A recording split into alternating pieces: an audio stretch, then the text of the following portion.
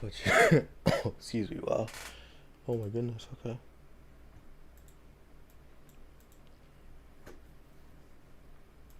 Um, if I'm gonna do this, I'm gonna do this right, so. Hello, everybody. Hope y'all are doing well. Sorry if I sound a little groggy, or like, I guess a little chopped. It's been a while since I last streamed. It's been a week or so, and that's because I just been busy. Been busy with work and making the video, which I do want to say that the progress on the video is going pretty well so far. I'm almost done with the script. I'm like 80% done, 90% done. So as for when the video will come out itself, it's gonna be hard to say because like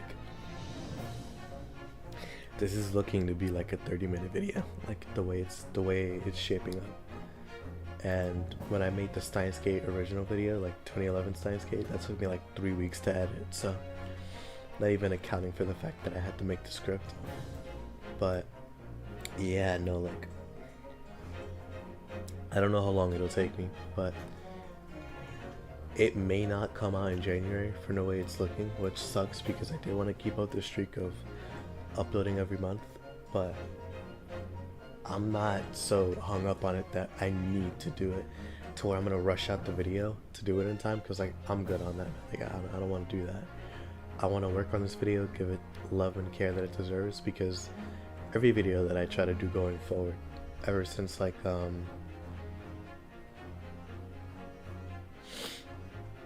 ever since 2025, I've been trying to do that, and sometimes I do and sometimes I don't, but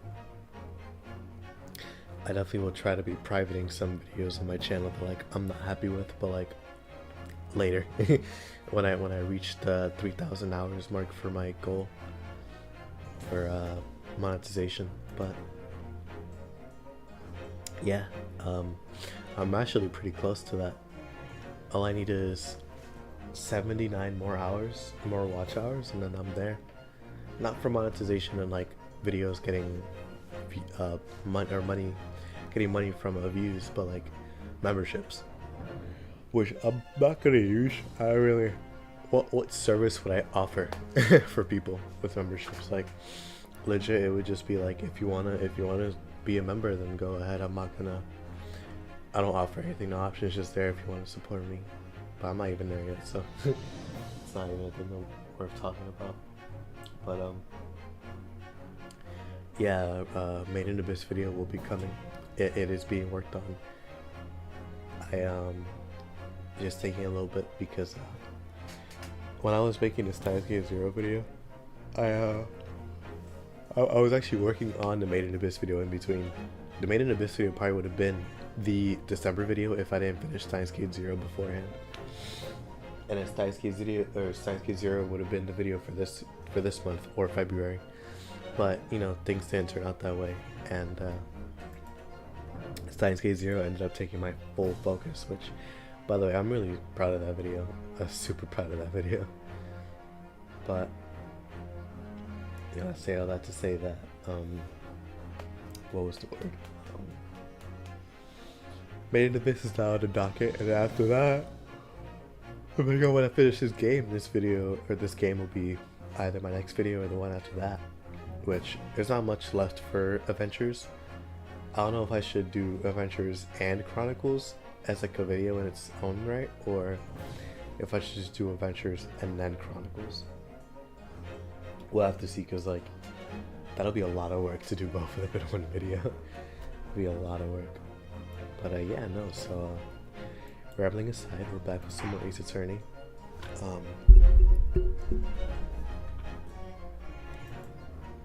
My audio should be good, all that jazz. Again, hope y'all are doing well. I think I mentioned that already, but still. Sorry if I sound a little tired. But yeah, no, don't forget to like your stream, and yep, can't wait to like the games I'm trying to play this year are gonna be so fire. I just gotta make sure I'm good on money, so I can like. There are some that I want to buy. There are some that I already have bought. but depending on how many games I actually finish this year, it might not even be that many. I know some that I definitely have to play, but some that I on my wish list that I've been wanting to play since like last year or the year before. So we'll see. But yeah, for now we are on. Oh, I do want to mention, by the way, like the Great Ace Attorney.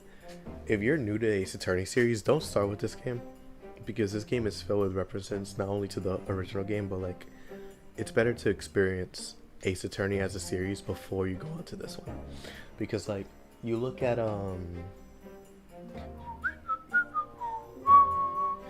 anyways, you look at the original Ace Attorney trilogy. It's like, you know, that's perfect. That's a perfect place to start. Like always go like, in my opinion, chronologically, if you can afford to.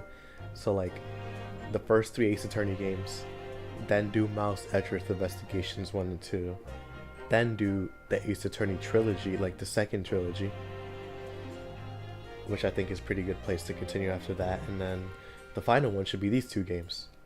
But instead I'm doing it backwards. I'm starting with these two because I love this duology. It's awesome. I love the Great Ace Attorney Adventures or Chronicles. And then after that, I'm planning on playing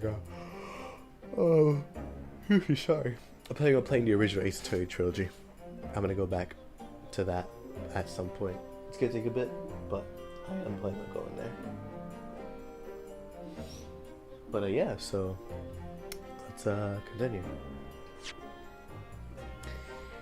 Alright, 20th of February, 9:23 a.m. The Old Bailey Defendant's Antechamber. So sorry, my voice is a little raspy, but I'm gonna try my best to do the voices from what I remember them being. Also, I do hope for this to be a long stream, because it's been a week since I streamed. I wanted to stream yesterday, but I was busy, so I'm gonna try to make up for that by streaming today and going long. Am I gonna be able to finish the case today? Good heavens, no, not at all. But we shall see.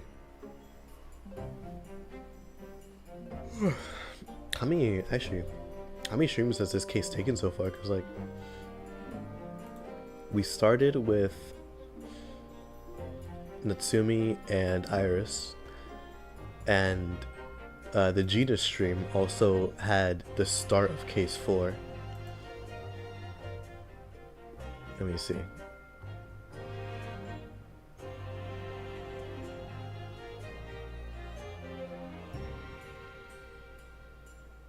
No, it didn't. Never mind. I'm bugging. It was only Natsumi and Iris so far. It's only been 3 streams. Meanwhile, because it was the beef stroganoff video that I will finish case 3 or case 2. Because of the way that I handled it, what's it called? The second or the third case started around 2 hours and 50 minutes in, and then I went on for like an hour and 10. So that case 3 is technically 2.5 streams, 3 streams if we're being generous. But the longest case so far, and that was my own fault, was case 2. Wholeheartedly case 2, because it took me 4 streams. In reality, it should have taken me 2 to 3, but that I digress. Anyways, let's keep going. Well, I never expected this. Who'd have thought we'd be back here again so soon? We are on a study tour of Great Britain with the intention of learning the country's legal practices.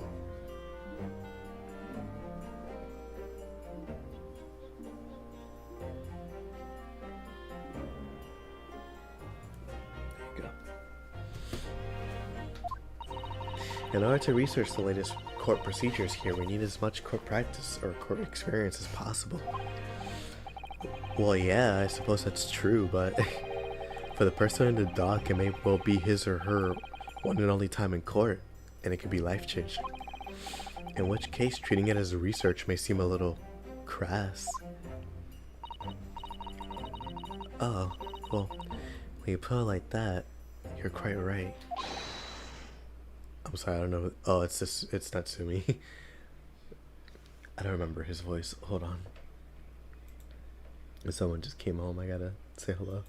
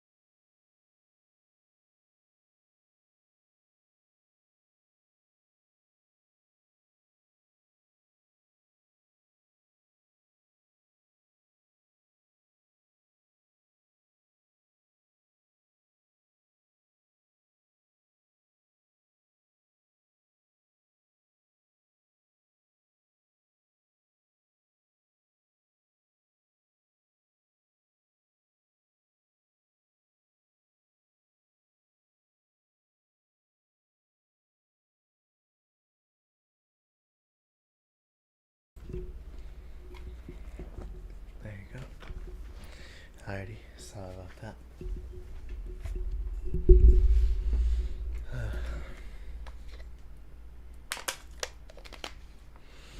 Okay, let's continue. Good morning. Ah, Mr. Natsumi. Good morning.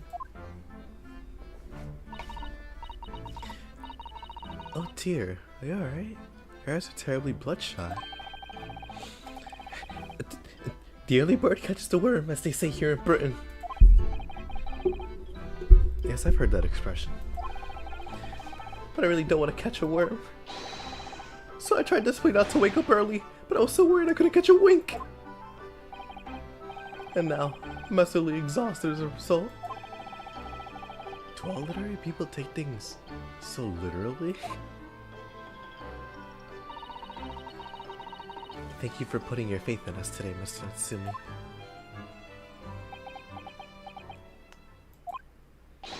I wish I had 9 lives. My whole future hangs in a balance. I am too terrified to tremble. As he's trembling. I'm about to say. Really? Because I can feel the trembles in the floor. I can't do this. I can't take it. Hello. Locum student Mr. Naruhodo Esquire. Yes? I caught a glimpse of the public library, or gallery, as I walked by the courtroom. It looked like the opening night of an opera. There were so many people here. I had no idea my case was such a notorious affair in London, or here in London. Oh, neither did I. There you go. Do you know what that might be, Miss Suzuta? I'm sorry, Mr. Naruhodo, but I have no idea. I was just about to say, so why are you smiling? Why are you smiling? Guess I gotta look at the... I'm telling you, man, this OST is so good. It's so good.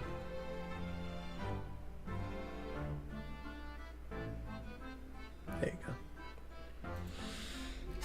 So that all-knowing look on your face is just coincidence then, isn't it? Don't hide the truth from me. It's because of the Reaper, isn't it? Lord Van Zeeks? Is that right, Miss Suzuto? I purchased as many different newspapers as I could find this morning. And yes, Lord Van Zeeks is on the front page of every one. I knew it. Sometime after the prosecutor was dubbed the Reaper of the Bailey, he stopped appearing in court, it seems. It's been several years, in fact. It's been several years now, in fact, until the day before yesterday. Yes, Inspector Gregson told us something similar, didn't he? Oh, Gregson, how do you remember? Oh, never mind, good. Van Zeeks is a voice that I can't seem to get down. His voice is so, like, the voice I'm trying to do for him is so weird. Gotta make sure I get it right this time. The trial 2 days ago marked Lord Van Zeek's return to the courtroom after a very long hiatus. The trial of Magnus McGilded. Ugh, what a harrowing experience that was. Excuse me, sorry. What a harrowing experience that was. I believe that appearance made even greater waves here in the capital than today's. But you wouldn't have realized, of course, having only just arrived in the country. Why is the Reaper back in the Bailey so soon, for what appears to be a mundane murder?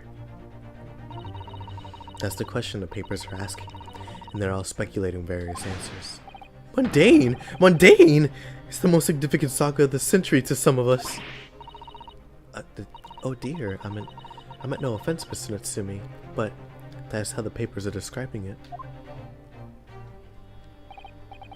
Well, lest we also forget the fact that it could spark an international incident. Obviously, the reappearance of this infamous prosecutor has caught people's attention, which is another blatant similarity with the trial of 2 days ago.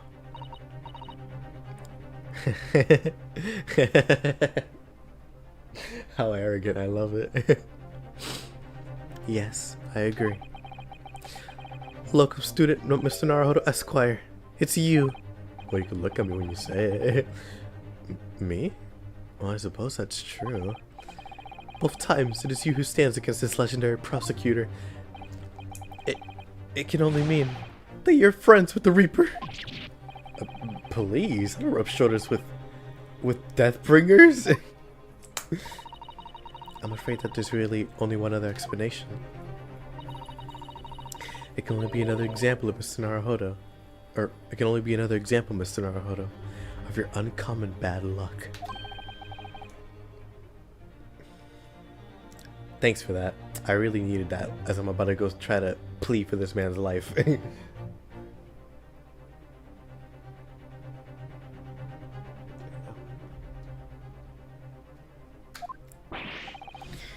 Oh, this is just my luck. Why must I be represented by a man with such frail fortune? By the least lucky lawyer alive! Well, let's not forget that it was you, Mr. Natsumi, who asked me to represent you. Yes, it is true that I'm just a student due to London with little in the way of experience or skills. Or luck. But I promise you this. I will fight your corner. Huh? Okay. I will fight your corner into the bitter end. And I will believe in you, Mr. Natsumi. Oh, benevolent locum student, Mr. Good lord, please, I'm sorry. It's such a long title. Oh, benevolent locum student, Mr. Naruhodo Esquire. You're not alone here with us, Mr. Natsumi. Whatever happens, we will always be on your side. Oh, benevolent non-locum assistant, Miss Mikatoba Esquire.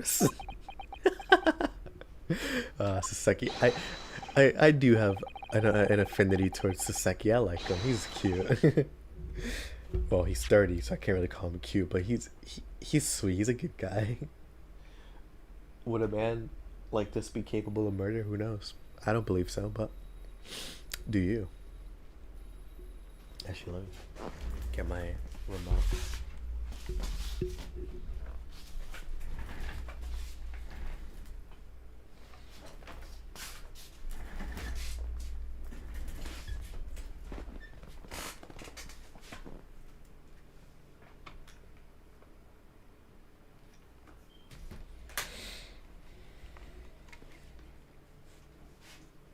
Hope you guys are excited for well, for all my rap fans, or I guess J. Cole fans out there, but J. Cole is dropping what's it called?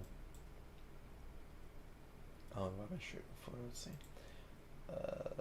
Almost 30 minutes, that's fine. I've been gone for most of it, so I'll really be really streaming for like 15. But, yeah, no, so, what's the word? What was I gonna say? Dang.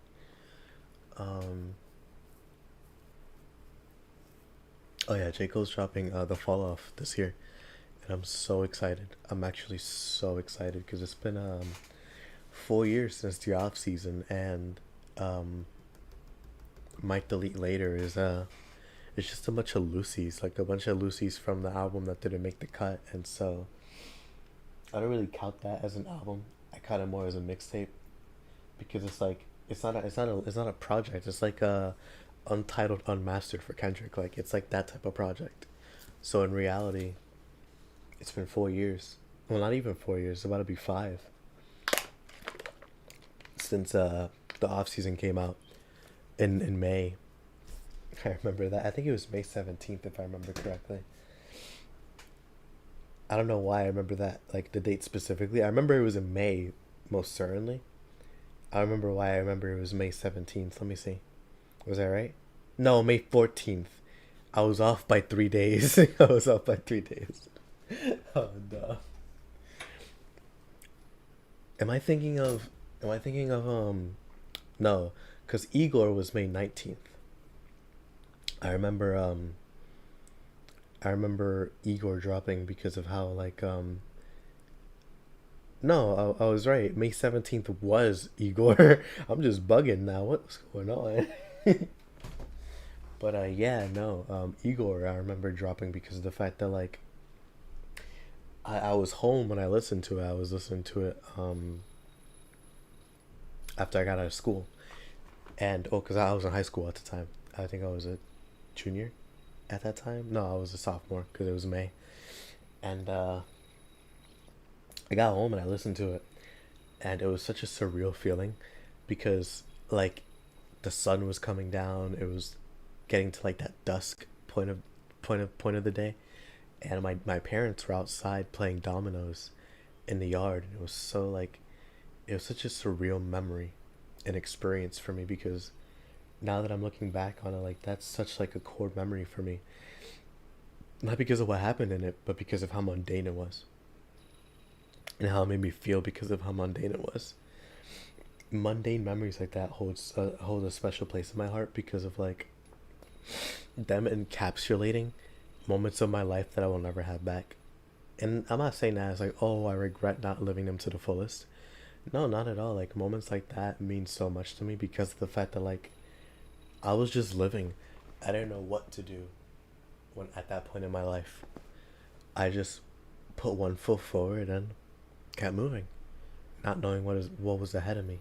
And almost a decade later now, in 2026, I still don't know what's ahead of me.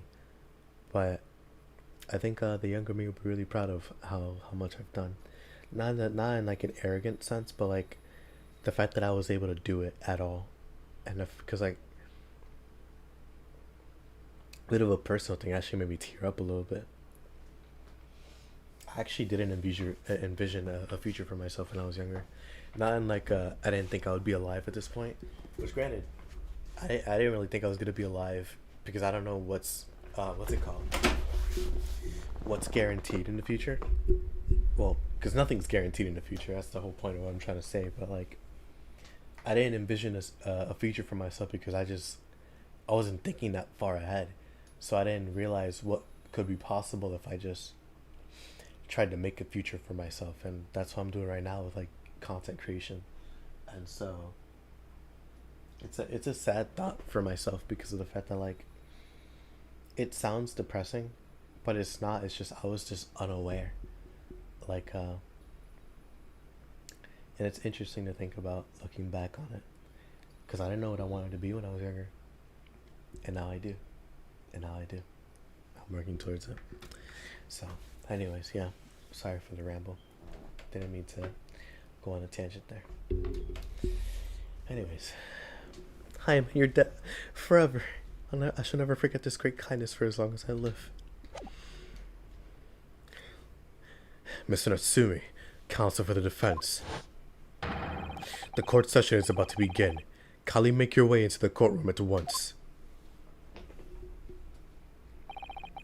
Alright then, Mr. Natsumi. It's time. Let's go.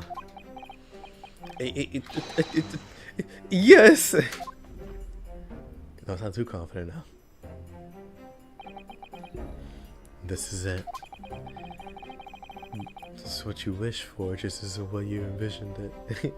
My second appearance in a British courtroom, and my second trial against the Reaper. I hope you're watching over me, Kazuma, because this time I won't let my faith waver. I believe in my clients to the last, just like you believed in me. I believe I can do this now. I'm ready for this fight. I wonder how sharp Karuma is. Karuma, excuse me. 20th February, 10 a.m. The Old Bailey courtroom.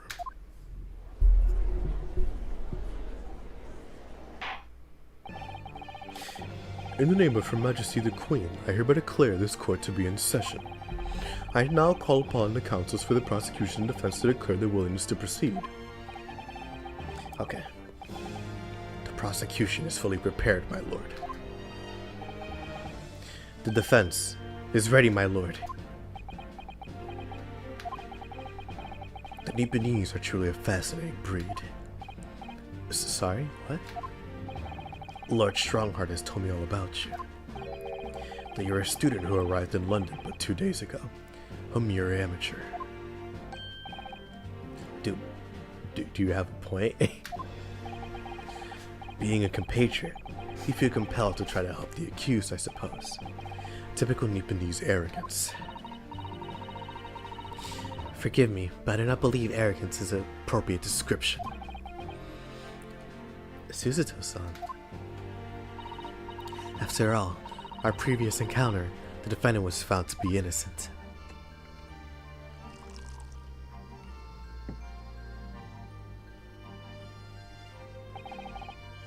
Very true, and a most fascinating, if dark trial, it was. The tragic conclusion came later, of course. Here's to the acquitted, and his unfortunate violent end.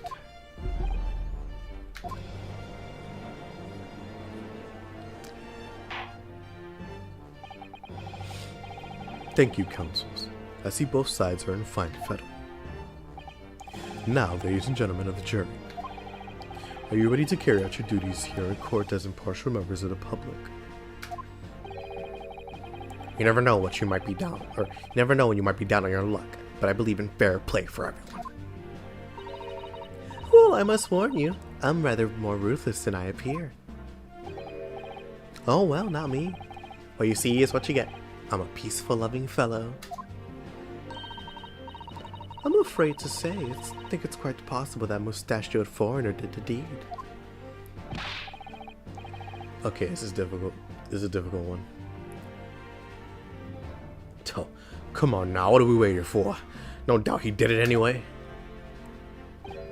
I'm sorry, I didn't quite catch that. I might have to change that one. Very well, let us proceed. Your opening statement, if you please, Lord Van Zieks. Very recently, Great Britain signed an alliance with rising power in the Far East. The accused in the dock today is a student from that same land, a certain Mr. Saseki Natsumi. And while our country has extended this foreign student the warmest of welcomes, regrettably the kindness has not been returned. In fact, the student is accused of a most sinister act.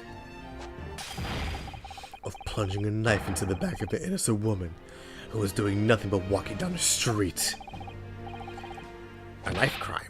I tell you from bitter experience, those are the worst bloody oaf they are.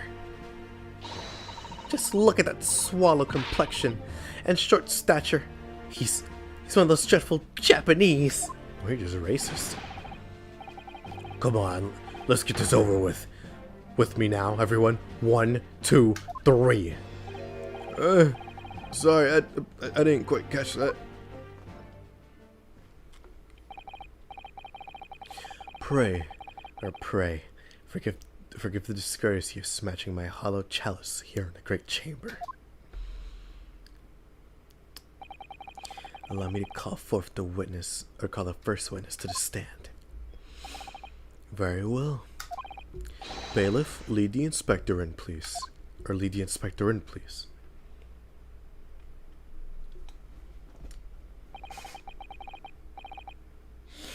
Your name and occupation, please. Yes, sir. Tobias Gregson, Detective Inspector at Scotland Yard.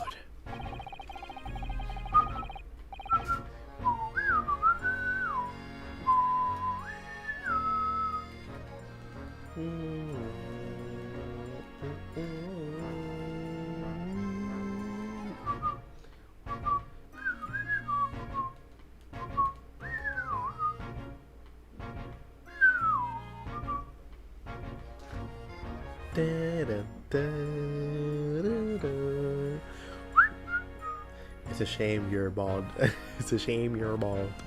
Anyways, would you please surmise the events of the case for the court inspector? The victim is... Wow, that is not his voice. I'm so sorry.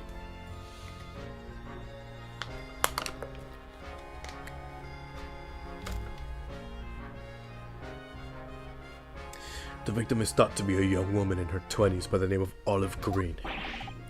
I beg your pardon, Inspector. Thought to be?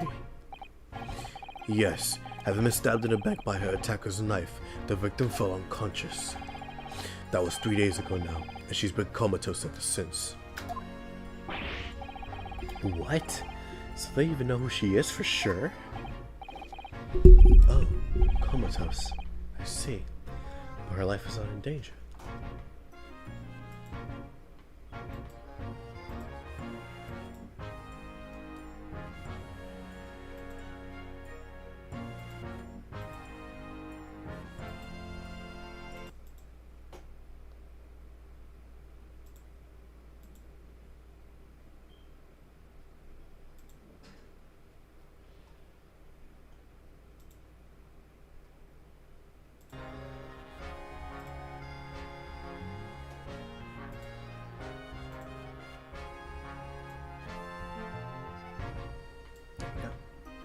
Hello, just some audio settings.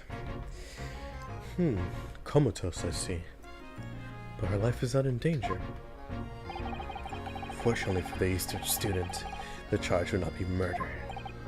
Pray, elaborate on the details, Inspector. Sir. Sir. No, it's easy. If I could ask everyone to look at the street map, sir. Calabash Road. As I mentioned, the incident took place 3 days ago, at around 5 in the afternoon. It happened on the pavement running alongside Briar Road, a wide thoroughfare for horse-drawn vehicles. It had not long since stopped someone as the victim, Miss Green, was walking down the street. Out of the blue, she was approached from behind by the accused and stabbed in the back.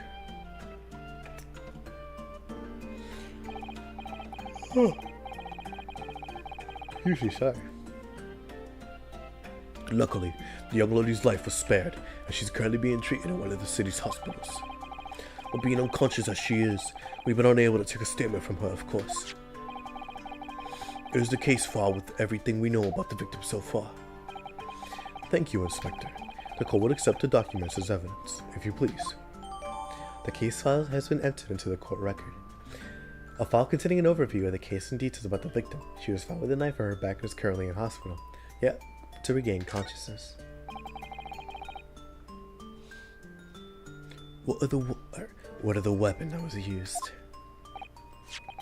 Sir, I have that here. It was removed from the victim's back. Dang, that's a wow. Look at the size of that thing, man. You can't keep me out of these freaking things. Ouch, that thing is... that big thing is starting to make me scared to walk down the street now. With a heavy blade like that, almost anybody would have been able to stab the poor woman. Even a scragged-looking Saseki-san, I suppose. A commoner garden jackknife. I would say, rather nondescript. Thank you, Inspector. The court accepts the blade as evidence. The jackknife has been entered into the court record. A large but commonplace folding knife. It was found lodged into the victim's back. Good lord, that's crazy. Now then, what do we know of the motive? Money or valuables, I presume? From what we can tell by looking at the woman's possessions, it seems she's like a poor student herself. Hard to imagine she would have had anything much worth pinching, my lord. I see. Well, in that case, are we looking at some deep-seated resentment toward the victim? I'm afraid I couldn't say. Apart from visiting second-hand bookshops, the defendant, Mr. Natsumi, doesn't appear to get out much. At this moment in time, we haven't been able to establish any sort of connection between him and the victim. Yes! If theft and grievance have been ruled out as a motive, what reason could Mr. Natsumi possibly have had for stabbing a young woman? Yet you arrested the man in spite of that, in a totally unjustified and heavy-handed way. Objection!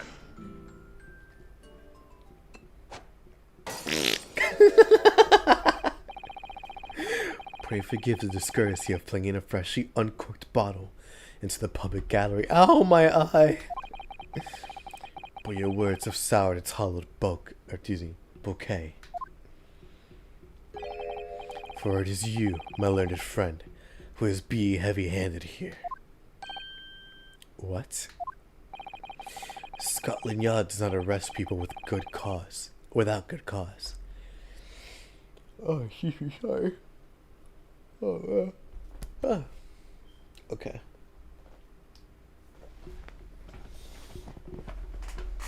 That should be beyond question. Inspector Gregson, the prosecution calls for your formal testimony. Explain to the court precisely why the constabulary came to arrest the Nipponese student. Yes, sir. John Price, reported for duty. Witness testimony. Mr. Natsumi's arrest. Oh, I love doing Gregson's voice, I'm not gonna lie, it's really fun. It's pretty fun.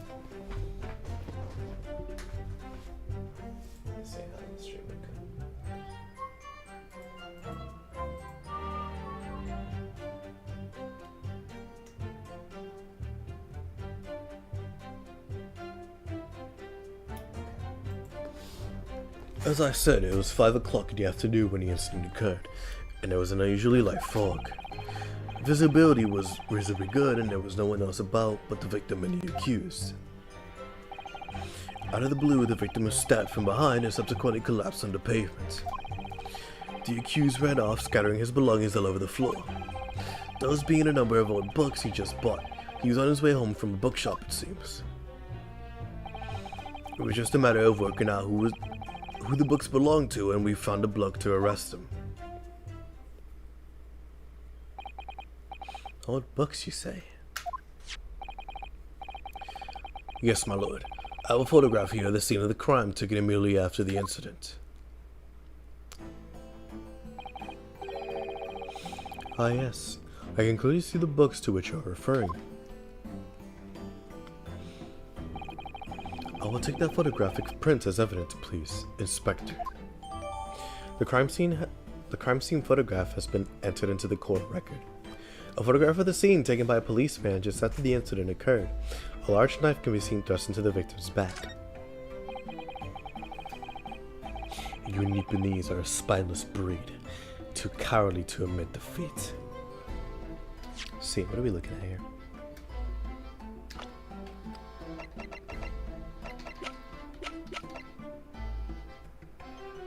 A lot of people in this trial, huh? Alright, Olive Green, the victim in this case who was found with a knife in her back.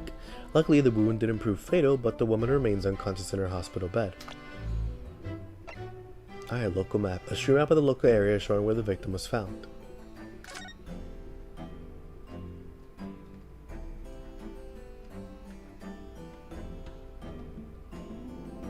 Where are the magnifying glasses here when the map is already pretty big? I guess, I don't know. Anyways, your books, 17th of February, 4:45 p.m. Customer, Mr. Natsumi. The sum of 2 shillings tendered in receipt of the picture of Monsieur Lecoq. Huh?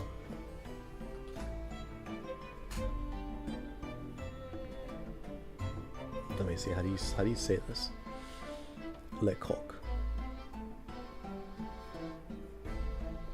Pronunciation. Yeah, Lecoq. Lecoq. I was right. I know a little bit. No, I don't. I don't know French at all. I'm about a cat like crazy.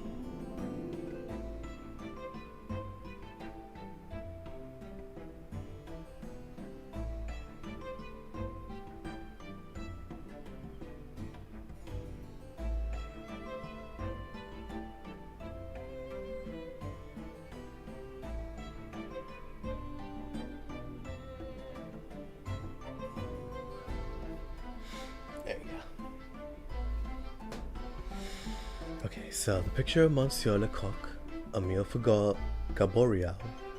No. Man, it's because it's a lot of like French names. French and European names. Gaboru? It's French. That one's French, yeah. Gabario. Gabario? Rye?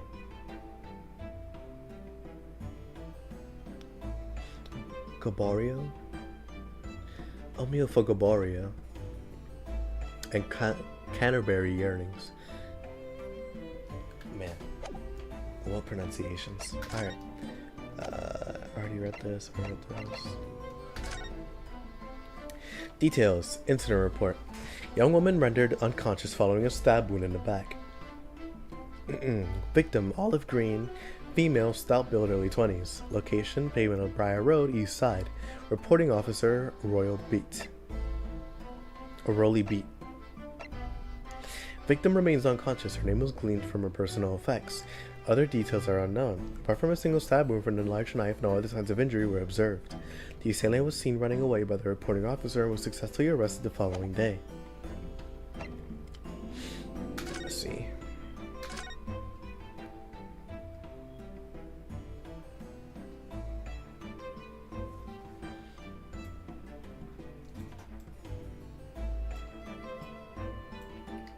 Just a normal knife, yeah. It's chipped at the end though.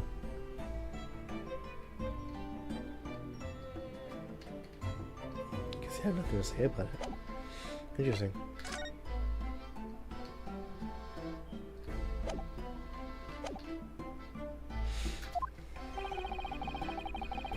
Denying everything despite overwhelming evidence to the contrary. Well, I forgive me, Lord Fanseeks. The defendant is not denying everything, as you put it. What are you doing, Miss Suzuta? Do go on. Mr. Natsumi has admitted to playing some part in the incident. Isn't that right, Mr. Naruhodo? Well, now that you mention it, when you visited him in the prison yesterday, he did tell us all what happened. Or what had all happened. As I was walking along that accursed pavement, I can make out the sole silhouette of another me ahead of me. Or another ahead of me, not another me. Whoa. A woman, wearing a green overcoat, she was. And just as I went to overtake her, she suddenly let out a scream and collapsed into the cold, hard slabs of stone at my feet. I was terrified. Had to get away from there. So I ran as fast as my legs would carry me back to my accursed lodgings.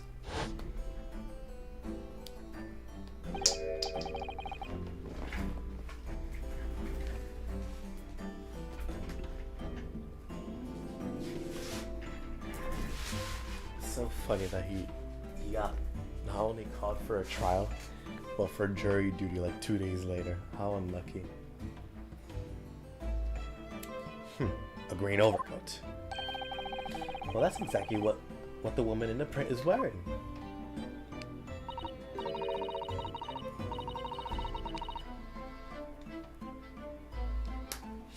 Oh my, a photographic print in full color. What will the will come up with next? Excuse me, there you go. The defendant has done nothing more than admit he fled the scene of a terrifying incident. That does not mean that he's guilty of the heinous crime of stabbing the woman in the back. There was nobody else there at the time, just the two of them, the victim and the accused. In other words, there was nobody else who could possibly have stabbed the woman. A fact that the accused concedes.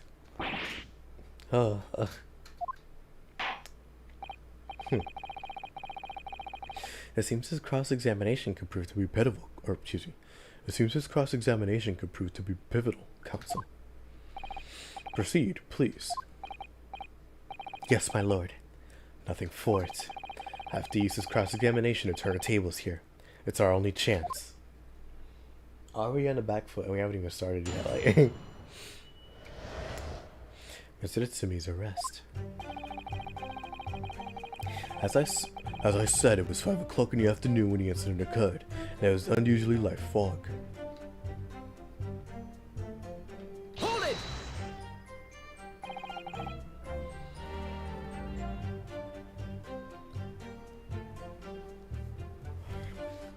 A light fog, you said?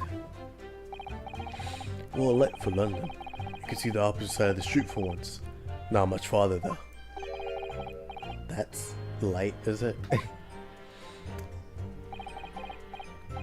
Around these parts, yes. Not something I expect a Japanese fellow like yourself to know, of course. I read that London is famous for its fog. But in my country, people usually imagine that it gives the city a rather beautiful appearance. How quaint. Yes, well, it's not something us Londoners tend to romanticize, as I expect you can appreciate. I see. At this time of year, a fog causes a large number of accidents, especially when it's heavy. Sometimes you can't even see your own hand at the end of your arm. Indeed. The other day I was very nearly trampled by horses before I could see the carriage they were pulling. Ah. Suzuto-san, and I should definitely remember to stop, look, and listen. However, on a day that concerns us, the fog is somewhat lighter than usual. A fact no doubt lamented by the accused. You better stop talking about my mans like that, alright?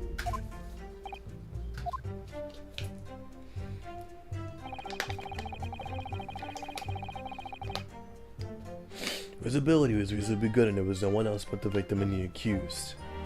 Hold it! How are you able to state that with any certainty?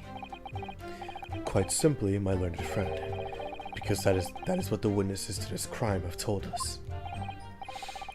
Ah yes, Inspector Gregson mentioned the witnesses yesterday today. That's right. One of them is a policeman, I believe, from Scotland Yard. That is correct, ma'am. Then we must hear their testimony.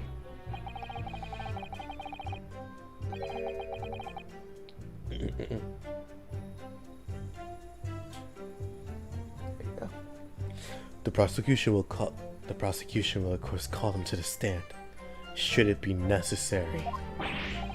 But wait a minute. At 5 o'clock in the afternoon in the middle of winter, it would have been dark already. No matter how light the fog might have been, no one could have seen. I'm unaware of the situation on your tiny island in the east. But here in the capital city of Great Britain, all main roads are illuminated in the night by gas streetlights. The prosecution believes there will be an ample amount of light. Oh, wow, excuse me. By which to witness the crime. Quite. Here in London for the first time in history, mankind is completely guilty gear.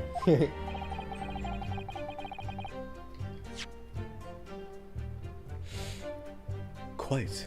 Here in London for the first time in history, mankind has completely conquered the darkness. Which means we really need to hear those kind of statements. If I could just get through the fog of this cross-examination, maybe we'll be able to. It seems the counsel for the defense is taking stock. Continue with your testimony, Inspector.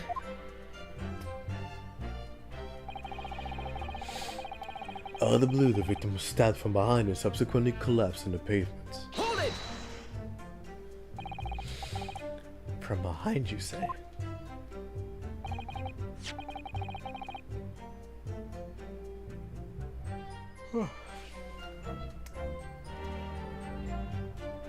That's right, as you can see from this print. Yes, quite so, Inspector. The handle of the weapon is clearly protruded from the victim's back. You say this poor woman, Miss Green, remains in critical condition, comatose no less. I'm afraid so, my lord. She's being treated at Bots. I was hopeful that she'd come around before the trial started so I could take a statement, but it wasn't to be.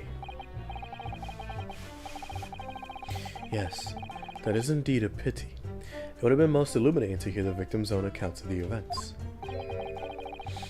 Lucky is on your client's side, it seems. Excuse me. Luck is on your client's side, it seems.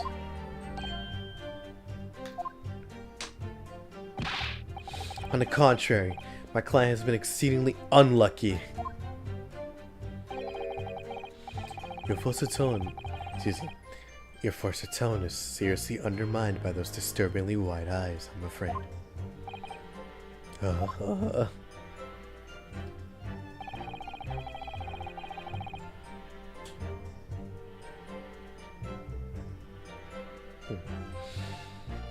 accused ran off, scattering his belongings all over the floor. Hold it!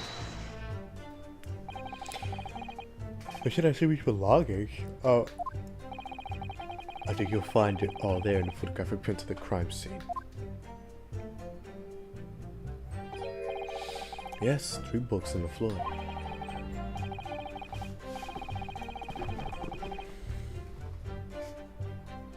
That's right, my lord. Second-hand books they were. Irreparably damaged after falling in the snow, of course.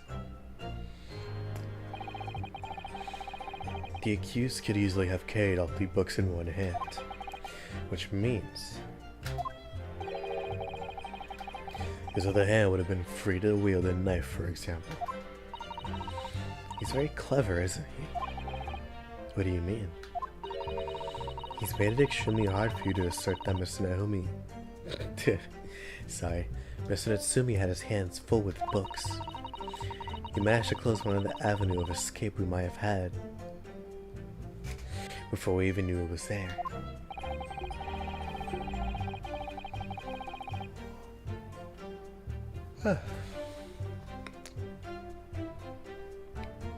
You mean to say that the defendant was holding his belongings as he thrust the knife into the woman's back? That must be what happened, my lord. Yes. Those beaten number of old books he just bought. He was on his way home from a bookshop, it seems. Hold it!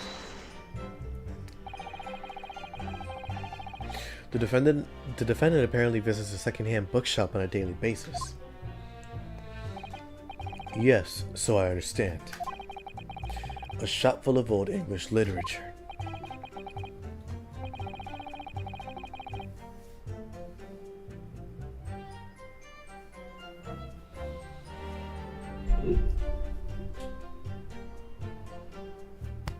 Oh my goodness, sorry. I commend the accused on a lofty subject matter of his scholarly attention. The bloke's room was stacked floor to ceiling with those musty old books. Can you tell us more about the bookshop in question, please, Inspector?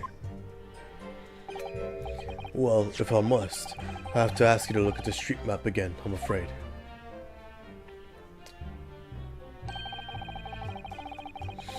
The closest second-hand bookshop to the accuser's lodgings is this place here, Bourbon Books. A little place on the corner of Briar Road and Meerschaum Street. As it happens, the accuser is currently living in the lodgings on the other side of Briar Road to the opposite end. Which means it doesn't take a genius to work out the route he would have taken home.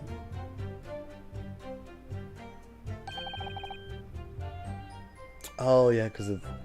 I see, because Briar Road, he doesn't live on Briar Road. It's just that Briar Road is connecting Meerschaum Street to Saseki Street. Something like this. A street map, a street map in a local area showing locations that are relevant to the case. Local maps information has been updated in the court record. Yes, I concur with your conclusion, Inspector.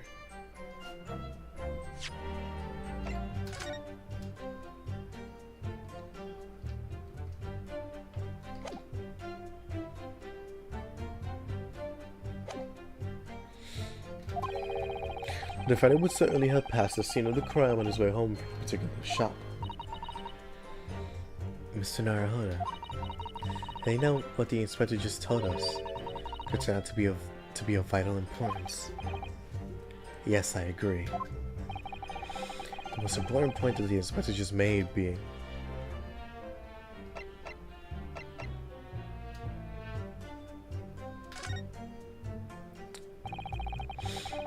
the crucial detail of what you just told the court, Inspector, is the location of the bookshop. I couldn't agree more. So, where is it exactly? Are you winding up me, sunshine? I just explained that. I got the map up and everything. Use red blooming ink and drew the block's route home out for you. I distinctly remember seeing you nod along, Counsel. Yes, of course. I must have been so nervous I didn't take it in. The blunder of the day goes to you, my learned friend. No, not yet. The trial's only just begun after all. Mr. Naruhodo, I would strongly advise you look carefully through the court record at this stage. Yes, miss. At once, miss. Sorry I made a mistake, miss. Inspector, continue with your testimony, please.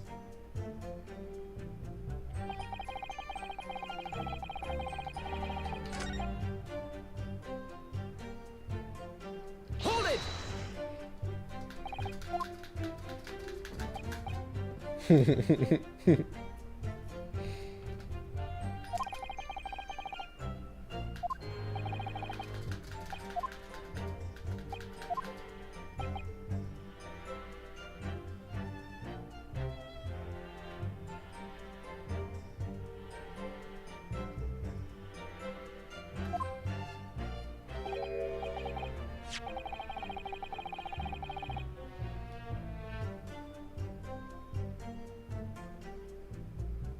Oh shoot, I didn't even realize old dude was in the chat, my fault.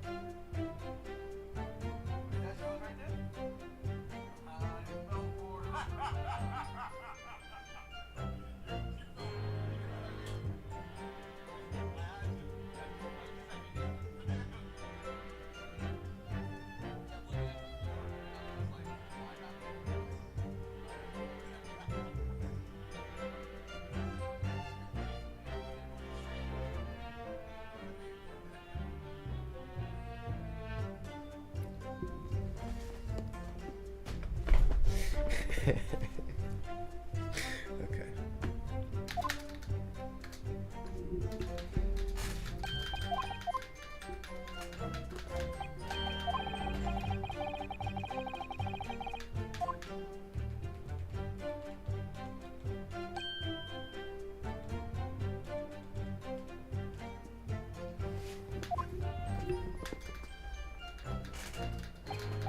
I wish there was a fast forward button.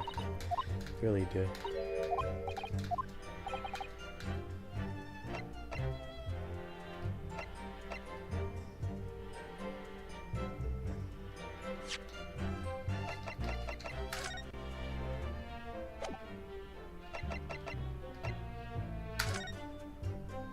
Oh, yeah. Wow, it was the name. I'm just dumb.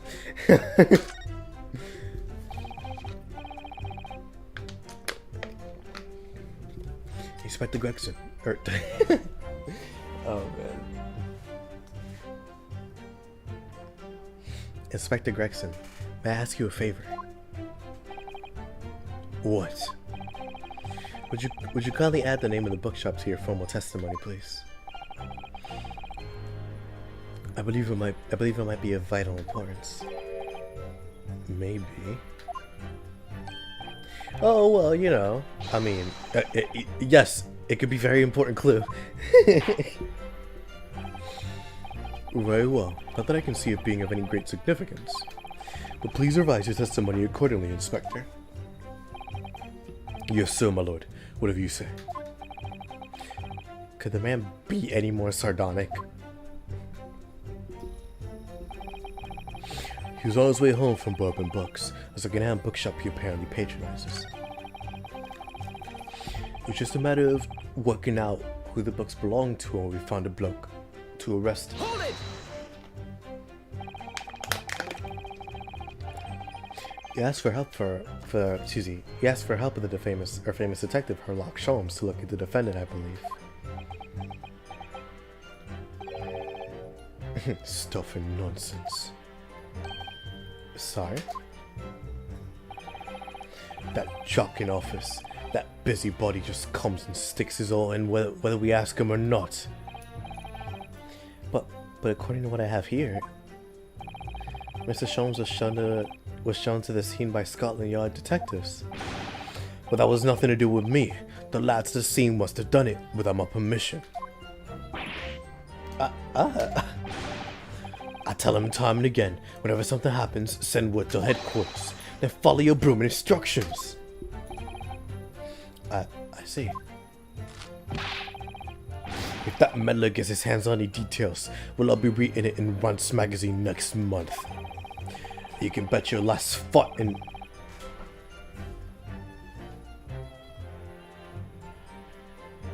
Huh? You can bet your last father in that I'll be in there too, stripped of all my hard work on the case. Yes, Mr. Sholmes. No, Mr. Sholmes. Aren't you clever, Mr. Sholmes? That's all thanks. That's all the thanks I'll be getting. Inspector. If the man is proving detrimental to the yard's activities, perhaps I should step in and deal with him. Oh! It appears Inspector Gregson is lost for words. Did he say something? Why did Naruhodo show up? Wait. Okay. Yes. Yes, the Reaper's words carry a lot of weight, obviously. Anyway, the point is, that little Japanese bloke's already admitted it. He admitted that the books all over the pavement are the scene were the ones he bought that day.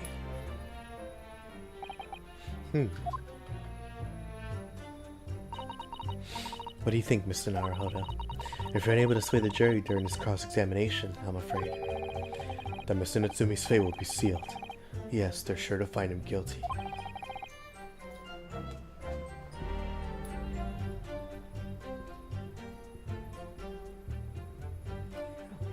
So one way or another, I have to expose an undeniable inconsistency in the inspector's testimony.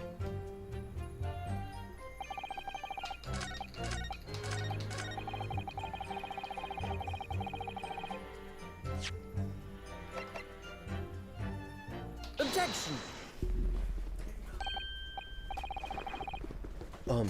If I could just stop you there, Inspector Gregson. What is this, sunshine? I'm a busy man, you know. If this is a receipt we found in Mr. Natsumi's room, it was issued on the day of the incident, and details of the purchase of 3 second-hand books. You found it in the accused's rooms, did you? Yes, but the point is not where the receipt was found, but the name of the shop printed on it. Go on. This receipt was issued from a bookshop called Your Books. Your Books? Your? Y-O-R-E, I presume.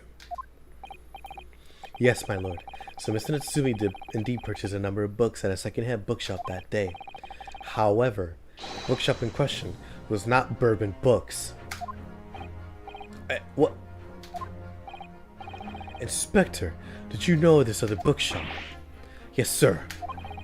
The Old Books is another second-hand bookshop not far from Bourbon Books. It's just that... Well, it's such a small place that I think the accused would have known about it. Objection! But in fact, that is the bookshop which the defendant visited on the day in question. And this receipt proves it. Objection! Yes, for what difference it makes. Wherever the man purchases musty tomes, it makes no difference in the final analysis. Sorry, I had to even... Let me redo that actually. Wherever the man purchases musty tomes, it makes no difference in the final analysis. I disagree. I mean, after all, I have the street map here, if that might be of help. Oh, yes, thank you. Have a look at this, please. If the defendant has been returning from Bourbon Books, then yes, he would have almost certainly passed the place where Miss Green was attacked. However, if you take into account the fact that he was actually at another bookshop, Yours Books, it may very well turn out that he wouldn't have passed that location at all. Could that be true? My, it rather depends on whether this other bookshop is... Excuse me. My, it rather depends on where this other bookshop is. But I do declare it may be a possibility. Is that right, Mr. Lawyer, sir? What you just said? Absolutely. Absolutely. It absolutely could be right. Inspector Gregson, where is this Your Books plate? It's Books establishment. Well, obviously we looked in... obviously we looked into that. It turns out that Your Books is just here on the corner of Meerschaum Street going east. Meerschaum Street. The local map's information has been updated in the court record. And there you have it, as you can clearly see now. Oh.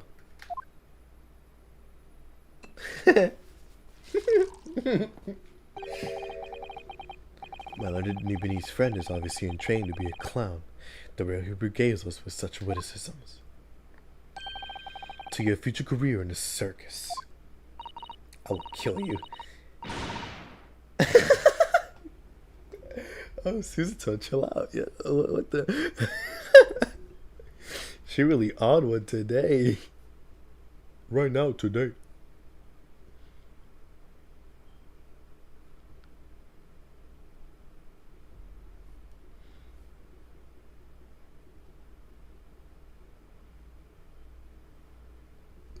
My hunger will be a vessel for my ambition. Yes, indeed. Brand new whip, got no keys.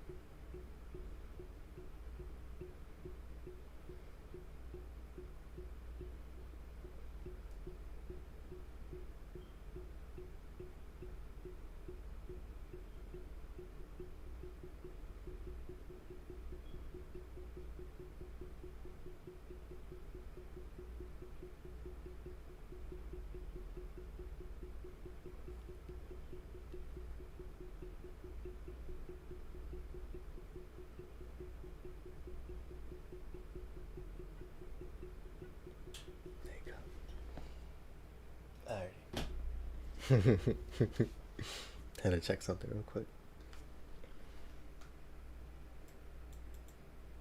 We've been going for an hour and 20 around there. Not bad, not bad. You put that glass down, now I'll put it down for you. Nah, that wasn't good. That wasn't good. Mr. Naruhodo. You put that glass down, now I'll put it down for you. I think I need to spell it out. Or, I think I need to spell it out, but here we go. If the accused is coming home from your books instead of bourbon books, there's no doubt he still would have passed the place where the victim was stabbed.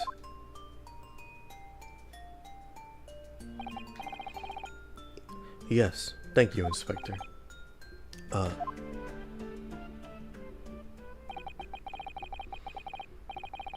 Allow me to reiterate for my learned, if somewhat slow, Nipponese friend. Wherever the man purchases musty tomes, it makes no difference in the final analysis.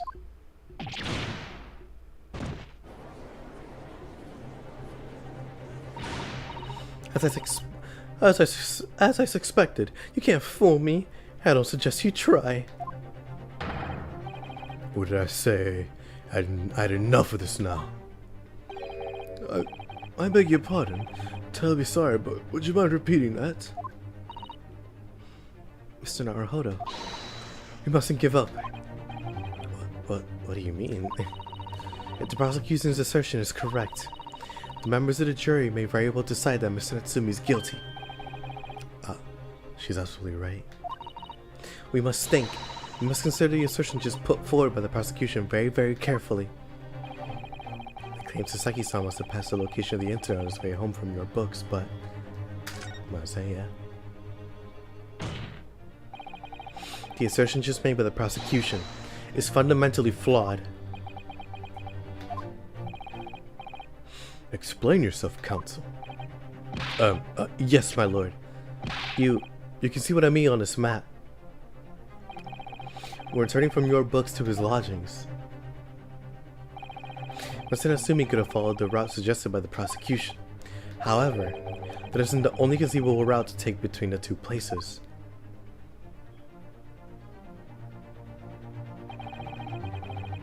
If the defendant used these streets, look what happens. He arrives back at his lodgings without passing the location where the victim was attacked. Objection!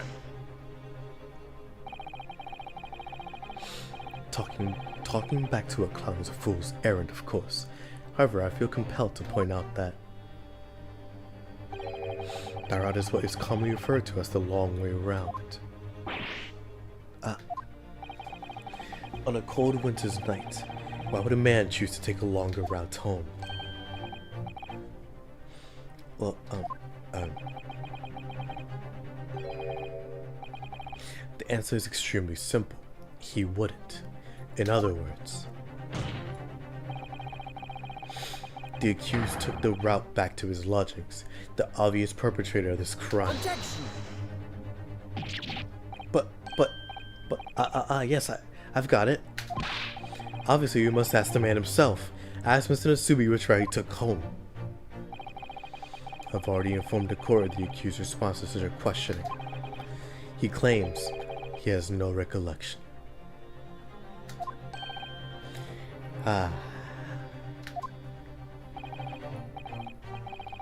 That's right. As I said, the bloke seems to spend his time outside wandering aimlessly from A to B. That day was no exception. He says he doesn't remember where he was or which route he took home. I don't believe this.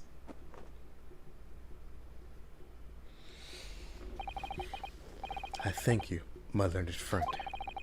I suggest that we do not waste any more of the court's time by wandering aimlessly around this subject. Pray, what say you, insightful jurors?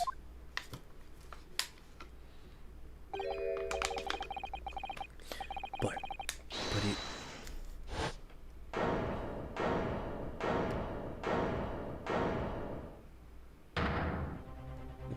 Can you just at least let me finish? Like, dang. But even if that is the case, the defense still... I agree with Lord Van Zeeks. Wholeheartedly and in every way. What? I don't believe it. Does this mean we members of the jury are completely convinced now? Very well. In that case, I hereby call upon all members of the jury to present your findings to the court. Guilty! Guilty. Guilty! Guilty! Guilty! Guilty! Oh, that's what he sounds like. Guilty. A little swagger to it. He's a little suave. Okay. I can do that. I can do that.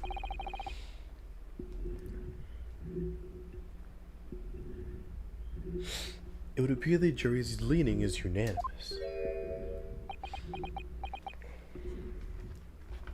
Saseki, you shouldn't have believed in me.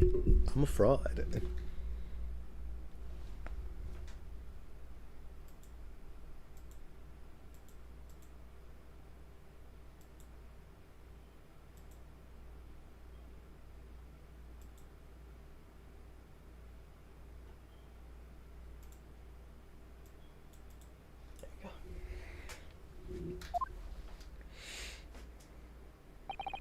To the insightful members of the jury, I applaud your brave resolve. You serve Queen and country admirably. Mr. Naruhodo. No, not yet. This isn't over yet. I still have one last chance to sway the opinion of the jury. I have to tip the balance of the scales the other way. I have to turn this around. Somehow. Those are the eyes of Quarry not yet willing to give up and die.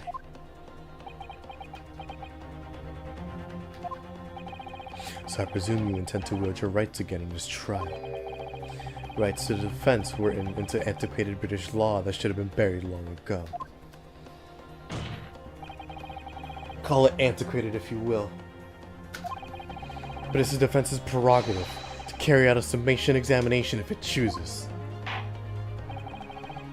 Very well, counsel. In accordance with the letter of the law, we shall proceed with the summation examination. Are the members of the jury ready, Mr. Foreman? Of course we're ready. I'm all too familiar with that Nipponese whippersnapper and his uncas refusal to throw in... Good lord, alright, that's a long sentence. I'm all too familiar with that Nipponese whippersnapper and his uncas refusal to throw in his alley. Very well. Ladies and gentlemen of the jury, you will each explain on what grounds you have determined the defendant to be guilty.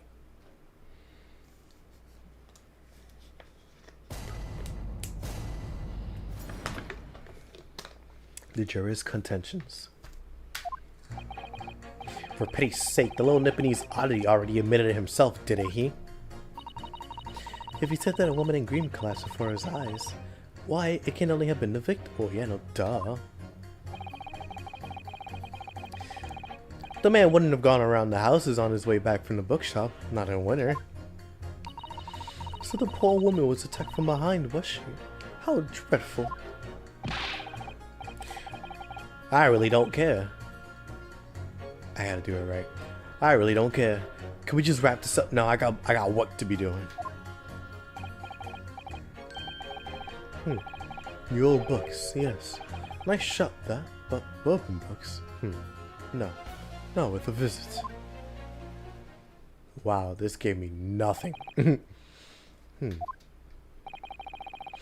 only minor exceptions, the reasons for finding a defendant guilty are all too clear. When a stabbing occurred, the only two people at the scene were the victim and the accused. The accused himself has admitted to seeing the victim in her green overcoat sink to the ground before his eyes.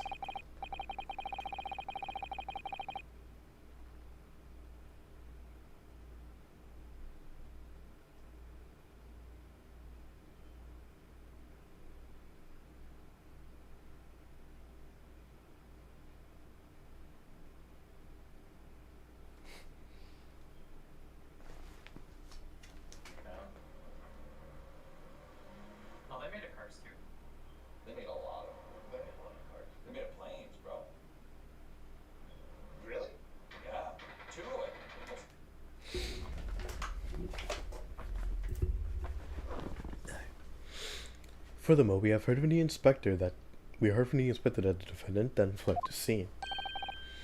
I must say, I would have ample grounds to convict this man already. Oh dear. Even the judge appears convinced of Miss Natsumi's guilt now. Ugh. Why do you have to run away like that? And how are we supposed to believe in some phantom attacker that nobody could see? This is impossible. How can I possibly make a case for the defense? Mr. Naruhodo, there's no time for grumbling. If you want to force the trial to continue... Yes, I know. I have to turn the tide. I must make the jurors change their minds. Well, 4 of them at least. Exactly. We have no choice but to forge forward. You have the floor, counsel. Begin your summation examination. Yes, my lord.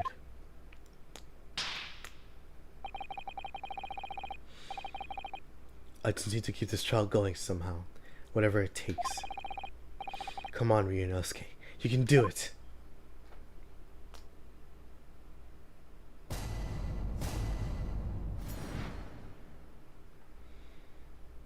The defense's rebuttal. Hold it!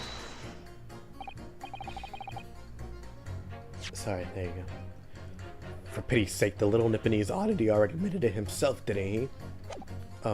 Excuse me, but... Aren't you... Yes, that's right. I was in a witness stand myself just 2 days ago. Yes, I had a feeling I knew your face. Or the side of it, anyway. If I remember correctly, you're a banker, aren't you? That's right. After the gold rush down under, I came back to London to work. And it was all going swimmingly until you started fussing. What? Fossicking around. Bruce Fairplay was a man of repute. Sorry?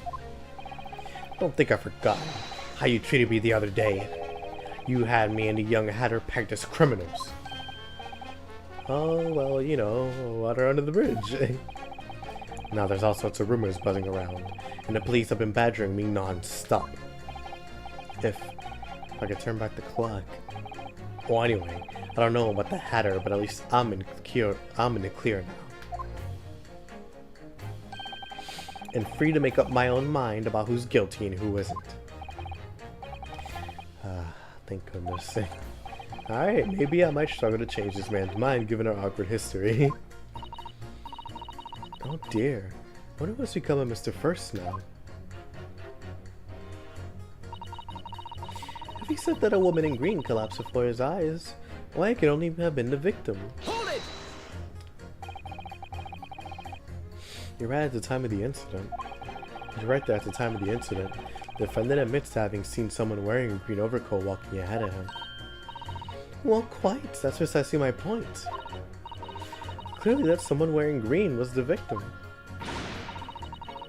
And clearly that funny little Nipponese man with the disturbing mustache is the culprit.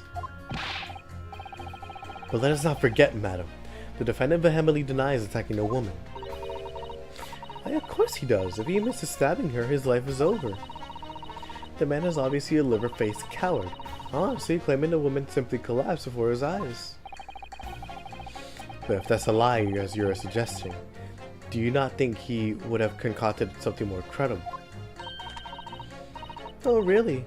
Oh, I really couldn't say, after all. You are foreign. Who's to say what's going through your funny little mind? Wow, you are just racist. Yeah. Yeah, why is everybody here so racist, man? Like, what's going on? I could tell you what was going through my funny little mind right now, but you wouldn't like it. I do declare the man has already made the admission. He himself has stated that there was nobody else around. Sure, the conclusion is obvious. No one else could possibly have committed this awful crime. Duh. If no one else could have done it, the accused must be the man. Really, it couldn't be more simple. The argument is compelling in its simplicity, I must admit. Oh my, you are too kind, my lord. That went well. For her. The man wouldn't have gone around the houses on his way back from the shop. Not in winter. Hold it!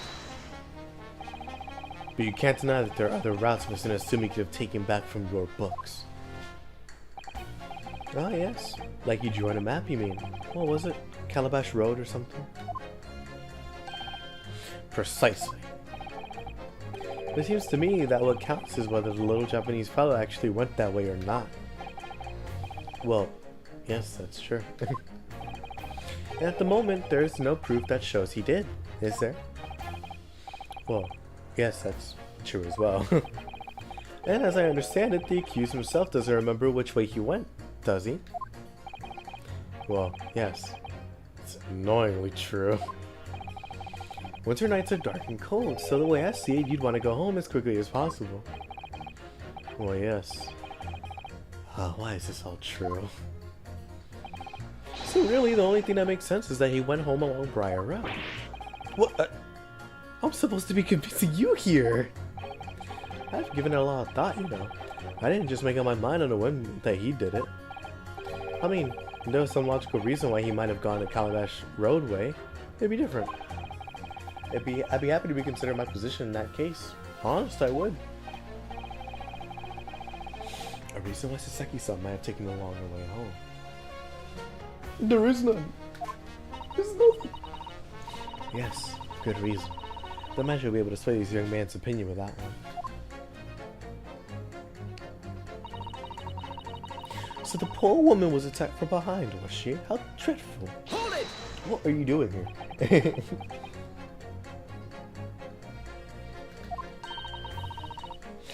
Whatever is the matter, young man? You're the wife of Mr. Garrett, aren't you? The landlord who rents Mr. Natsumi's room.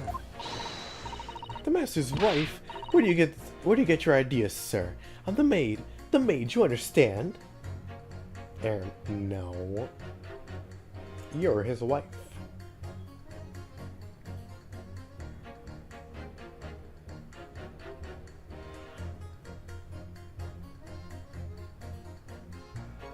Dun, dun, dun, dun, dun, dun, dun, dun, dun, dun, dun, dun, dun, dun, dun.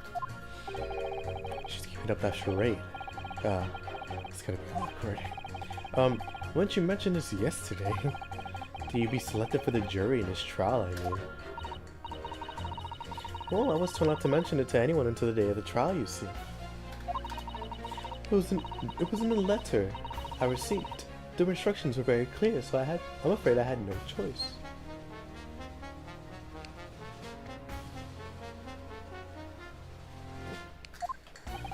I see. Anyway, Mr. Natsumi, the defendant, takes lodging in your master's house, doesn't he? Yes, that's right. Although he's only been in a little over a week now. In that time, you surely must have taken stock of his character.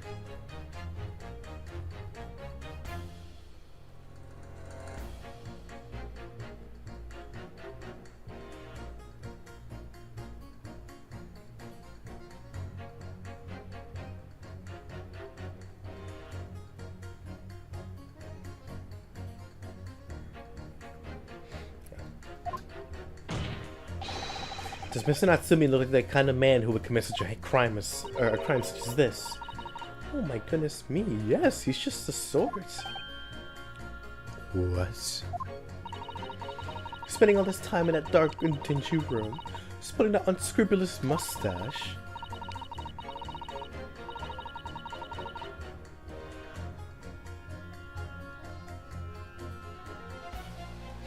The man never speaks, and don't get me started on those shifty eyes. All the neighbors are talking about, and there's only 2 neighbors. I heard them, you know. People think he must be building a bomb in there or something. Oh dear.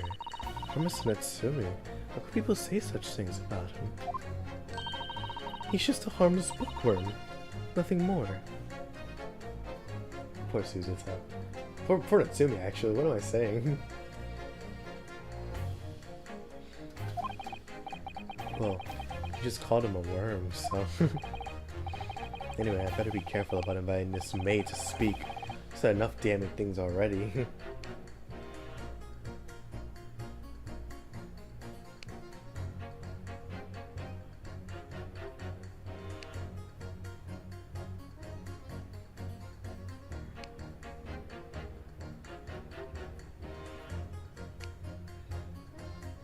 Stop plapping your face, bro.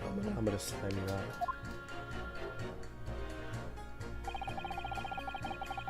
out. I really don't care. Can we just wrap this up now? I've got what to be doing. Hold it! A man's life is on the line here, sir. Just take as long as it takes. Don't get clever with me now, son. My life's on the line too, and so is my family's. Ah? The likes of you wouldn't understand, but a laborer like me couldn't afford to take time off. If I don't work, I'll eat, and I'll do the wife and kids. Oh, I see. Must be very hard. I go to the union every morning to find what needs doing. If you're late and the work's taken, it's tough. This time of year there's water and gas supply pipes, but it's left, right, and center. They're after cheap labor to get the roads dug up to fix it. It's a hard slug from dawn to dusk it is. So, you were out digging up the roads on the day of the incident as well, were you? That's right.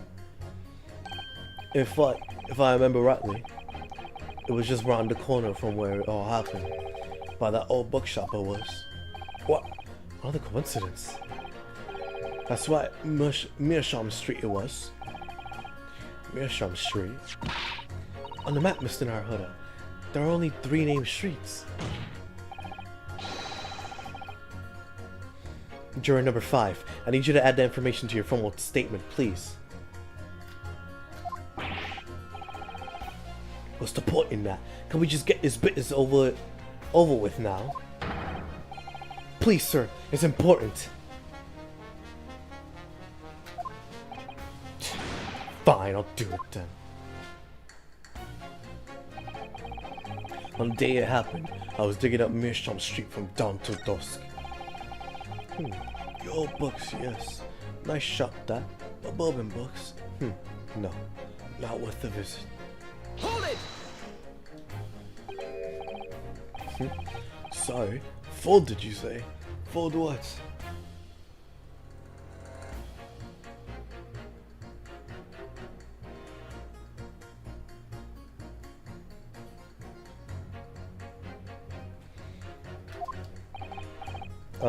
No. What I said was hold it.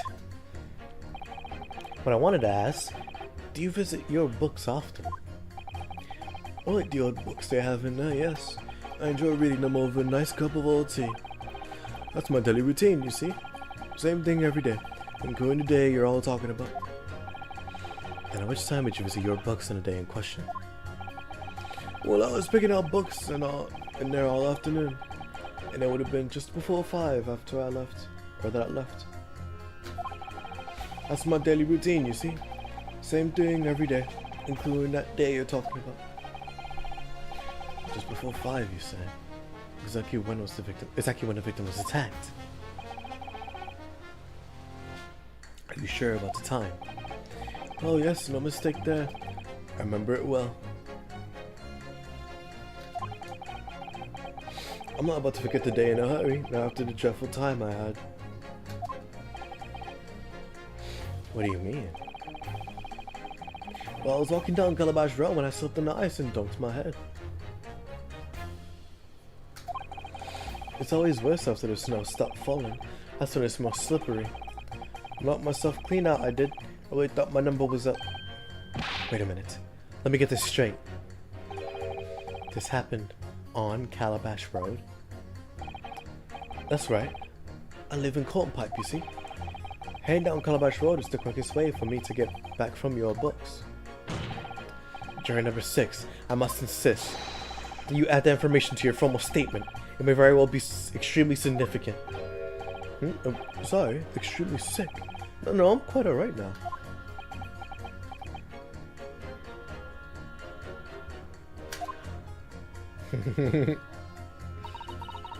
Sends a shiver down my spine to hear the members of the jury so convinced Mr. Natsumi's guilt. But I can't help the feeling that some of their opinions are rather subjective. They are! Because they're always like this, they're so biased. I agree. It's the irrelevance of what some of them are saying that sends a shiver down my spine. Still, at least some of their assertions to actually incriminate Mr. Natsumi of anything. That's something. We must use that to our advantage, Mr. Naruhodo. Cunningly. Cunnilingus. Wait, no, that's not right. Yes, you're right. Let's listen to the jurors again carefully. And if any of their assertions are at odds, we'll put them against each other, mercilessly against each other. Yes, don't hold back. Put them all against each other. Alright, so I think... Would it be... this Hold one? it! No, I didn't mean that. I didn't mean the pressing.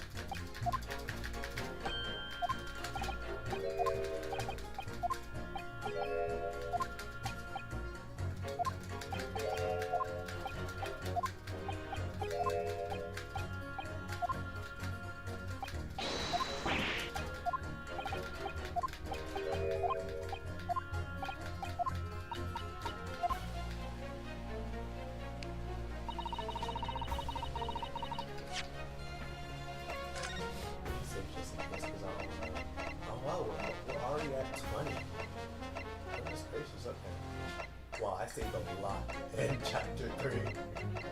Go, Lord. I have to clean this up. This shows how much? It was like 8 billion saves left.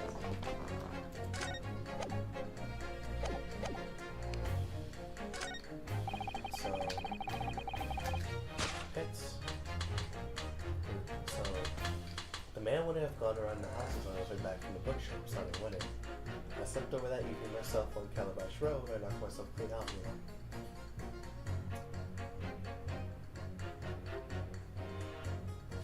Okay, I see. Yep. Objection! There's one. Those two statements are clearly at odds with one another. Odds? Counsel, explain yourself. Please, don't point. It wasn't me, I swear. What? What? I just want this to get done and dusted. Well, number 3. Jury number 3. Me, sir? What do you mean? He's in his bag. He's in his duffel. He's in his duffel right now. Jury number 5's words just now are extremely significant. Let's take a moment to consider the implications of what's been said on our map of the local area.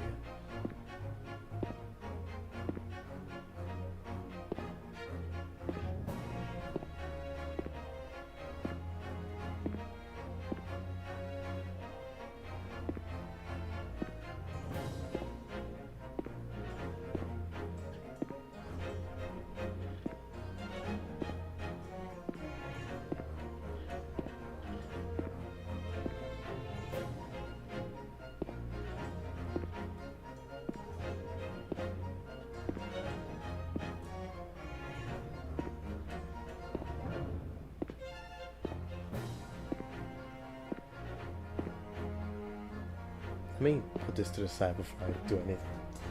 I'm wasting time. Oh.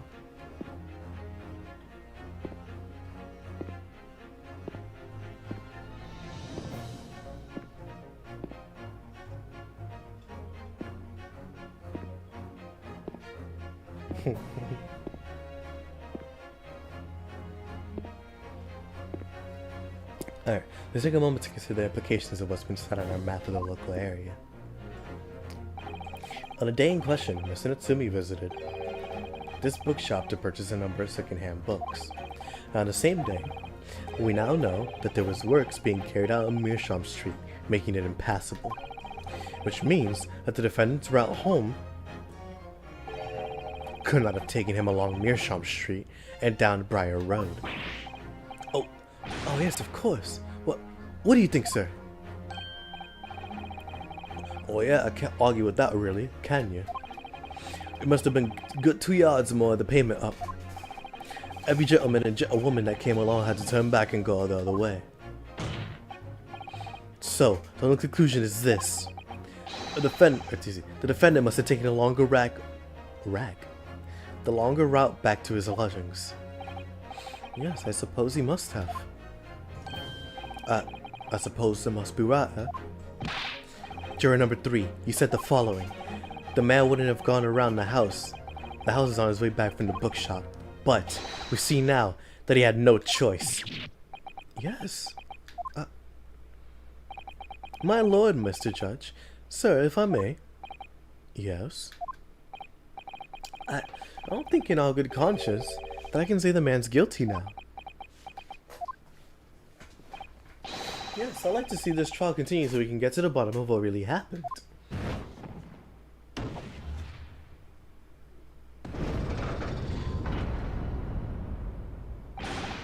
What about you, sir? Me? Well, alright then. If there's a hole in the prosecution's argument, it should be filled in. That's what I say. He's huge, man. He's massive.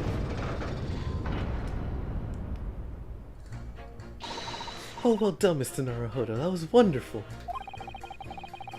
Well, we managed to change a couple of minds at least. It strengthened our position somewhat. Yes, but it will prompt the other members of the jury to reconsider their stance as well. They'll be asking themselves if their current leanings are really right or not.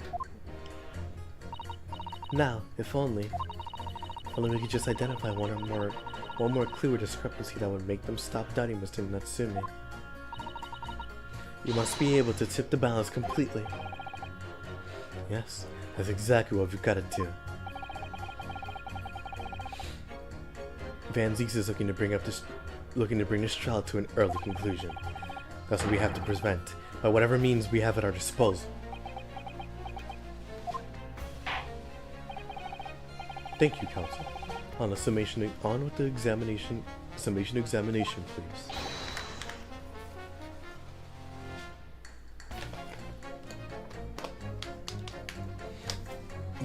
Yes, my lord.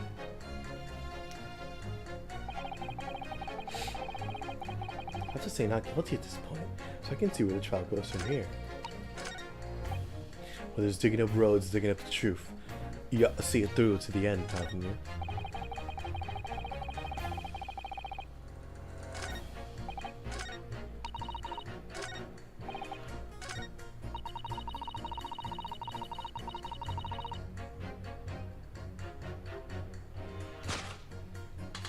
Let's see, is this right? Objection! It is.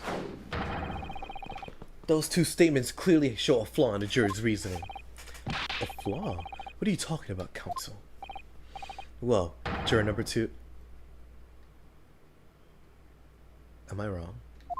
Juror number 2? Juror number 6? Well, whatever do you mean, sir?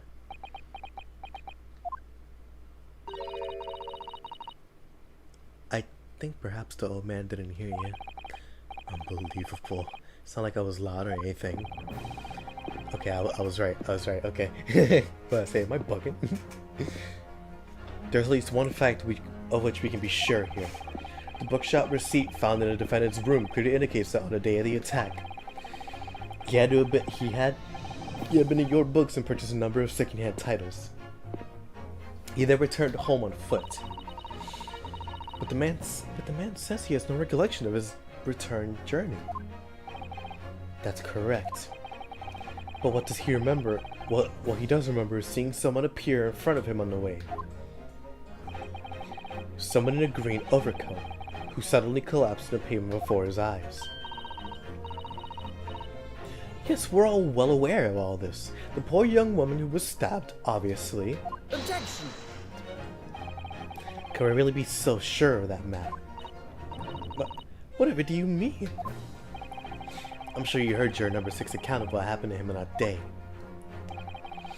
The same afternoon, there was somebody else apart from the victim, who was wearing a green overcoat who fell over on the icy streets in the neighborhood. Oh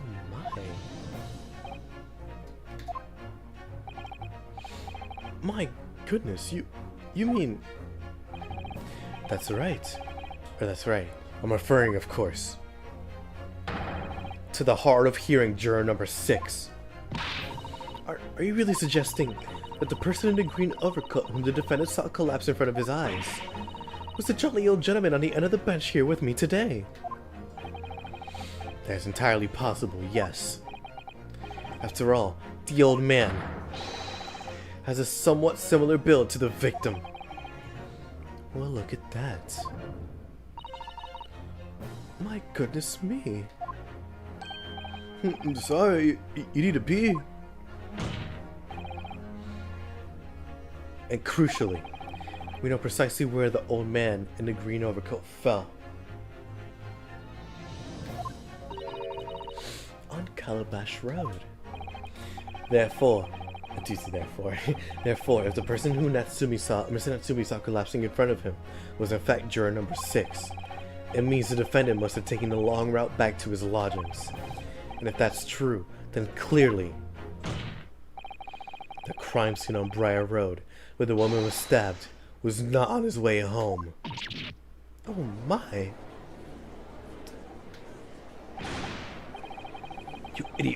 You idiot, old man. If you hadn't been so daft as to be roaming about though, we would have boxed this off hours ago.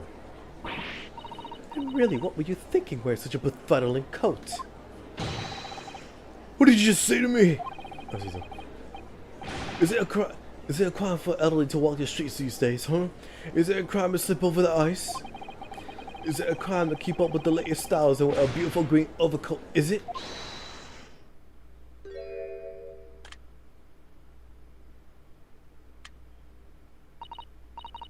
My lord, I do hope it won't cause any inconvenience, but you like to change your leading, I presume.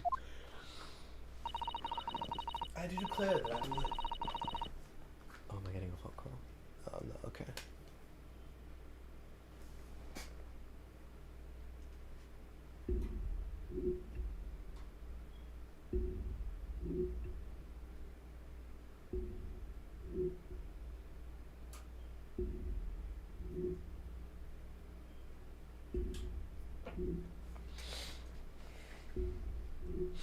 I should like to call for a verdict of not guilty. Thank you. Thank you. Thank you. Thank you. And I would too. What? Is it a crime to change your mind? Is it? Well.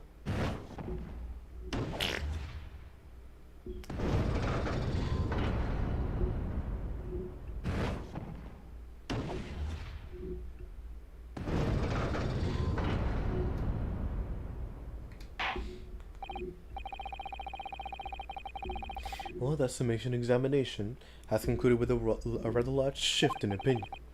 The A's 2, the no's 4. So the no's have it. Not guilty, they say. Which means we no longer have a consensus among the members of the jury. The trial will continue. Objection!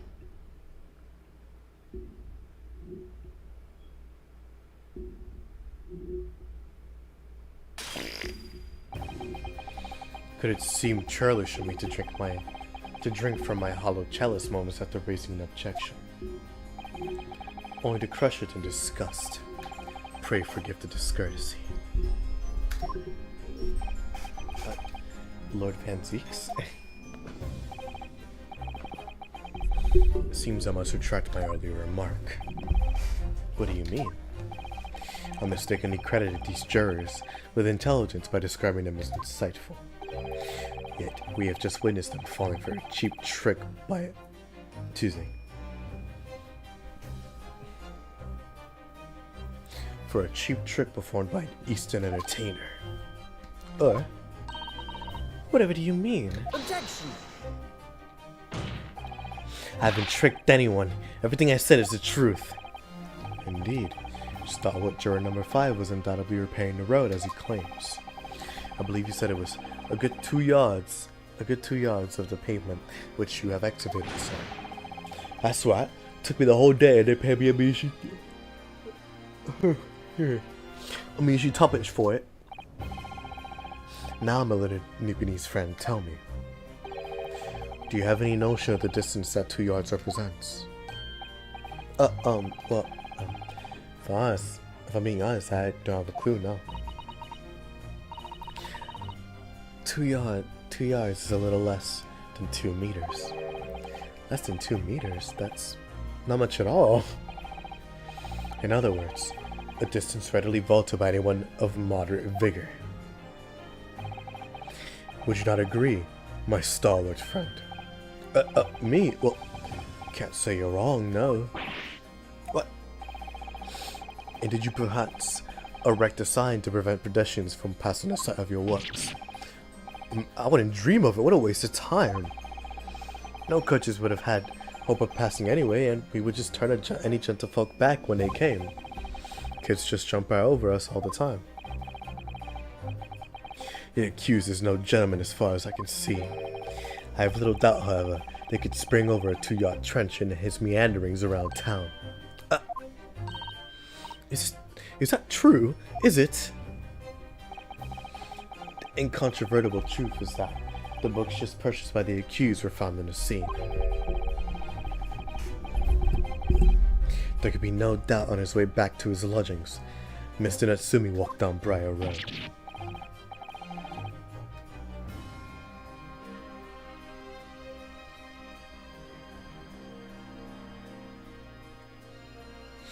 Crushed in a single sentence. And, oh man. Cold man? You can talk? You say that around 5 o'clock on that day in question, you slipped and fell on Calabash Road.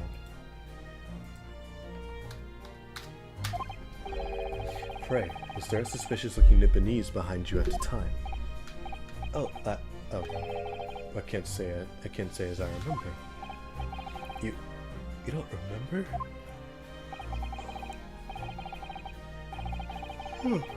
Excuse me. How about a wager, my learned friend? You say it was this old man that the accused saw. Well, I would lay 1,001 against you being able to prove it.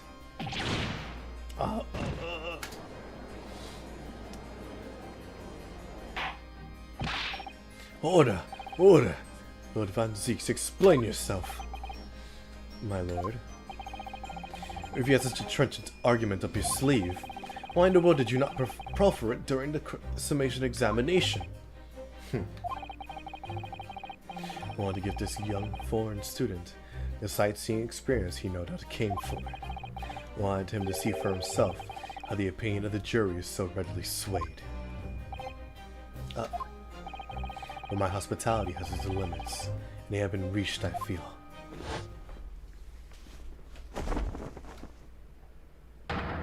So, my learned friend, today's sightseeing tour of London is now over. What are you talking about? My lord.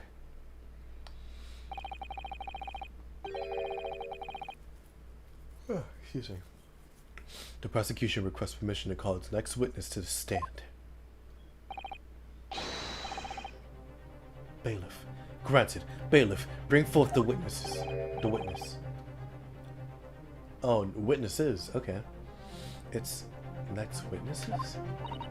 Mr. Naruhodo, do you not remember? We've been told on several occasions that there were eyewitnesses to the incident. Yes, I remember.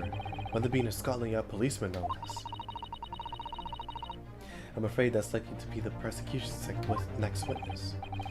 Alright, no matter who Van Zeeks brings to the stand as his witness, and no matter what they say, I believe it's Saseki-san.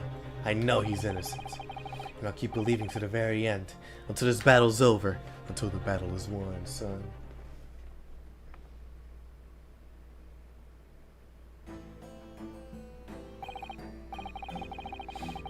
Witnesses, please state your names of occupations for the court.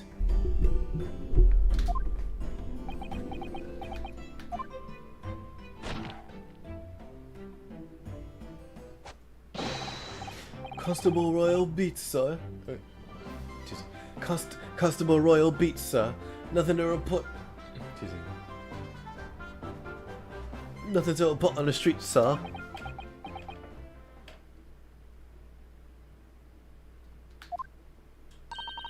And I'm Mrs. Beat. Patricia's my name. Proud to say I'm this young town hero's wife.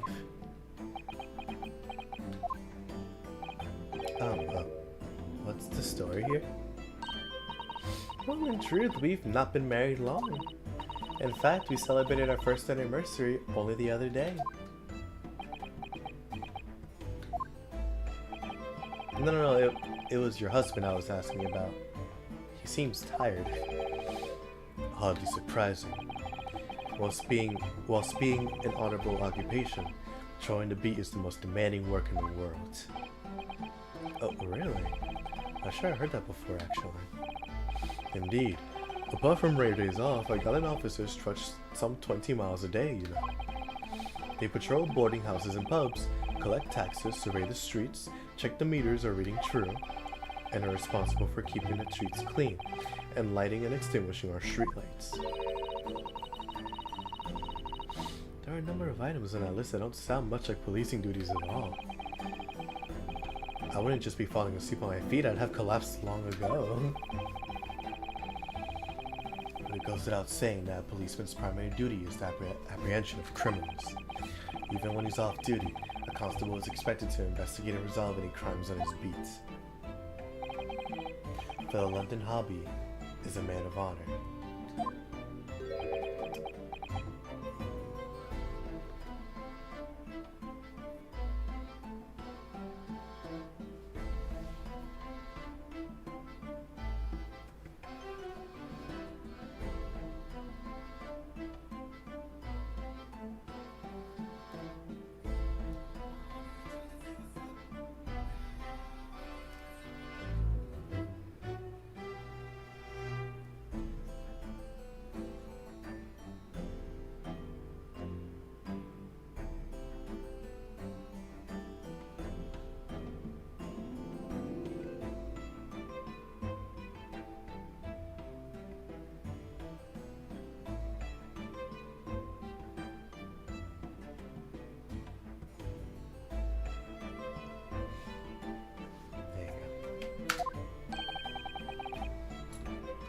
In a man of slumber.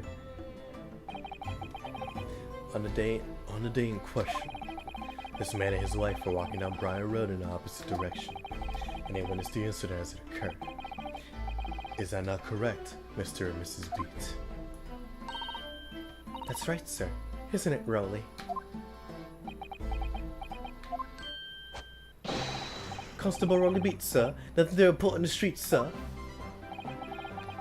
A great witness he's going to be. Very good. I'd like to hear your formal testimonies now, please. You will tell the court exactly what you saw in the afternoon of the incident. Yes, sir.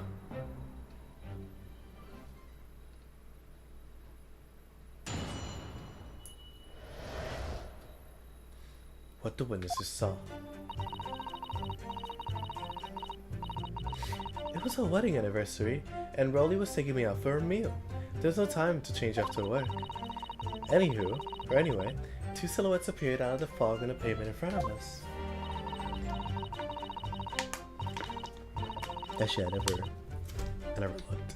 Let me see. Almost full, only 4 missing slots. Alright, Rowley Beat, 23 years old. A devoted London hobby, Bobby, who witnessed the incident while I can't talk. A devoted London Bobby who witnessed the incident while walking down the street with his wife of a year, Patricia Beat. The wife of a constable, Rowley Beat, who is a witness to the incident. She's relatively recently married and fiercely proud of her policeman husband. All of a sudden, one of them just collapsed on the floor, and the other scattered something before running off. We ran straight.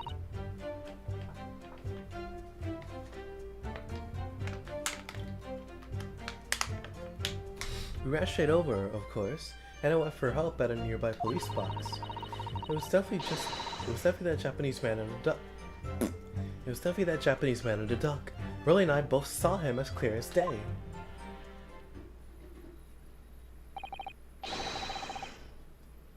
Well, this is extremely compelling testimony, I must say. Oh dear. This policeman and his wife are claiming to have positively identified Mr. Natsumi at the scene. Their testimony is true.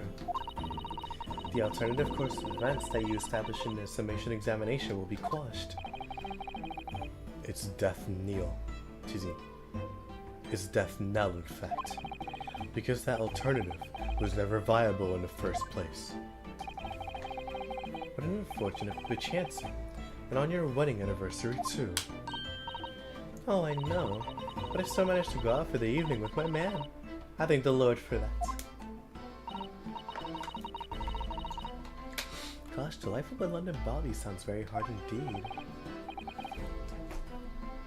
Indeed, however, this cross-examination will be over in minutes. You may well have time to rest this afternoon. What do you mean by that? My learned friend, the witnesses saw the face of a man fleeing the scene. They are testifying under oath that it was without doubt the accused, Mr. Soseki Natsumi. And one of those witnesses is a policeman, no less, so you appreciate the gravity of the situation, I'm sure.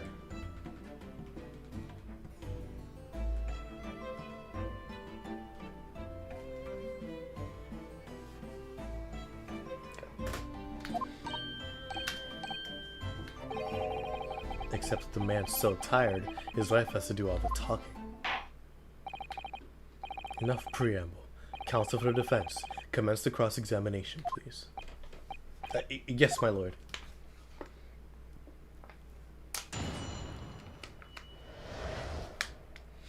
What the witnesses saw. It was the wedding anniversary and Rolly was taking me out for a meal. There was no time to change after work. Hold it! No time to change after work, you say. Are you also a member of the police, Miss B? Oh no, sadly not. It's just a job for strapping young men only. Women and children and the elderly can't even apply. Well, I think you can probably see why children and the elderly can't do the job, can't you? Rolly looks ever so handsome in his uniform. It suits you down the ground, doesn't it, darling?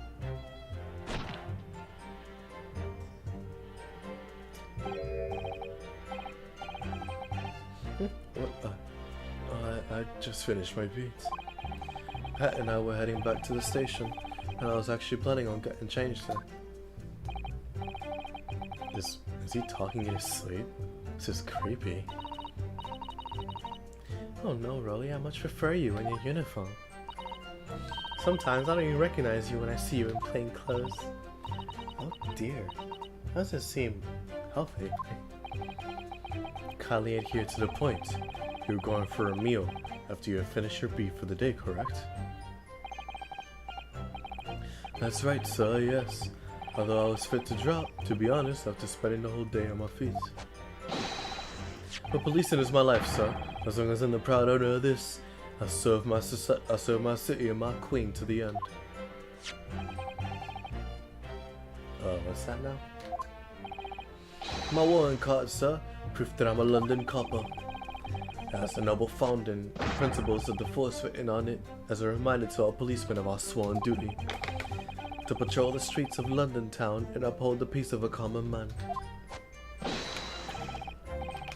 Sir, if it's such a noble cause, I'll cover 20 miles every single day without fail or without a grumble. Because I know that the plotting of my boots is all Londoners need to hear to feel safe and secure. So, fighting crime doesn't appear to come into it then. But sir, just on that one particular day, I was looking forward to celebrating my wedding anniversary. Miss B puts up with a lot of being married to a bobby like me. I want to show my dear wife how much I care. Oh, Pat. Oh, Rolly. Oh, what a charming couple. Their young love is such a joy to behold. I feel a little over the top, perhaps. And then, Clyde described what happened next. Anyway, two silhouettes appeared out of the fog in the pavement in front of us. Two silhouettes. That's right, they were coming toward us. Walking up Briar Road down the opposite direction.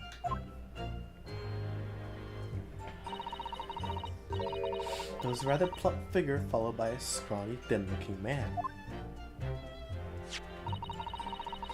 It does sound exactly like the victim as pictured in his print, and like Mr. Natsumi.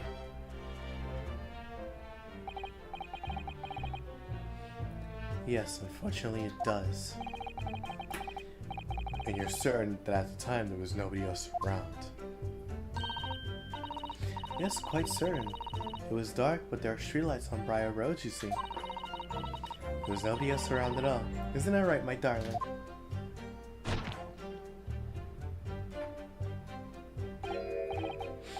Well, yes, that's right. Of course, there was a light fog on the grounds. But Briar Road is dead straight. You could see a fairly long way down the pavement. And then there's the street lighting as well. I didn't see any of the pedestrians.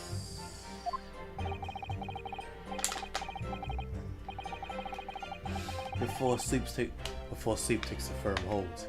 Your answer, please, Mr. Beat. Are you quite sure of what you just said? Yes, sir. As a couple who spends all day every day keeping watch on the streets, I'd swear to it, sir. I'm as sure as my love for Patricia is true. Oh, Pat. Oh, Rolly. I still maintain that there was no one else around other than the victim and the attacker. It's starting to seem like that must be how it really happened. Yeah, it's getting to seem like there's no way to run. Well, they didn't stop misunderstanding, did it? Fed the scene all too convincingly.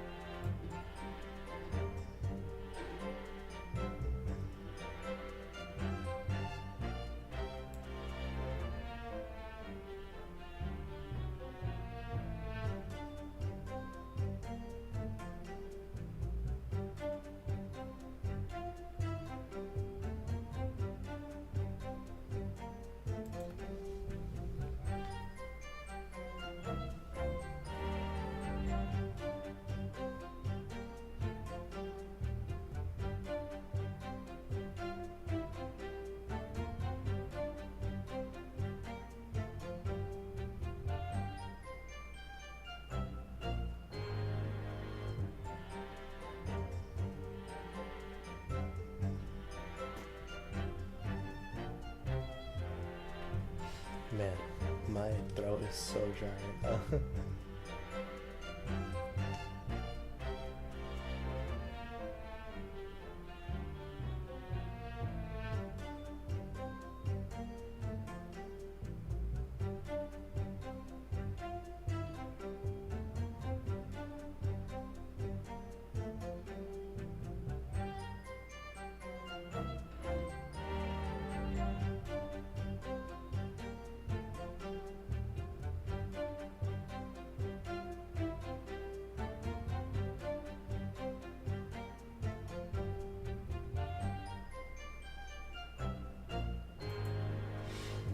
Sorry. Wow, I'm getting a little dizzy. Okay. Well, that is. Oh, yeah, I read that. Thank you. I believe we have a reasonably clear idea of the situation just before the incident now. What happened in the crucial moments that followed? All of a sudden, one of them just collapsed on the floor. Then the other scattered something before running off. Hold it! Scattered something? What do you mean by that? Oh, well, I couldn't quite make out what it was at the time. But just when we got closer, we realized what it was. Didn't we, darling?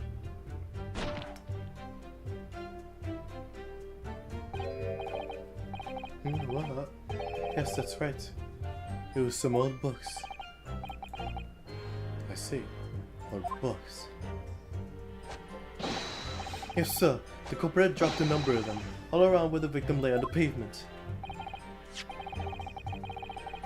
Indeed, as clearly pictured in his photographic print. That rotten Japanese man did that when he did the deed. Hold it! Let's not forget that it remains to be established that the defendant was indeed the attacker. But we saw him. It was the man in the dock without the question, sir. The mustache, the hunchback, the cat-like eyes, the top mouth, the snub nose, everything. Any more insults you want to throw in? That's right. He looked down at the poor defenseless woman with those terrifying, intense eyes. And suddenly threw his books onto the pavement and ran away. I see. This is tough. Seems as though they're telling the truth here. May I remind the court that this unambiguous testimony comes from a policeman and his wife. Now please, continue. Yes, sir.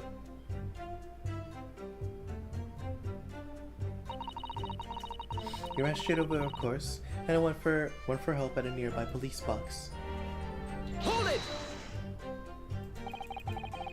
It was your husband who went to fetch help. No, I went. I may not be a police officer myself, but I am the proud wife of one after all. Isn't that right, my darling?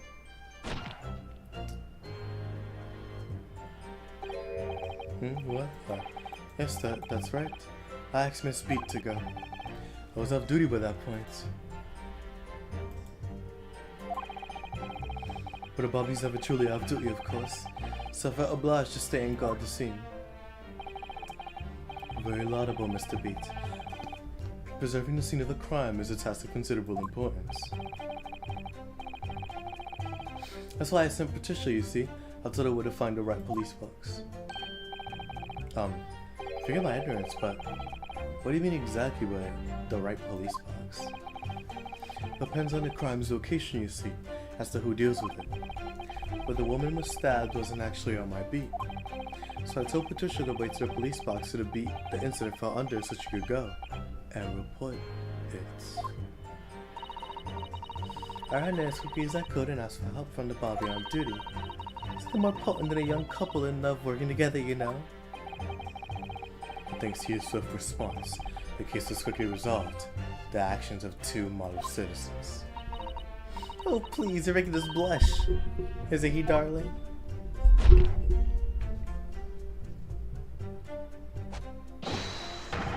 Yes, sir. What Patricia said, sir. Let's move on, shall we?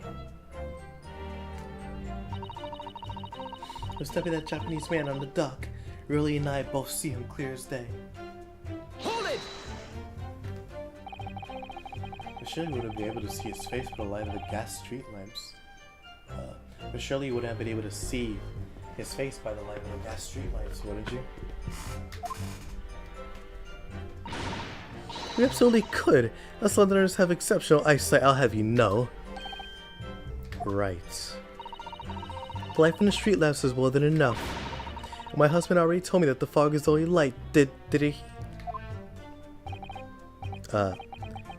Yes, well, of the fog. We're famous for it across the globe, I believe. But it's an absolute menace to those of us who have to live with it, of course.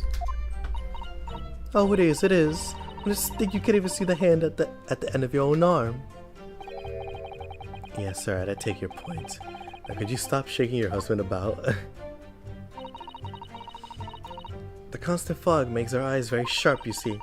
That's why we can tell you for sure and certain that it was that little Japanese man we saw. Can't we, darling?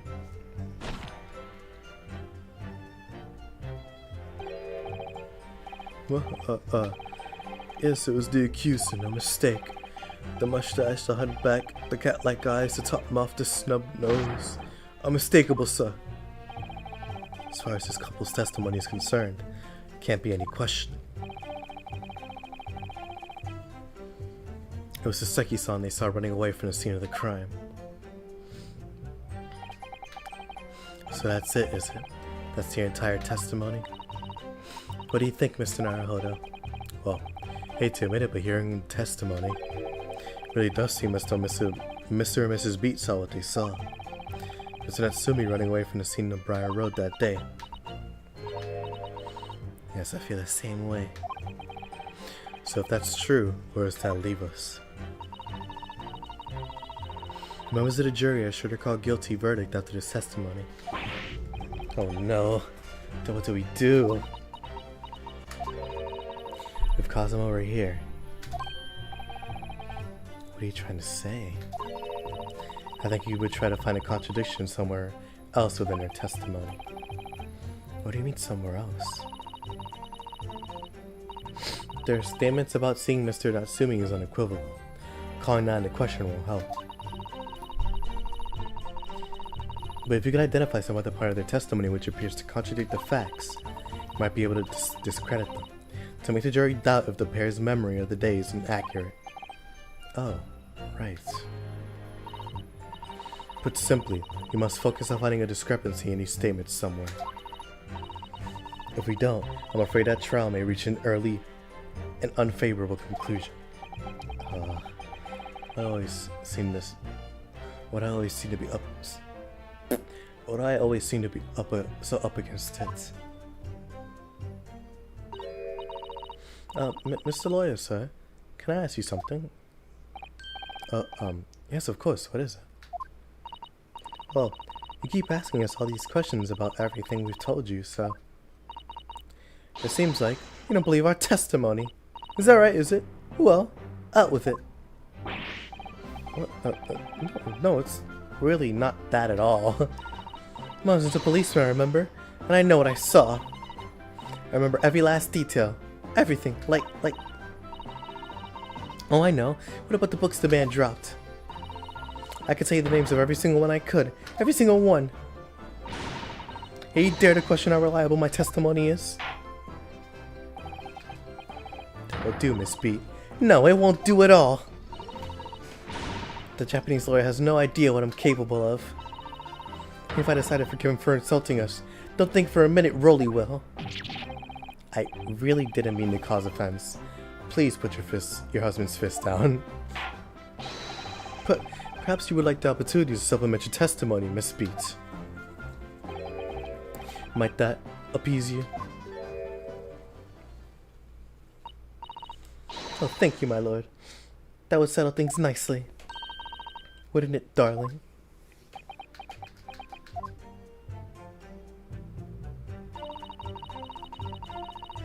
I can tell you even the names of all 4 books. You messed up. You messed up. Yes, we know that there were books dropped at the scene of the crime, as you say. Those purchased by the accused at the nearby second-hand bookshop on a day in question.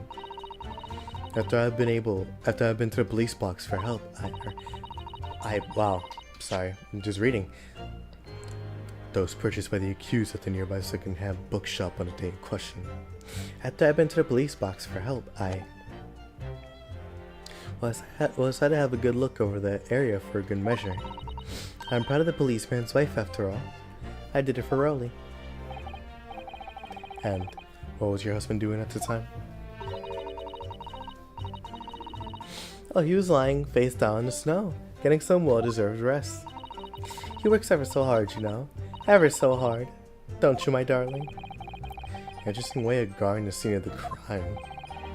Well, Miss Beat, seeing as you regaled the court with your tales of powers of recollection, would you be so kind as to recount the titles of the books you observed at the scene? I'd be happy to. Now, are you all listening? There was The Picture of Monsieur Somebody or Other, What's It Yearnings, and there was, A Meal for Someone. And last one was definitely The Thin Gummy Something. You see? Well, I mean, she got most of it. Not all of it, but most. Yes, I see there are 1 or 2 holes in your memory. Oh well, they were along those lines, I'm quite sure. And she's right. Gotta give her credit. There were indeed books found at the scene with titles along those lines, as you put it. Well, what did I tell you? See, I think it's very mean that the way you've been implying that my testimony can't be trusted.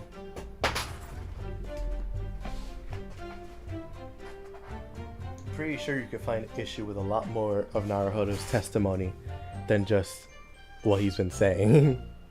Or than that. No, still, I'm sorry, I messed up. There's more issue with what he's been saying than just him doubting your testimony, like him being uber disrespectful.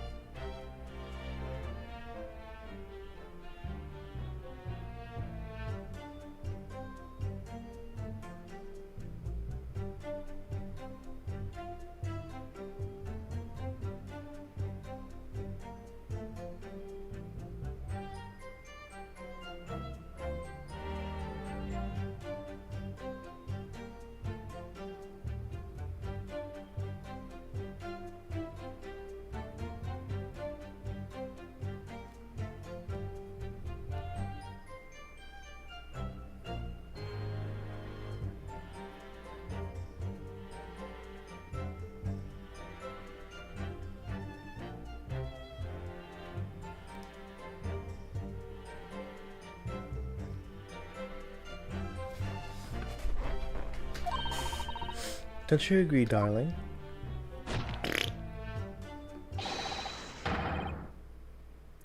Oh. He upped Pole. Anyone who upsets my Patricia will have to answer to me.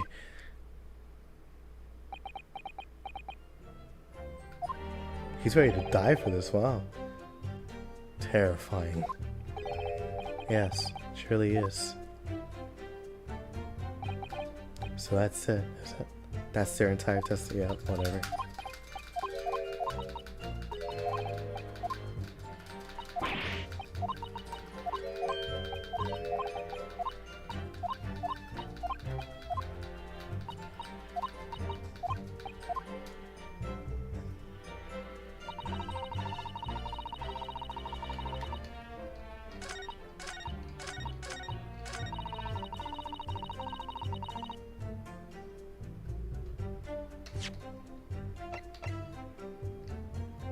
Objection!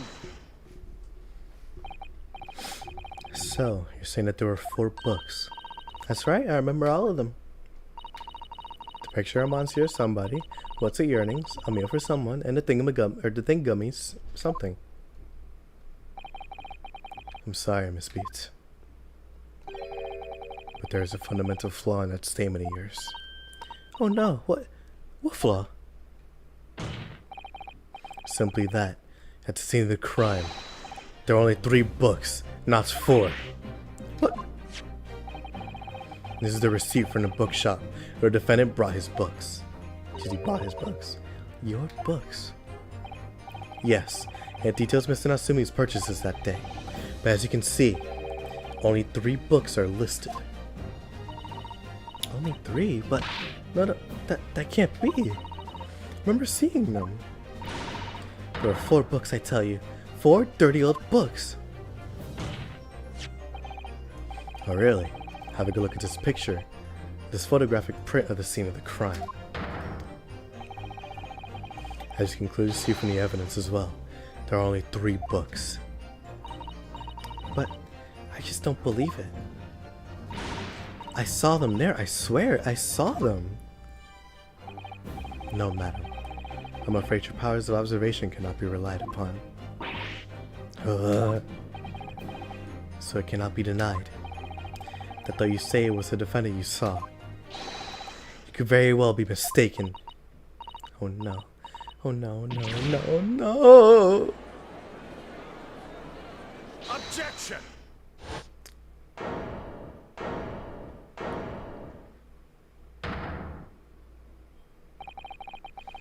It's plainly evident that it is your powers of deduction that cannot be relied upon, my learned Nipponese friend.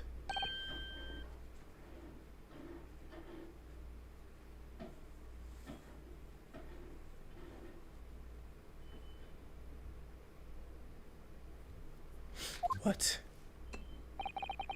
What cannot be denied is that these 2 witnesses saw the accused running from the scene. A fact that you know very well you have no hope of disproving. So you striven to avert attention from that by dint of some inconsequential discrepancies. Would that be fair? Ugh. He sees right through me. But your plan is somewhat recoiled against you. What are you talking about? It's quite simple. Let me explain with a toast. To the policeman's wife and her entirely accurate testimony. In every respect. Oh. You see, the matter is not up for debate. At the scene on Briar Road, a total of 4 books were most definitely found. But what about the photographic print? It only shows 3 books. Quite right. Only 3 can be seen in that print. The print? You must mean to say. Allow me to present another. One that shows the victim's hand. And you thought... And you didn't think to... Like, are we serious? This actually such like... You didn't think to bring this up at all? And not even like on the basis of like, oh, I'm trying to hide this. On the fact that this is important evidence? Hansy's such a cheese ball, bro.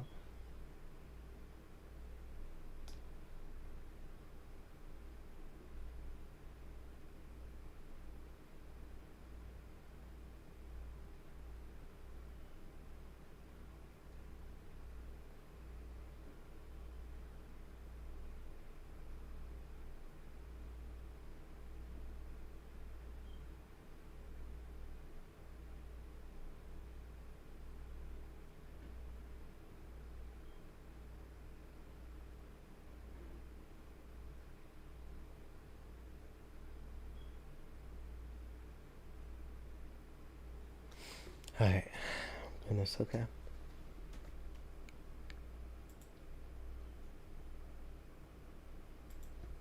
I don't believe it. It's the 4th book. As you will observe, the 4th book was hidden from view in the original print by the victim's torso. That's fair. That's fair. Which, by the way, I didn't know about this. This whole line of questioning, it jogged my memory. As soon as I heard, oh yeah, there was 4 books. I was like, oh yeah. Yeah, no, she's right. Order. Order. There. You see, look. Look. Yes, I see. It's just like I said. Isn't it, my darling?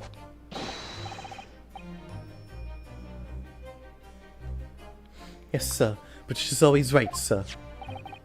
Let us study the receipt for the books purchased by the accused in the day in question. Miss B, the titles once again, if you please. Oh yes, of course. The picture of Monsieur somebody or other. The picture of Monsieur Lecoq. What's it, yearnings? Canterbury yearnings. A meal for someone. A meal for Gabro, in fact. Gabaria. As the court has just heard, the witness remembers the book's titles flawlessly. Say, it's not flawless, save for a few minor details. That's glazing. Save for a few minor details. Miss Beat's powers of recollection can only be described as exceptional. Did you hear that, Rolly? The gentleman paid me a compliment. Yes, sir. Flawless, sir. Patricia is flawless. But there are only 3 books in the receipt, and Miss Beat mentioned 4. There's nothing surprising about that. Clearly the 4th book in which the lion's pride.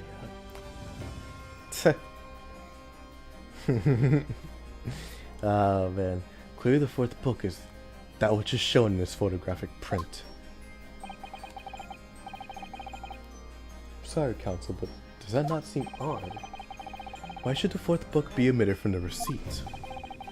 It is not odd at all, my lord. It's not his book.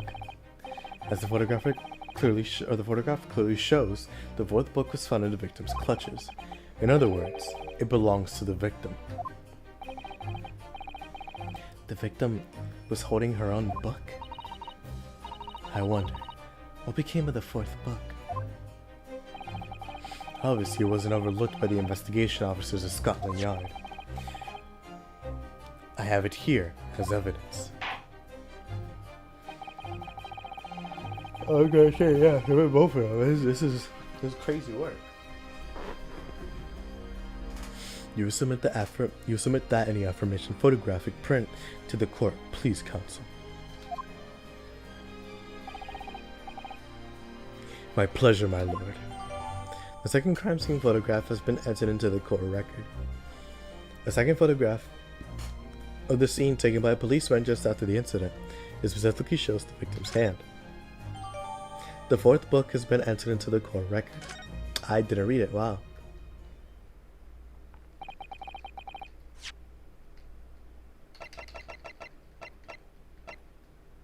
Is this it? Is this the evidence we're getting today? I want you all to see, yeah. We'll look at the front though first.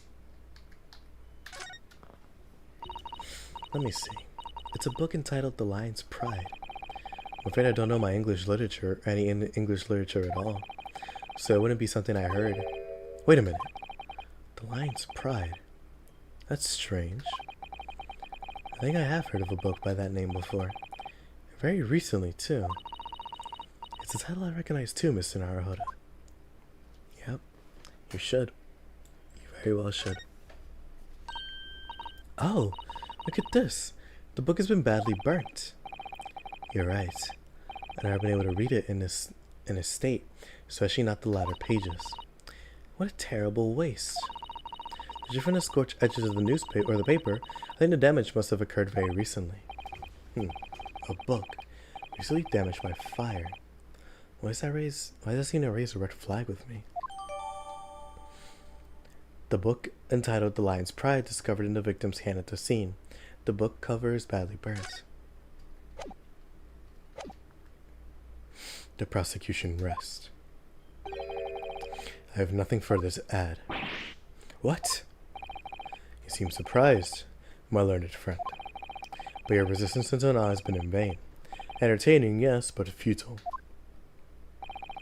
The spurious longer route to the accused's lodgings that you tried to establish in your summation examination, and the attempted discrediting of the witness's powers of recollection in your cross-examination. Futile? I walked right into this one, didn't I? Oh, excuse me. You see, everything we said is true. Damn, you're gonna break his neck. Isn't that right, my darling? Yes, Pat. Marry me, Pat. So, perhaps the ladies and gentlemen of the jury would like to reconsider their positions. Should the court waste any more time in this Nipponese travesty? Or is the decision you have to make all too apparent already? You have heard all the witnesses and seen all the evidence. This trial has run its course. Mr. Naruhodo, I'm afraid we are in a terribly precarious position. Again! I know, but if I fight back in the wrong way now, I could very well just make matters worse. Think, Reno, say think. What do you do now? Always raise an objection. I'm not done yet. No, my learned friend. It's over. That last cross-examination was your final chance to establish a credible defense, and you failed. The die has been cast. There's no more room for debate. Well, it might be over as far as you're concerned, but... can't think of what to say. If I may, Lord Van Zieks. It seems somewhat boorish to close down a debate at this point. Your insignificant little Eastern Isle must be a lawless hole indeed. For a lowly judicial assistant to have the audacity to intervene in a moment like this. Oh.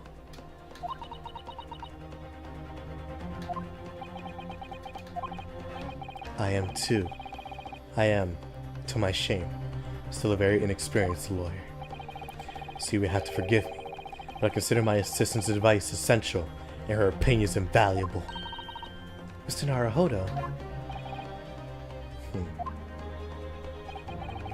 One of this land's great guiding principles is tolerance. So, the court will hear you, madam. Go ahead, Miss Suzuta. Please. Very well. Pray, what insight can you give us? What have you all overlooked in this matter that you see fit to pursue further? It's like Texas. Is that not Texas?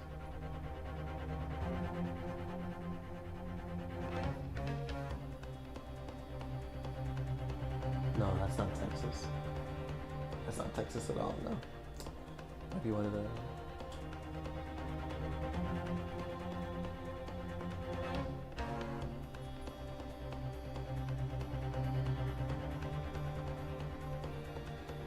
Mozambique here.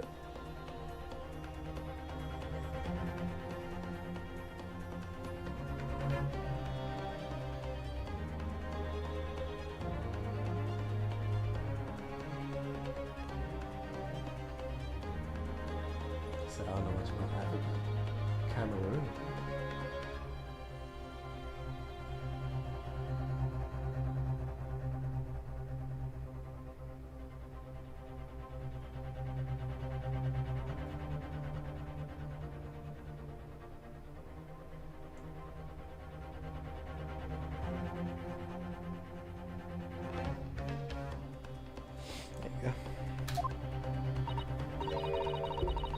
Well, the court has been presented with new evidence, but only after the last cross-examination finished.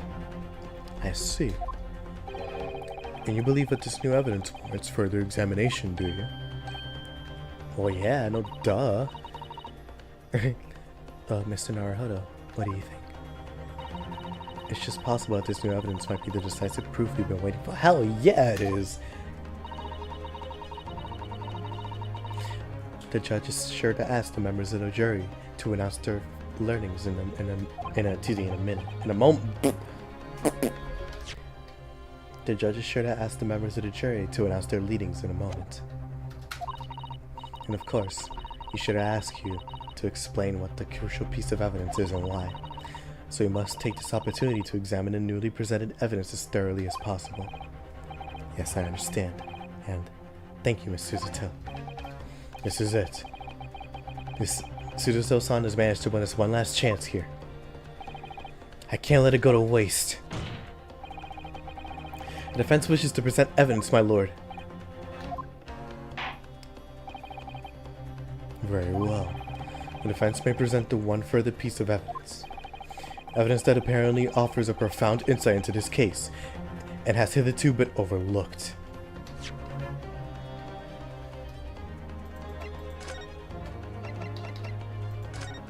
The clouded kokoro.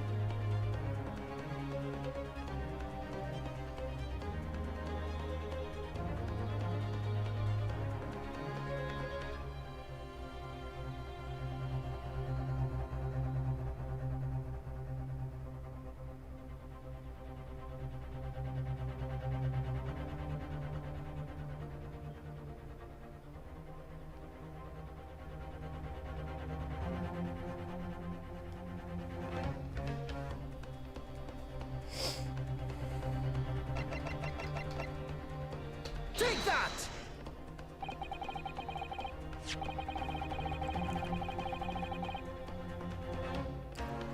Am I bugging? I did not click that.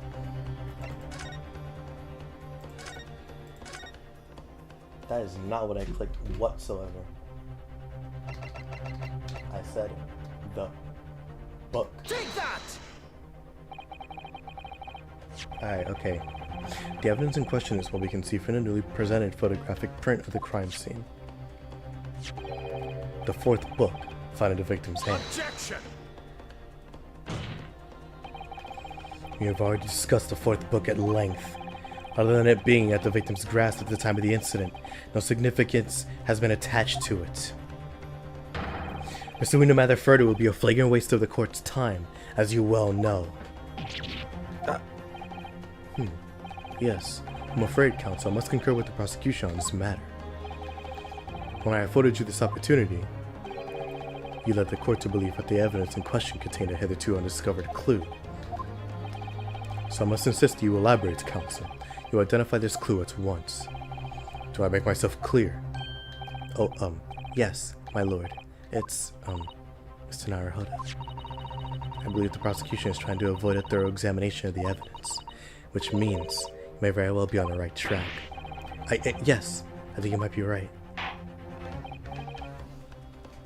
So, counsel.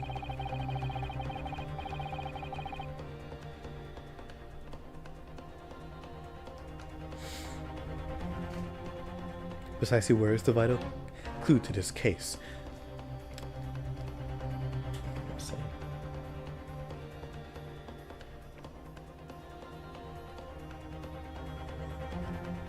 Well, for now, 3 hours.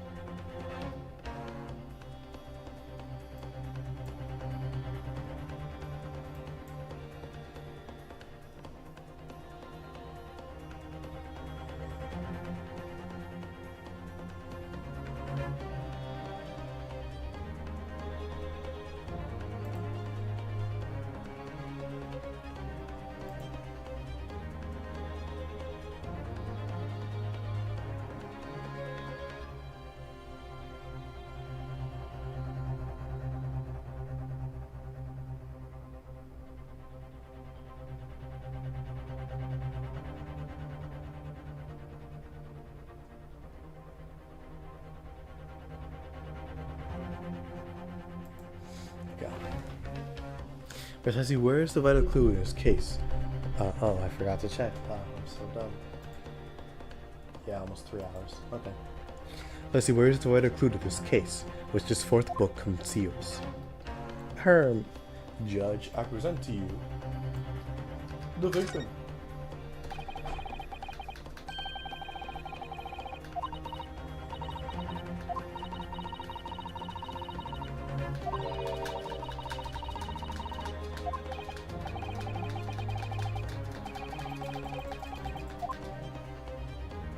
Got it!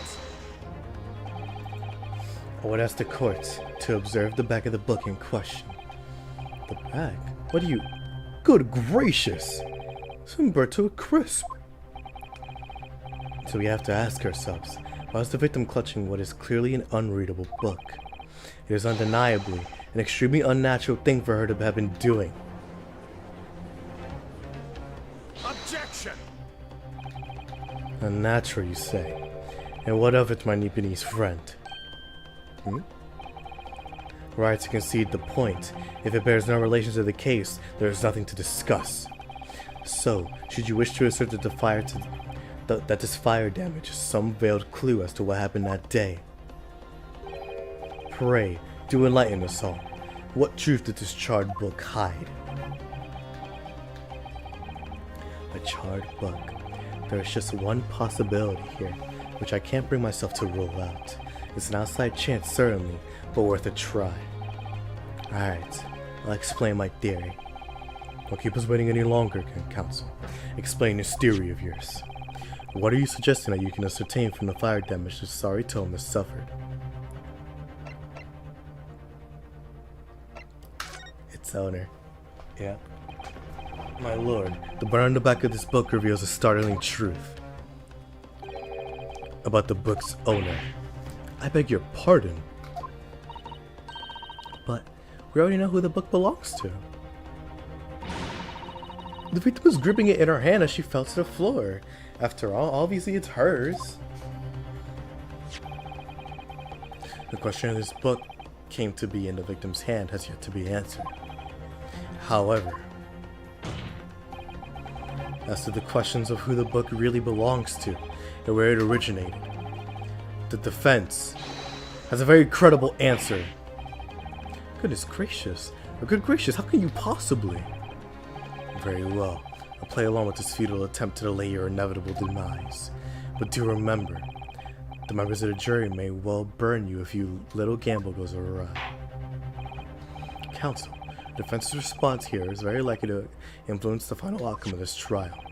So tell the court, who do you claim is the owner of this burnt book? It's none other than John Garrigan. Yep. Yep. Ball knowledge. Elite ball knowledge.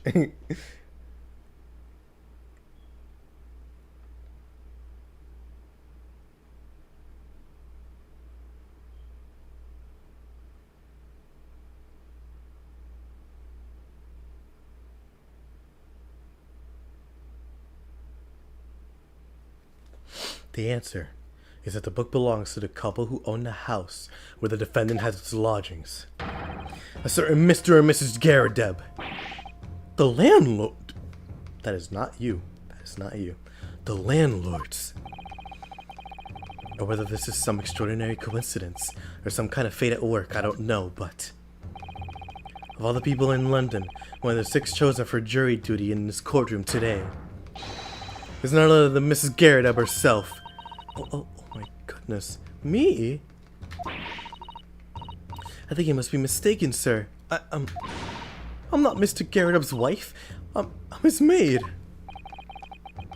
Things would have been so much easier if you would just drop the pretense. Alright then, how about a simple question for you? Have you ever seen this book in Mr. Garrideb's house? I never presume to know all the books he keeps, sir. Objection! This is outlandish behavior. This woman is the accused's landlady, you say? You implicate this hardworking member of the public. You besmirch her without a shred of evidence. Your actions are unforgivable. Objection! This is not mere conjecture.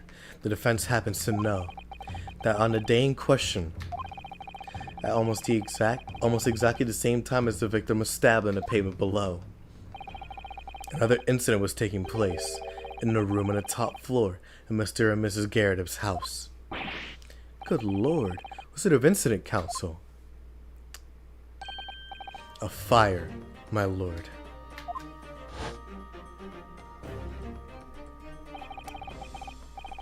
Afraid to say it was. Afraid to say it was. Happened in the blink of an eye, you know. The whole place filled with smoke. She a body thing. Didn't take long for the fire to spread, of course. The body furniture started going up as well. Worst of it is, I lost my favorite book called The Lion's Pride. Oh, look at that one. That pose is hard. The Lion's Pride. By Jove, the very same title that the subject of this debate. Oh dear me. Objection! This is risible. What?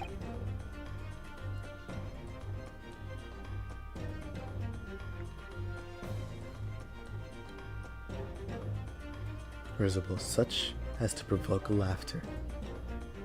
Okay. All you've told the court is that a book by the same name was involved in a fire, in which case it would be very reasonable to assume that it was burnt to ashes. So how do you explain the fire mark on it then? Entirely unreasonable to infer that it magically removed itself to the scene of the crime. Perhaps it would make more sense if I told you that the cause of the fire was marital discord. Without going into details, it appeared that Mrs. Garrett was considerably enraged. Apparently, she continued to attack Mr. Garrett even amid the flames. Oh, how awful. Can't even imagine being so horrid to the one you love. Can you, Rolly? Absolutely not, sir. My Patricia would never raise a finger against me, sir.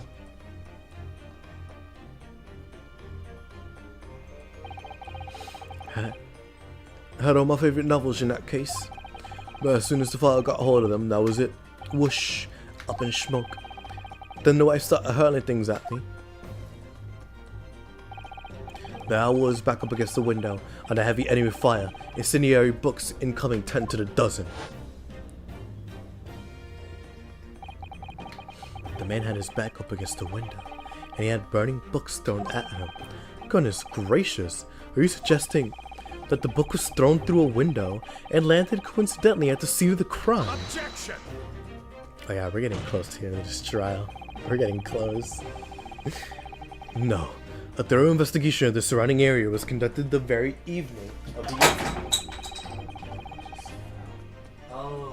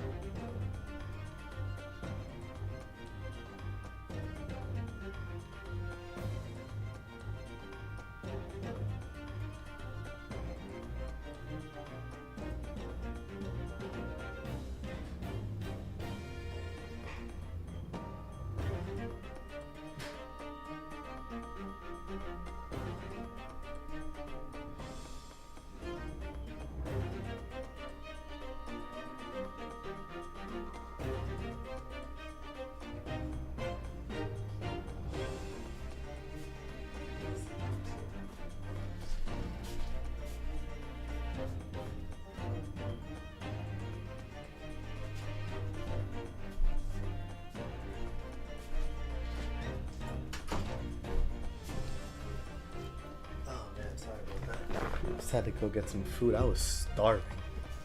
Goodness gracious. I also had to use the bathroom, so just 2 for 1 deal. The selfish days are high.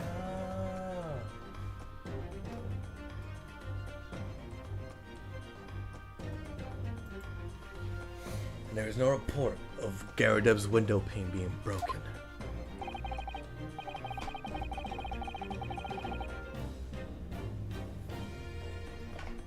That's quite true. We also saw no sign of broken glass when we visited the Garadev household. At a glance. But is it not conceivable that the window pane was open at the time? Not even remotely. Let us not forget the season and the chilling weather that accompanies it. No Londoner would ever leave a window open in the middle of a winter.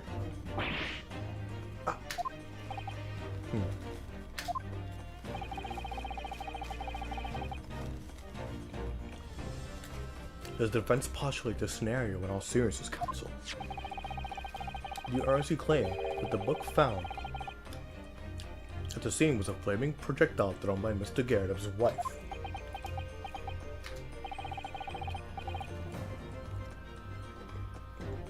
I believe it's a possibility, my lord.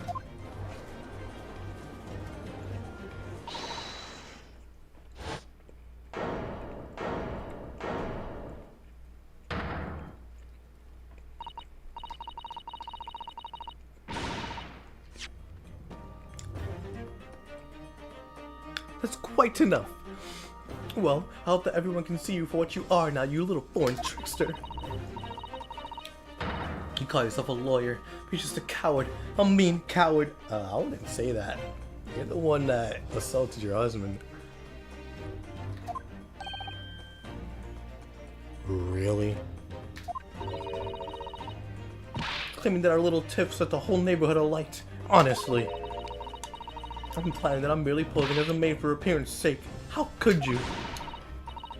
Nothing to do with this beastly case. Not any of it.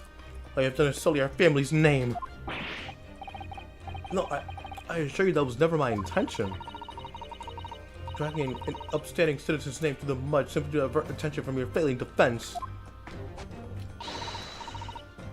I should box your ears. That's what I should do. It's utterly unforgivable. Too right. Here we go. How long will we sat here now? Listen to this Nipponese spouting out his fancy foreign theories. But think about it.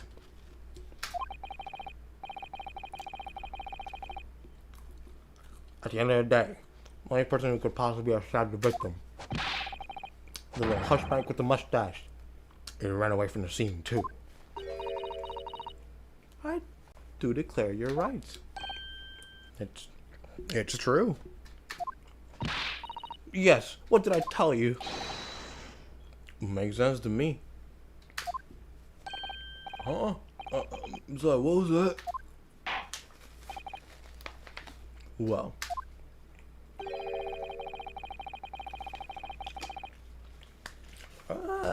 The 6th juror is questionable.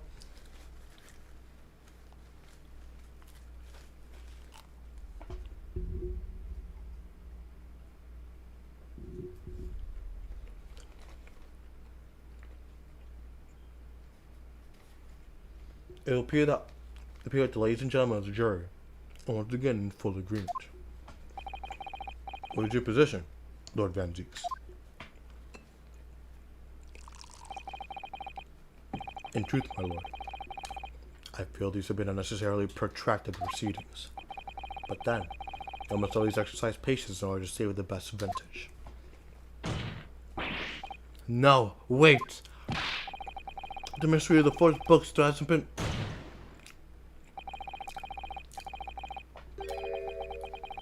If books are your predilection, my learned friend, study them on your own time.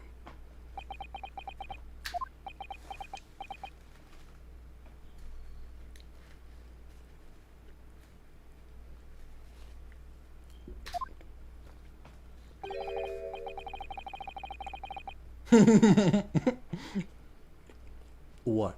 No, forgive the discouraged this time. Uh-huh. In that case, ladies and gentlemen of the jury,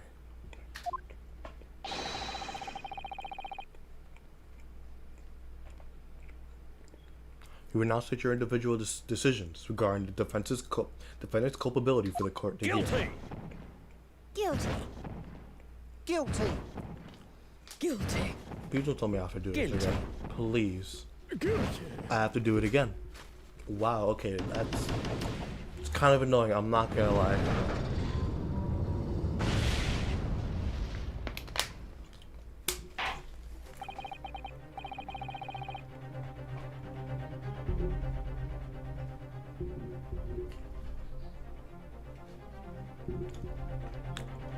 Thank you for that unambiguous response.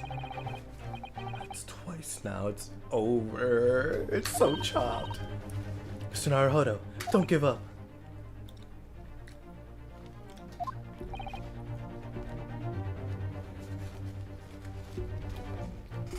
Yeah, it's a crazy look to have your lawyer head down in shambles after saying he was going to defend you. Like, that's a crazy look. Miss Suzuto? Have you forgotten? The battle isn't over yet.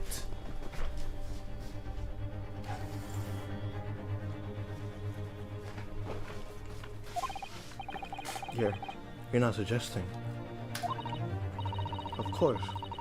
The defense has a right to another summation examination at this point. You can still convince the jurors to change their minds. You have one more chance. My lord, the defense asks to exercise its right to a summation examination.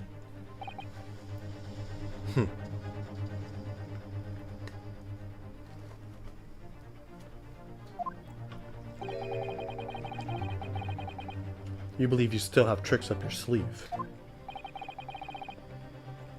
I don't intend to trick anybody. I intend to uncover the truth.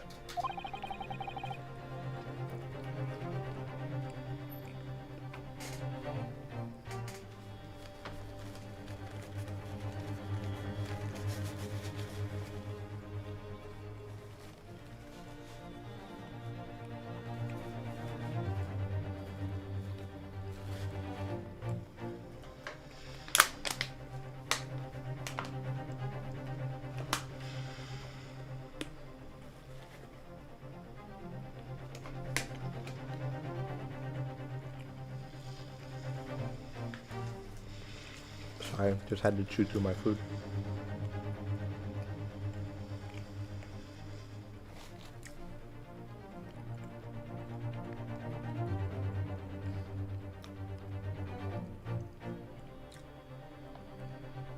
Alright. There's no time to be downcast. As long as there's a chance, have to stay strong and determined. Is this a to be continued? It is. Wow, okay. That's interesting. I didn't think it would end there. If anything, though, that would be the time to stop. Usually. Because, I mean, 3 hours and 15 minutes is decent. Like, that's pretty good. We got pretty far in that. But shoot. I did say it would be a long stream. And it is Saturday, so I have nowhere to be. So, I can continue. But first, I have to continue eating.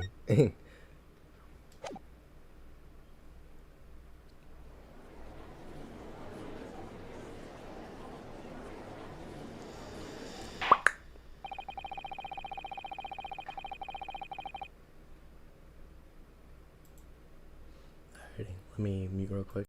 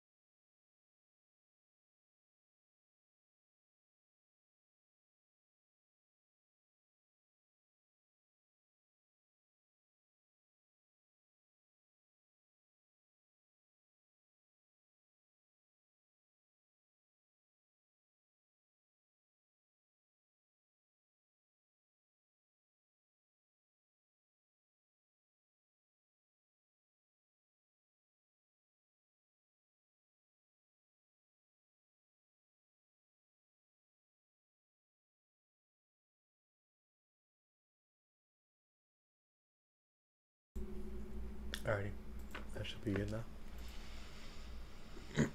Shot it 8 times. We got shot for running.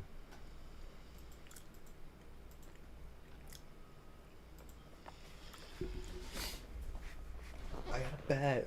Do it again. I'm not having a friend.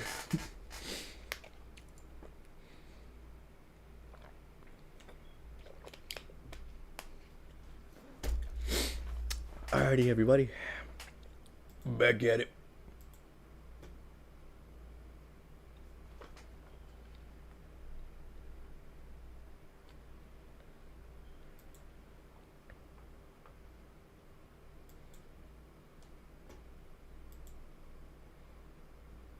Yep, there you go. We're good. We're recorded. Picnic. Sweet, sweet dreams. Picnic dreams. We can succeed. Whatever. We're gonna see. Let's see how far I can go. How far I'm willing to go. Because we're probably gonna exceed the 4-hour mark. I'm not gonna lie. Probably gonna exceed a 5-hour mark. Depending on how it goes. But my longest stream was like 10 hours. So we're in no like danger of reaching that right now. So we'll be good. I've considered the defense counsel's request for a further, I've considered the defense counsel's request for a further summation examination of the jury.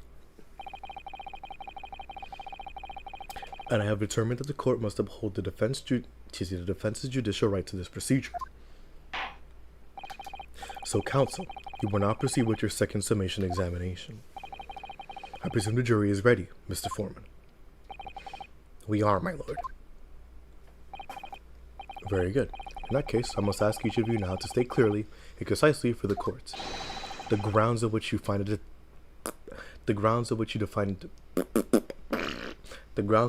defendant guilty of this crime.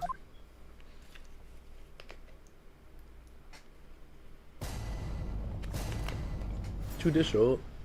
I forgot what it was. The jury's contentions. Part 2. Part deuce. The accused left behind evidence at the scene, didn't he? Those 3 books of his. If there was some novel alternative explanation about how the victim was stabbed, I might reconsider. Novel. Clever. Even if the woman was throwing books, it can't be related to this crime if the window was closed, can it?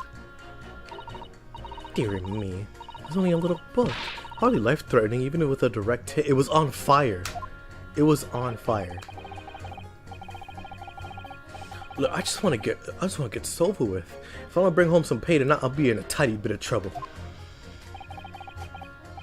I'm gonna think of it. We had a fire at home a while ago. It gave me the sneezes. I'm telling you, Juror 6 is doubtable. There's nothing there. Whatever. Yes, considerably more tangible arguments from all the members of the jury this time around, it seems. With one notable exception, of course. My learned student friend wasn't able to find fault in the previous witness testimony. So the court must accept the fact that it was indeed the accused seen fleeing from the scene. And moreover, no one else was even at the scene to commit the crime. Well, if the witnesses are correct, it would seem as if the conclusion is somewhat set in stone. I fail to see how it could be argued any other way. That means, I'm afraid, that during this summation examination, it's essential that you establish some other tangible explanation for the facts. But how? What would even constitute a tangible explanation here? Isn't it obvious? Who stabbed the woman and how? Those 2 details are all you need to provide. Simply give us a name and a method by which the attack was conducted. And I was thinking this might be hard. Mr. Naruhodo, you have to do it. You have to do it. Otherwise, this really will be where the trial ends. Why did he tell us that? I guess he's humoring him, but like even then. Way to throw your opponent a bone. No pressure then. Let's quite enough preamble. Proceed with the summation examination, please. I presume you are prepared, counsel? Oh, yes, my lord. Alright, Ryunosuke. Focus your mind now.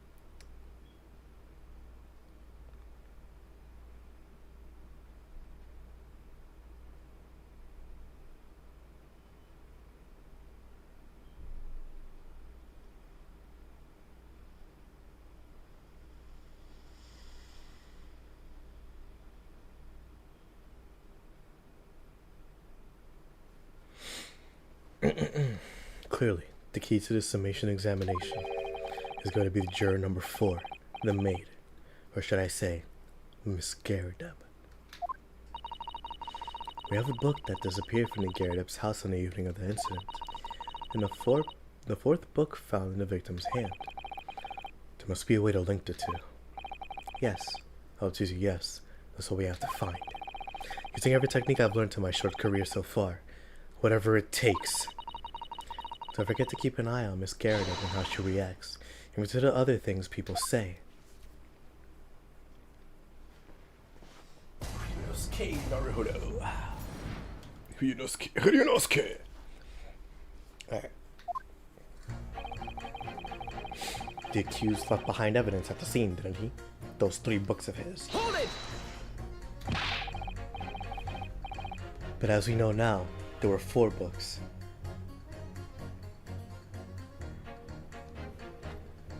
Not 3. Well, what difference does it make? There's every possibility that the 4th book... Oh, I thought he covered his hand.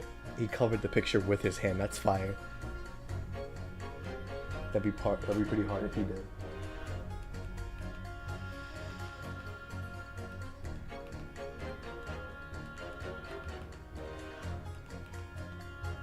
Alright, we all live in a Pokemon world.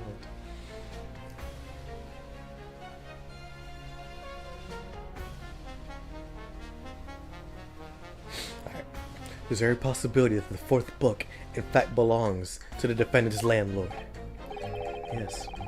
Yes, that's the part I have a problem with. Sorry? Well, at the point that the woman was stabbed, this landlord fellow was at home, wasn't he? Enjoying a fiery scrap with his wife or something, you said. That's not exactly how I put it, no. Well, anyway, the point is, the fellow and his wife were somewhere else when it happened. I think that's what you call a strong alibi. So it couldn't have been the landlord who did it, which only leaves the Japanese fellow. Honestly, I can't see what all this palaver is about. It's a done deal, isn't it? I suppose it is, since I have nothing left witty to say.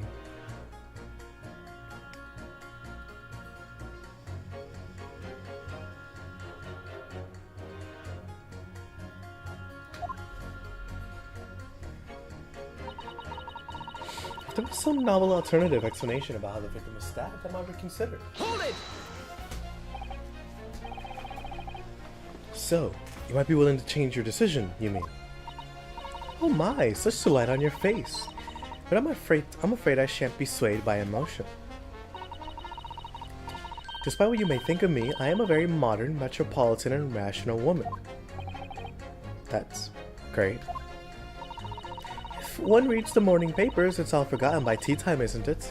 So I read them in the first place. You see, modern, metropolitan, and rational thinking, wouldn't you say? And not at all extreme. As I see it, an overwhelmingly suspicious Japanese man has been implicated by overwhelmingly strong testimony. So despite one or two minor puzzlements, I do declare that this man is overwhelmingly guilty. Modern, metropolitan, and rational logic, wouldn't you say? Overwhelmingly. But us modern gals are always delighted to embrace new fads, you know. So I'll be only too happy to consider an exciting new theory if you could come up with one. I'll be happy to do that too. If I had one.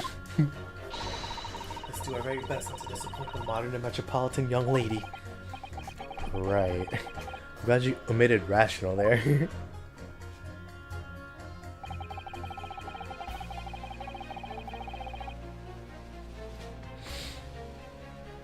Even if the woman was throwing books, can't be related to this crime if the window was closed, can it? Whoa, I did not mean to skip you, sorry buddy. Hold it! But what about the possibility that the window was open? What about it? I mean, there's just no way it could have been. How can you be so sure? The prosecutor fellow over there said it earlier, didn't he? Winters in London are no joke. You don't want to invite that sort of cold indoors. So no, that window wasn't open. Us Londoners like sitting by the fire and staying warm, see? But you couldn't categorically say that the window wasn't open, could you? It just wasn't. They wouldn't have opened it. Then what's the point in even having windows, huh? Counsel, you will kindly refrain from childish bickering. I'm not gonna lie, he's a dickhead for that, bro. Tell him out. What's the point of having windows if they're not open? Sorry. Somehow, I need to show that there's an undeniable possibility that the window was open. Because this young man isn't gonna budge otherwise. Dear me, it was only a little book. Hardly life-threatening, even a direct hit. Hold it!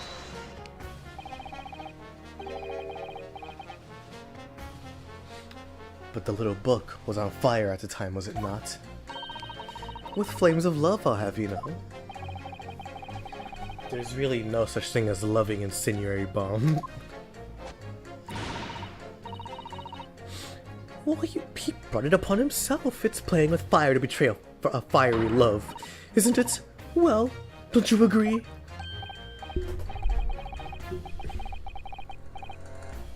Well, any kind of betrayal is, certainly a bad thing, yes. But I think the argument might have arisen out of your misunderstanding, Miss Gerda, but... Never you mind that. The point is, we were just having a jovial little dispute. Nothing more. And I won't have any more of these suggestions that it was anything whatsoever to do with this crime. Right, well, we'll see about that, but... What about juror number 5? He doesn't seem to be turning a hair in Miss Gerda's relentless onslaughts. It's almost as though he's used to it. What a gentle soul he is. Or an indication of his home. Look, I just want to get this over with. If I don't bring home some pay tonight, I'll be in a tiny bit of trouble. Hold it! Held it. You just want to get this over with? How can you sit there and say something like that? My man's future's at stake here. Well, let me mean both of them, like I said before. What? I told you already, I'm a day laborer, ain't I? If I don't bring home some readies with me tonight, you'll find me falling face down on the Thames tomorrow morning. What? You heard me. My missus ain't one to mess about, you know. She could be fierce, you believe me. Another shining example of marital bliss then. A situation like this cropped up the other day. It was, well,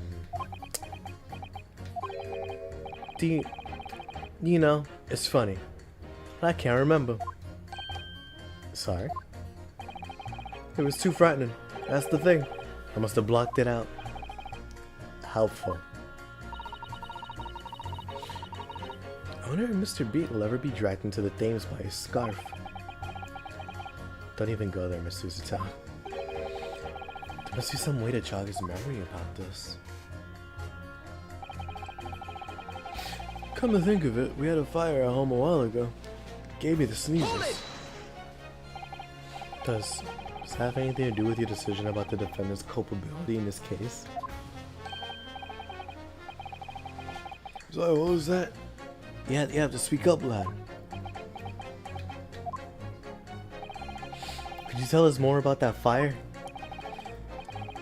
It was last winter. My grandchildren baked me a lovely cake on my birthday.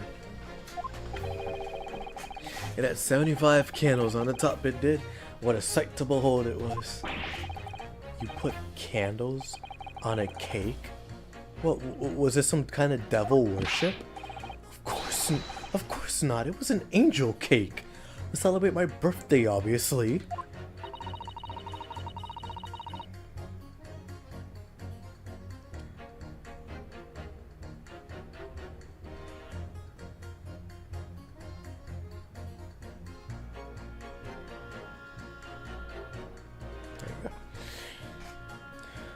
It seems that a common custom here in Great Britain, Mr. Haruhara. Anyway, I mustered all my puff to blow them out. Only I must have blown them wrong somehow. The flames didn't go out, but the candles went flying all over the room. The furniture caught and everything went up. The whole place filled with smoke. That sounds like a devil worship to me. And by the sneezes, I presume you mean a cold. But how'd you catch a cold from a fire? What a fiasco it was. The grandchildren, bless them, threw water over me. They tried to put out the flames. And then, because the whole room was filled up with smoke, of course, we had to open all the windows to clear it. The windows? The biting winter air rushed over me like the devil dancing on my grave, it did. I got a terrible cold from it. It put me in hospital for a while. I won't forget the birthday in a hurry. I knew it was a devil worship all along.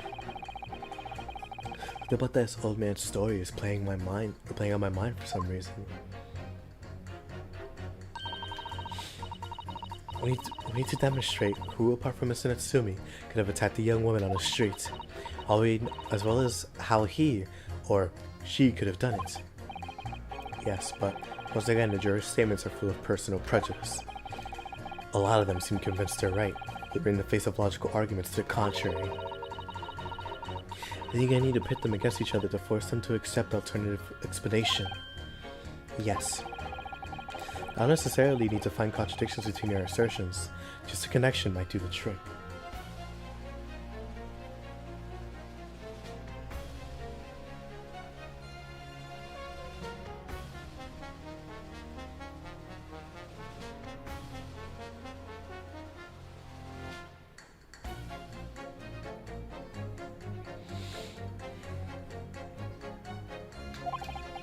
Alright, I'll see what I can do. If anything stands out, I'll go in for the strike. That's the spirit. Yeah, I love Suzuto, man. She always supporting him. Always supporting him. It's so cute.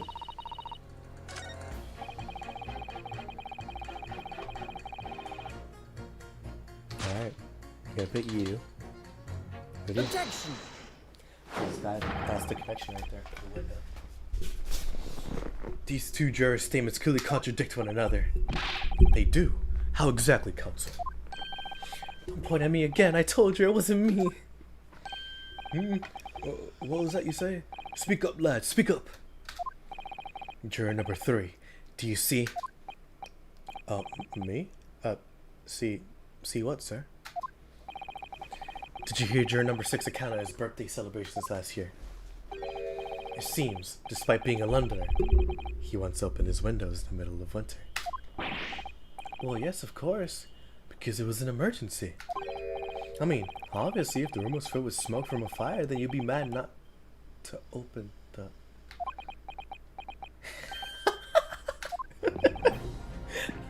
Clever, clever. Exactly. On the day in question, at the time of the incident, there was a fire in the Garrett household, and Mr. Garrett had the following to say about it. The whole place filled with smoke. Oh my!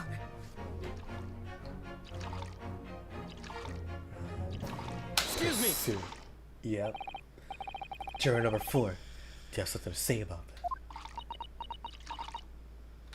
You're gonna pee if you keep drinking all that tea. Mrs. Garrett. Don't tea read me. What's the meaning of this? How dare you imply that I'm hiding who I really am? It's imperative that you confirm something for the court. So please, it's time to drop the pretense now. What is it? When a fire started in your house that day, did you or did your husband open a window? What? I beg your pardon? What are you insinuating? The room would have been thick with smoke after the carpet and bookcase caught fire as they did. In a situation like that, it's inconceivable that you wouldn't have opened a window. And what if we did? Alright then. Yes, you're right. My husband was frantically trying to open the window. Which can't have been easy, since I continue to give him a justly deserved book battering. Even though your house was on fire? Oh, you never stop throwing until the anger subsides. It would be terribly bad for the nerves to do otherwise. Of course. Should have realized. That's a significant step forward, Mr. Naruhodo. You managed to establish that the window was open. You simply must have that added to Miss Garrett's formal statement. Is it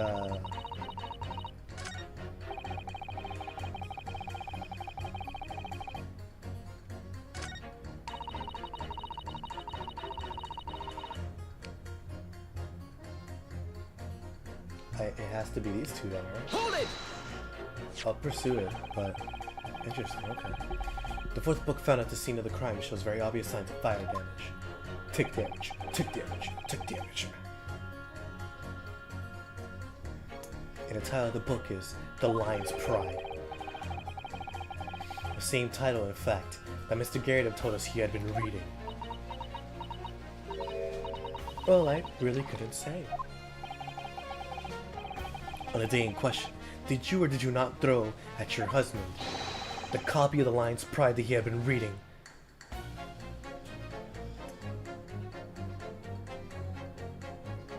Why are you showing me the downfall of Diddy?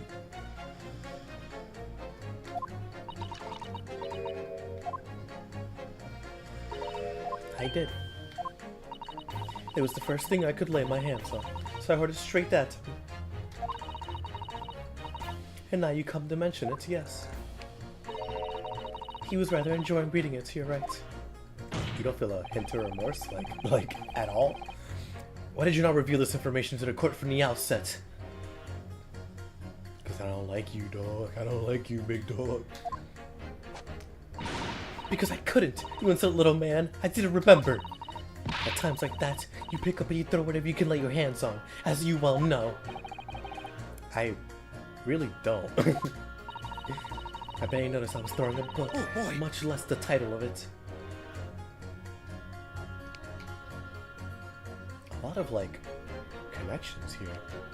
Yep. Excuse me! Yeah, what's going on here? What's happening? I like this, though.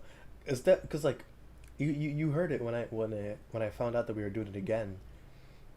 Because, like, granted, it makes sense, and also, I've played this game before. Well, not played it, I've seen this game before, so I know, like, the case wasn't gonna end there. But, like, I like that they change it here. Where, like, the first one was pretty simple. Like, okay, you see the contradictions. That one was pretty obvious. But then the second one is like, oh, not at all. You gotta figure it out yourself. But in, like, a clever way, where, like, there's connections, so you gotta build the connections to build the contradiction. It's really cool. I like it.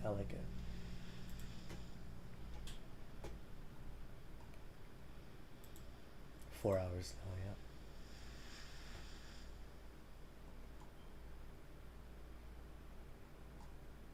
Alright, let's keep going. What is it, juror number 5?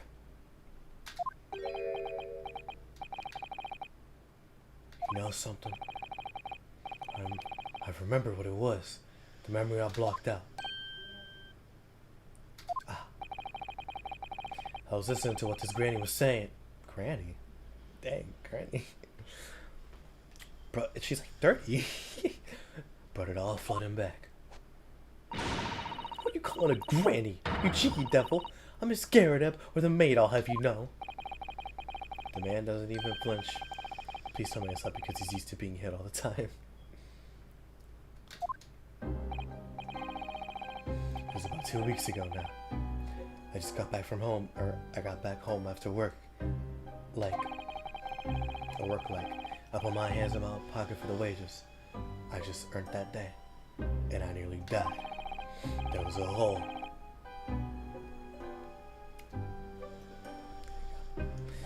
Every last penny had dropped out. Oh dear, what a disaster. You haven't heard the half of it, boy. Oh? The wife was cutting up some chicken at the time. I could hardly get the words out.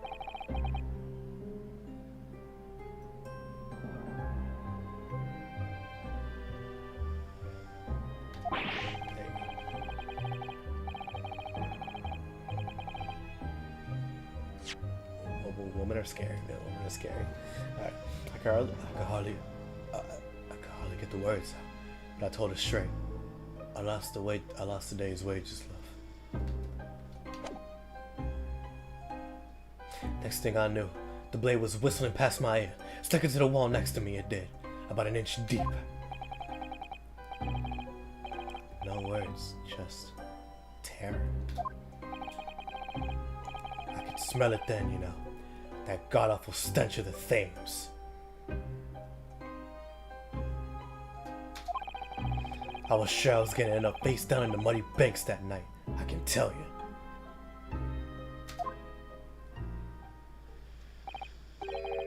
Now, that's a real disaster, isn't it? I'll never use the word lightly again. Anyway, the point I'm trying to make is this. When women lose their rag, they'll throw anything at you. Knives, hatchets, hammers, you name it. Mr. Naruhodo, you mustn't think that all women are so short-tempered and unrefined. No, I wasn't thinking that.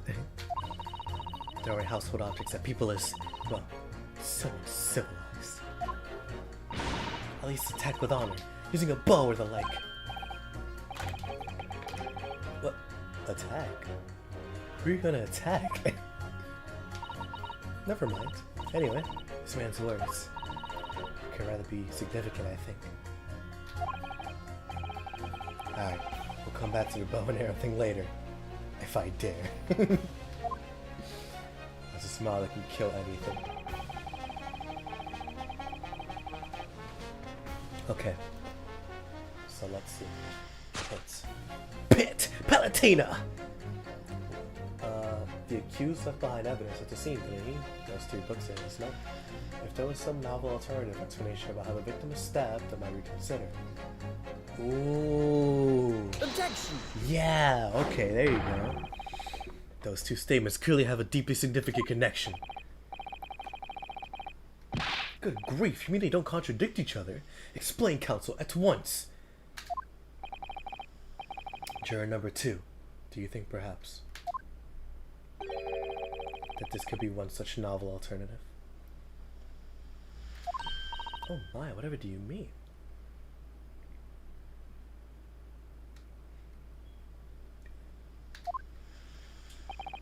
An alternative explanation as to how the victim was stabbed in the back. What are you talking about? We demonstrated that the 4th book, The Lion's Pride, that was found at the scene of the crime, originated in Mr. Garrett's room on the top of the floor of his house. Therefore, it's equally possible that some other object besides the book could have found its way from the Garrett household to the street below. What's that just now? What's that now? After all, Miss Garrett could have thrown any number of different objects at her husband. Isn't that right, juror number 4? What are you insinuating now, you little beanpole?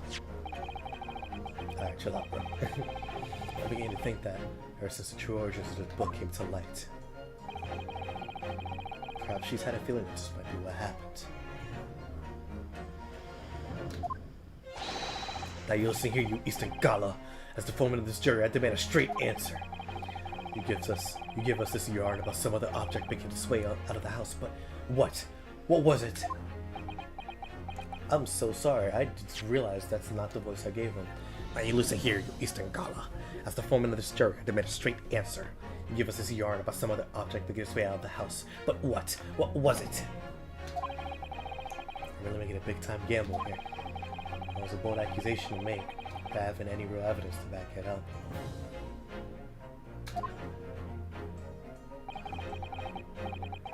But I'm certain, at the very least, this warrants further investigation. Alright, Mr. Foreman, I'll try to explain the defense's theory. The other object that found its way from the garret household to the scene of the crime was...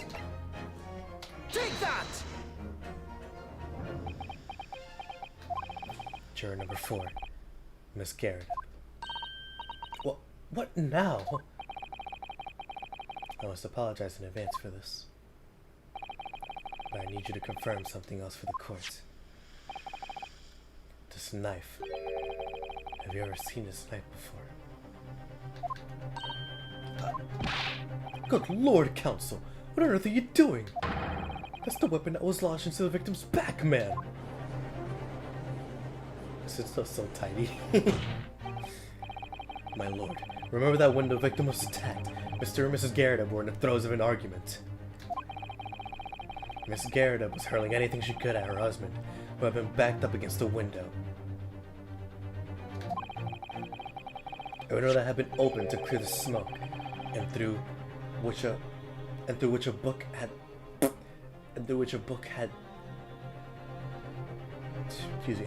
sailed to land at the scene of the crime.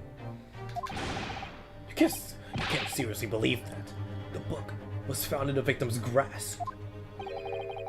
Are you saying that it flew out of the window and across the street to land neatly in her hand? Even my missus hasn't got anything like that. Yes, I admit, there are many details we don't understand yet. But that's the point. That's precisely why. We must not allow this trial to end. Not right now. Oh my. Miss Garrett, your answer, please. Have you seen this knife before or not?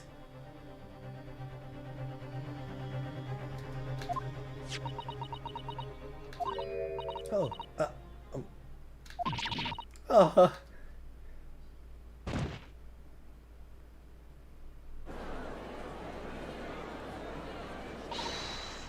My lord.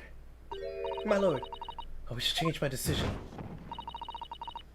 I'm a woman of my word, after all. Thank you, madam. Yes, I agree. I certainly didn't see this coming, but I just don't think it would be right for this trial to come to an end with so many unanswered questions. Mr. Foreman? I'd have to agree. Not that I think Granny did it, mind. Yes. You know what? I'm not quite happy about this at the moment either. All together now, ladies and gents. Come on, Gramps. Lock in, Gramps. Come on, Gramps. What you doing, Gramps? Lock in. Dun, dun, dun, dun, dun, dun, dun, dun, dun, dun, dun, dun, dun. Dun, dun, dun, dun, dun. Da-da-dun, dun, dun, dun, dun, dun, dun, dun, dun, dun, dun. Da-da-dun, dun, dun. We did it! Oh, we did it! Congratulations, Mr. Naruhodo! So, as a result of the defense's summation examination, a number of jurors' leanings have changed. Dun, dun, dun, dun. 2 jurors called guilty, against 4 now calling innocent.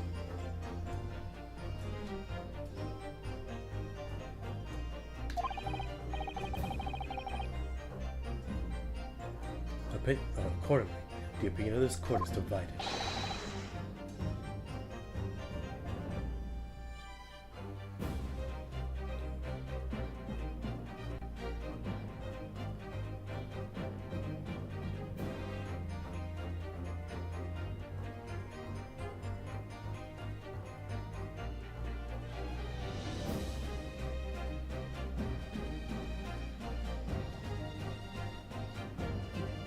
and this trial will continue.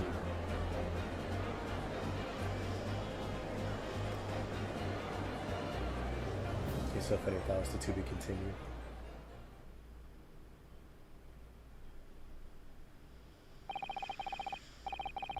Now then, Lord Van Zeeks, how's the prosecution wish to proceed?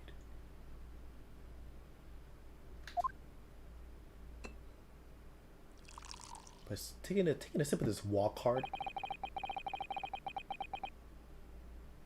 This trial is rapidly descending into a farce.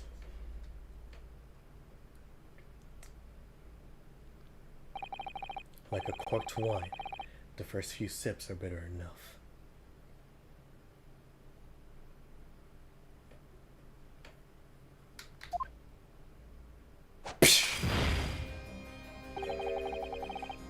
But what follows is so repugnant, it's good for nothing save the gutter. But if I may, Lord Van Zeeks, the defense has just put forward a credible alternative explanation for what happened. Credible? Is that your considered opinion, Mr. Foreman? The defense's argument is a joke to which I barely know how to respond.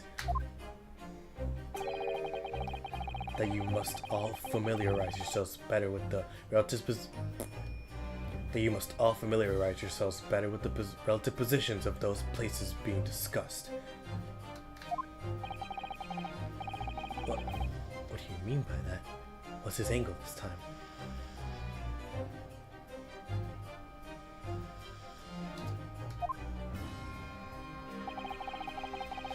It sure ought to be more than apparent that between the crime scene and the Garrett household runs a rather wide street, Briar Road.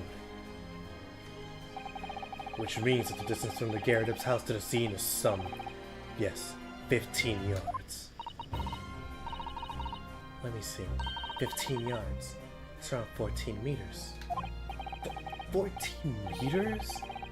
Oh, that's a little farther than I imagined. And as you ladies and gentlemen of the jury rightly noted as having pretentious significance, the fourth book was found in the victim's clutches.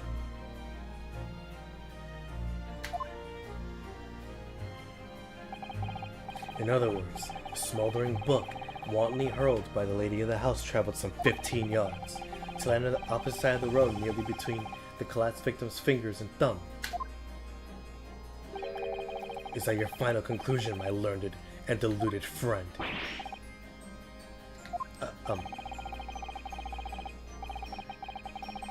And did the jackknife follow a near-identical trajectory to plunge itself into the middle of the victim's back? This ain't subterranean, anything can happen. Like, literally anything.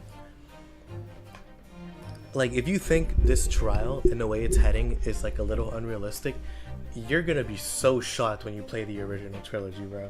You're gonna be... Your socks are gonna fly out of your feet. Like, it's crazy.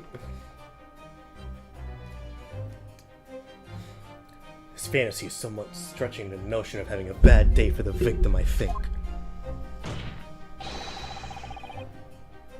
Even those pathetic serialized detective stories have more believable plots. Ah, damn, I can't scream. There's nothing I can say to that.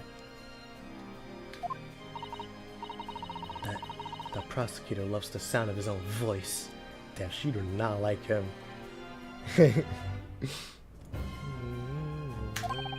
Miss Susato. Serialized detective stories are pathetic, are they? How dare he? Maybe let's pick our battles here. My lord, might I be allowed to speak? As judicial assistant, you may speak for defense, yes. Go ahead. The prosecution may consider the idea a fantasy. What the defense has postulated was believable enough to persuade the jury to change its leaning, and as such, the court has the duty to explore this alternative explanation as thoroughly as possible. She is right. To that end, juror number 4, Miss Joan Garrett, must be called to testify and submit to the cross-examination. Saints alive! A cross-examination of a juror? Nah, she's right. At the end of the day, she's involved in this crime, one way or another. Order! Order! Order! Well, this is highly irregular.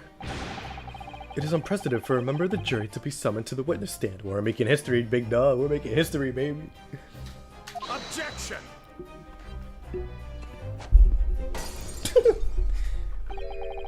And unnecessary. Lord Van Zeeks. There are already witnesses in the stand whose testimony the defense may further cross-examine. If my learned friend's farcical theory has any truth to it, then both a burning book and a jackknife must have flown through the sky before this couple's eyes. And we must assume they would be able to testify accordingly.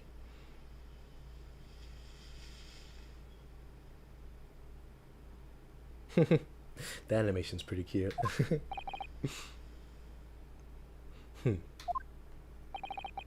What say you, witnesses?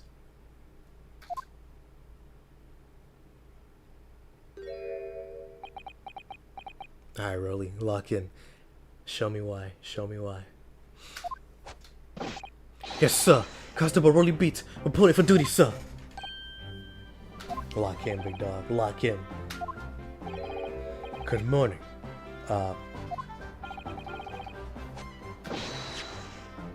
Well, good morning, officer. Sorry for dozing until now, sir. I haven't slept for a month on account of a villain who's appeared on my beat, sir. So they are. They're so heroic, these London bobbies. Patricia, my darling, I've been neglecting you, but no more. Oh, Rolly, my hero, you make me swoon. Very well. I hereby reject the defense's request. And order the witnesses in the stand to testify again. Excuse me, and order the witnesses in the stand to testify again.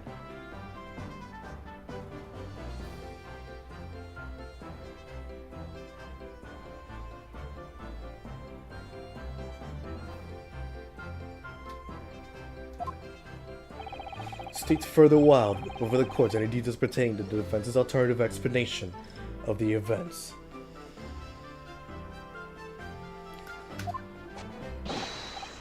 Yes, sir.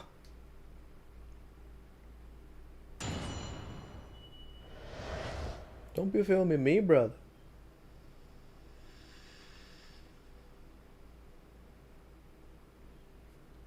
Constable Beats reports. This case has nothing to do with Mr. Miss Garrett. Believe me, London Bobby is good for his word. You see, sir, the windows on top of the floor of the Garrett house are topped hinged casements.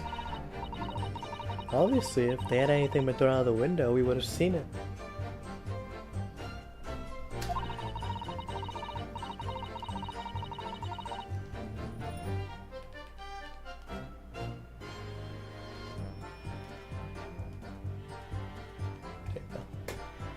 I did leave the scene to go and fetch help, but my trusty Rolly was there to make sure nothing was disturbed. His face was in the snow. I didn't take my eye off the crime scene for 1 minute. Sir, nothing strange to report on the front, sir.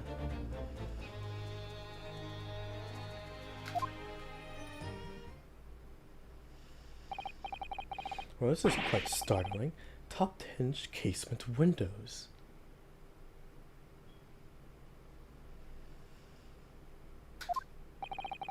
That detail is on the police report, Constable.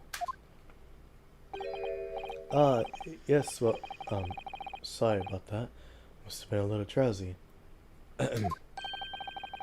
Cannot excuse your sins with drowsiness every time, Constable. No, sir!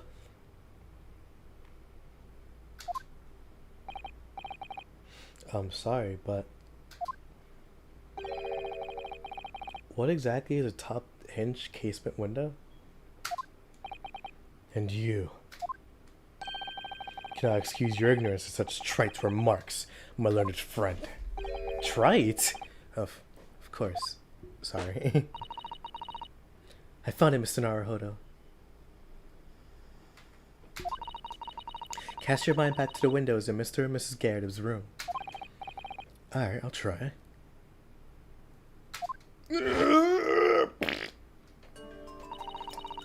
So the window opens in order to allow air to circulate inside the house. But as it's a top-hinged casement window, it swings open along the upper edge, as you see.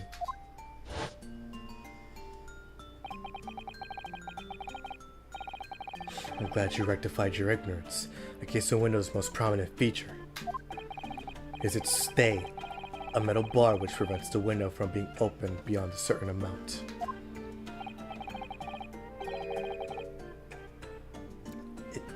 It prevents it opening? It's all news to me. Absolutely correct, sir. In other words, if a book or a knife were to have been thrown through the open window, it would have clattered against the pane and fallen straight down to the pavement below. No. You see the problem then? Good. Your education window is complete. Your education in Windows is complete. There was never any possibility of either the book or the knife traveling 15 yards over the road. That is, unless the window pane had been shattered, something we've discounted already. Now I wouldn't be so sure about that, brother. Don't be filming me, brother. That can't be! See that, Rolly? The young Japanese man collapsed in agony.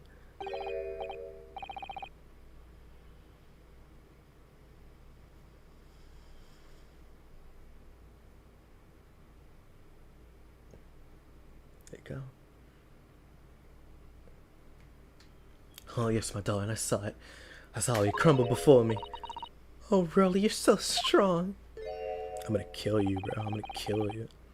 Shut up, Buzz. I'll kill you. How is this happening? I haven't even started cross-examination yet. Already my argument's been destroyed. Don't be filming me, brother.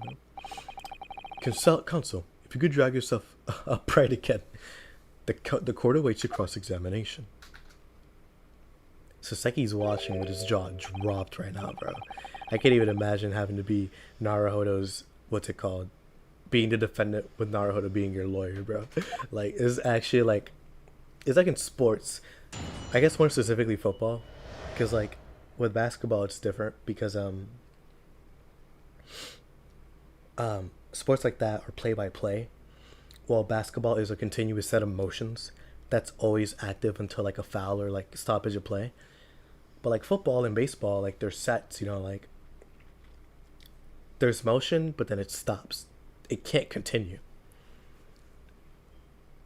And so like with Saseki watching this, like it's like watching a football game or a baseball game where it's like if it goes down to the wire and it was close the entire time, it's just like it's not good for your heart. It's not good for your heart at all. Like that's terrible. I'm more of a basketball guy though, so I can't really say much.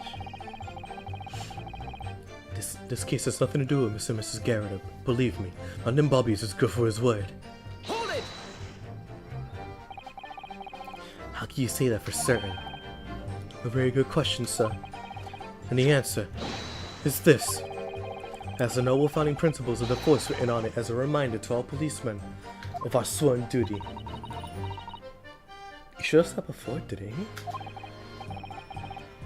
Did he? I can't say I remember. I do. I definitely do. To patrol the streets of London and uphold the peace of a common man. It's what the job's all about. And this is why I can stand here beside my long-suffering wife and tell you Bobby's good for his word. While rubbing my tie as admittedly, sir. Oh, Bobby, Rolly's so manly. Of course I am, my darling Patricia. Oh, pet. Oh, Rolly. Not gonna lie, I'm kinda getting tired of this stick, because the animation plays the entire time. No, none of this is what I meant. I meant, how can you say for certain that this case has nothing to do with Mr. and Mrs. Garrett? I see, sir. You should have said so earlier, sir. I couldn't. Yes, well, so could you answer the question? That was a waste of time, though. Absolutely, sir. I answered to the fullest of my ability, sir. There's a surprising reason why Mr. and Mrs. Garrett's domestic dispute can't be related to the case. Before I get into that, sir, just one thing. Yes? It's very much like you and all your countrymen to understand the the Great British Institution of Scotland Yard. So I hope you'll take back some tales of us London Bobbies and how we uphold our guiding principles. I wasn't planning on going back just yet. I only just arrived here. So, to that end, sir, I'll be happy to lend you my warrant card for your personal use. But I must warn you, you won't be able to go through it without shedding a few tears. Yo, that's a man of commitment. That's a man of commitment and loyalty. Thank you, I'll try. Constable Beats' warrant card has been entered into the court record. A small folding wallet that identifies London and Bobbies and contains the rules of conduct to which they must adhere.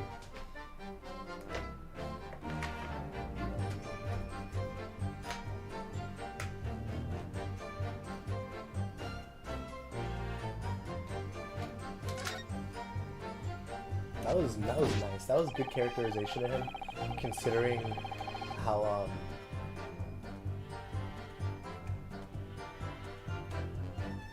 where's the court record? I want to say it. Got lost for a second. Where am I? Alright. Principles of policing. Item number 1, excuse me. A policeman will strive to observe the peace within his allotted beat. Number 2. A patrolling officer is expected to walk 20 miles around his beat every day for the furtherance of community relations.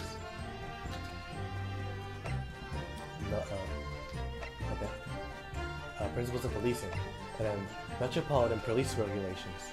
Number 1. Any crimes fall under the jurisdiction of the beat in which they are discovered. Number 2. When a crime is discovered on his beat, a policeman must assist with initial investigations to help detectives.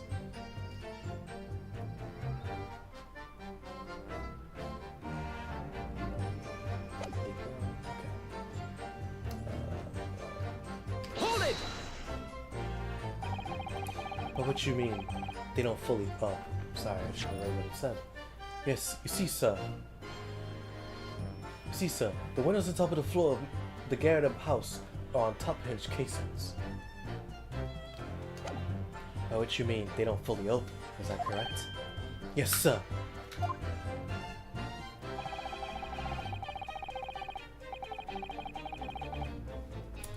They're just there to allow a bit of air through the house, you see. So they're restricted as to how much they open.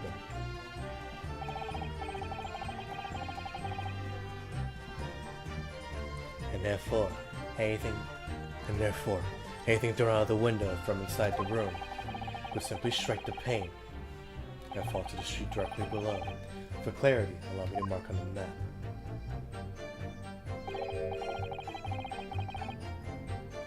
Here's the location of where the objects would have fallen. Yes, directly opposite the scene of the crime, on the other side of the rather wide road. It would have been so hard for somebody to mention this top hinge casement thing before. It's so common knowledge for them that they don't feel like the need to. So it's at a disadvantage for us since we don't know this stuff. And also for the player, because like, mind you, this is 19th century Britain. Like, nobody was alive at this point in time to know what any of this was. Like,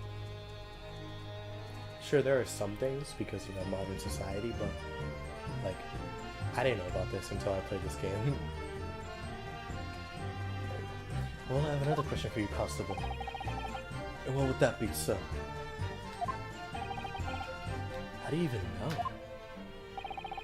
Why would you have any idea what sort of windows Mr. and Mrs. Garrett house is furnished with? Oh, well, so that's very simple. You see, I helped with the investigation yesterday. Excuse me. Do you have something to add, Miss Pete? Oh, sorry.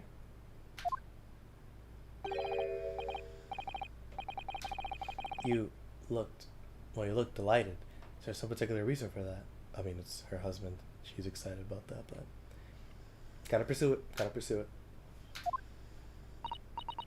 Oh, I was just remembering.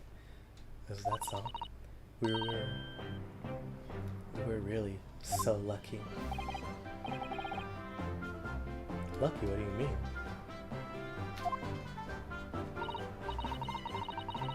Oh, of course, I feel terrible for the poor woman who was attacked. Don't misunderstand me, please. But we were just so lucky it didn't happen on Rolly's beat. It was so close, you see. Oh, I hadn't realized. Yeah, yes, that street, Briar Road, that's the boundary between Rolly's beat and the next one. Isn't that right, my love?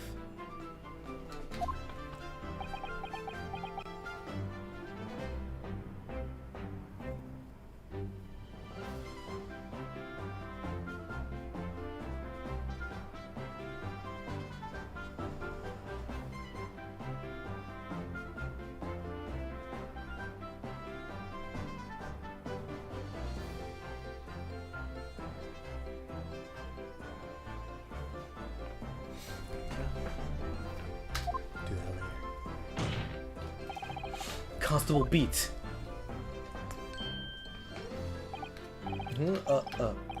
Yes, that's right. That's the reason I was helping out with the interviewing of the occupants in the Garrett household yesterday. Their house is on my beats, you see, sir.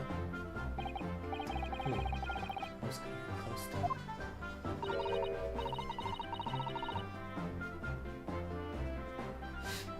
Constable, I wonder if you would clarify something.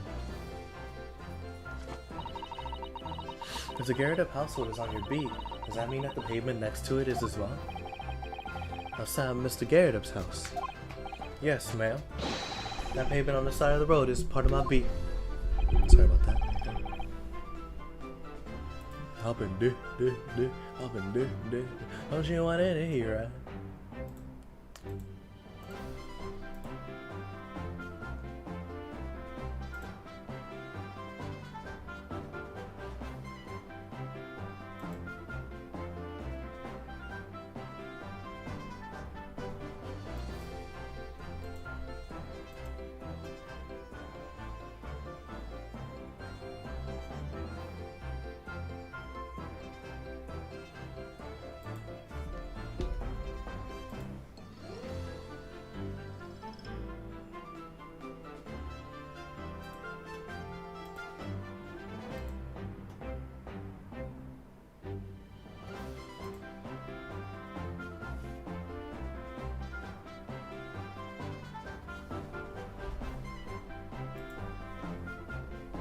See, I wasn't aware of that. Just think, if the woman had been attacked just on the other side of Briar Road, we'd never be able to go for that meal to celebrate our wedding anniversary. But it's the life of a Bobby after all. Extraordinary people, our Bobbies, tirelessly working for the benefit of our Londoners. Do you know what I think? I think it was the good Lord's way of rewarding my Rolly for all his hard work. Don't you think so, my darling? That must be it, Pat, my love. That must be it. And perhaps we should make sure we have that information officially on record. Leave it to me, Mr. Naruhodo.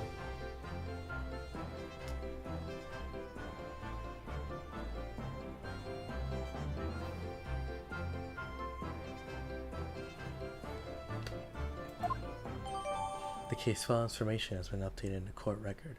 Pavement where the victim was found lies just outside of Constable Beats beat.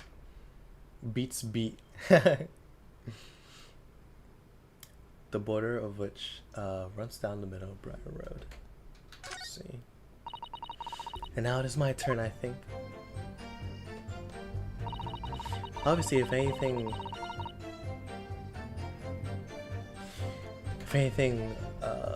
had been thrown out of the window, we would have seen it. I did leave the scene to go and fetch help, but my trusty Rolly was there to make sure nothing was disturbed. Oh, whoa, I'm bugging. What a Grim, I'm tweaking. Hold it! But according to the notes here, the sun had gone down and it was already dark. Oh, but Rolly and I were strolling along, gazing at the night sky and looking for our lucky star. Sorry. The star that will guide us to the eternal happiness.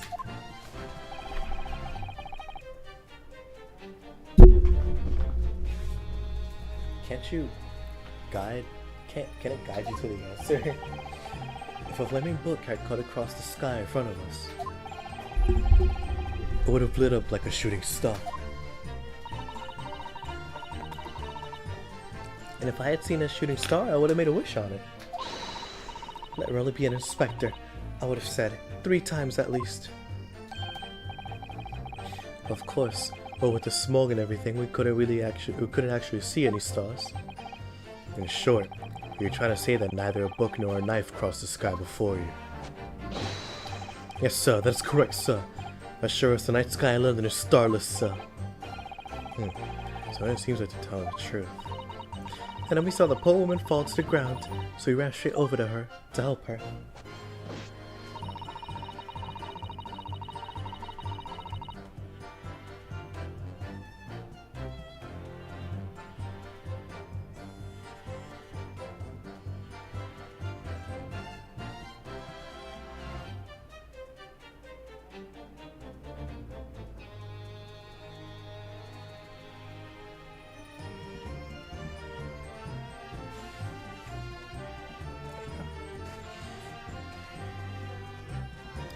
I did leave the scene to go fetch help, but my trusty Rolly was there to make sure nothing was disturbed. Yes, you said that you went to a nearby police box to fetch another officer, is that right? That's right, yes. If it had been on Rolly's beat, I would have known exactly where I was going, of course. Don't feel bad, my love. You can't be expected to know the location of every police box on every beat. Sir Rolly told me the way, only, so we got a little lost on the way. Patricia, my darling, that's why I love you. Your terrible sense of direction is bewitching on me. Oh, pet. Oh, Rolly. Oh, please. So I suppose I was gone for about 15 minutes. But like I said, my Rolly was making sure nothing was disturbed. I was off duty at the time, of course. But a true Bobby is never off duty, sir. Yeah, not much there. I didn't take my eye off of the crime scene for one moment, sir. Nothing strange to report on that front, sir. Nothing to report. That's correct, sir. Had my eyes open the entire time. Never looked away for a second. No one else approached the scene. Beg your pardon, sir. Strange, sir. Seems altogether regular to me. This one copy of the lion's pride was originally in the care of the household. So the question remains, how did it find its way into the victim of the hands of the victim? Can you shed any light on that, seeing as you were at the scene of the crime the entire time?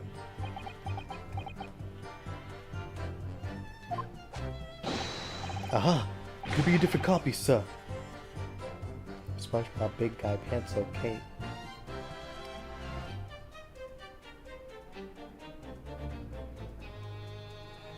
Still can't believe Doc Rivers is the coach for the Milwaukee Bucks. Like, what are we doing?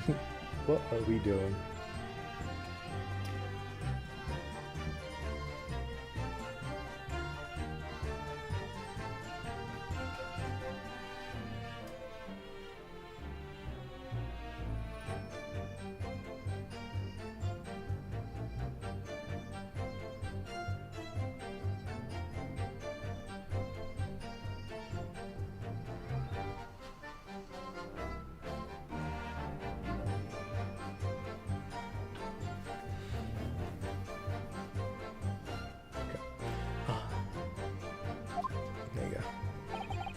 Even if that were possible, why would the victim have been gripping a book like that in her hands? As you can see from the photographic print, she had a bag over her shoulder.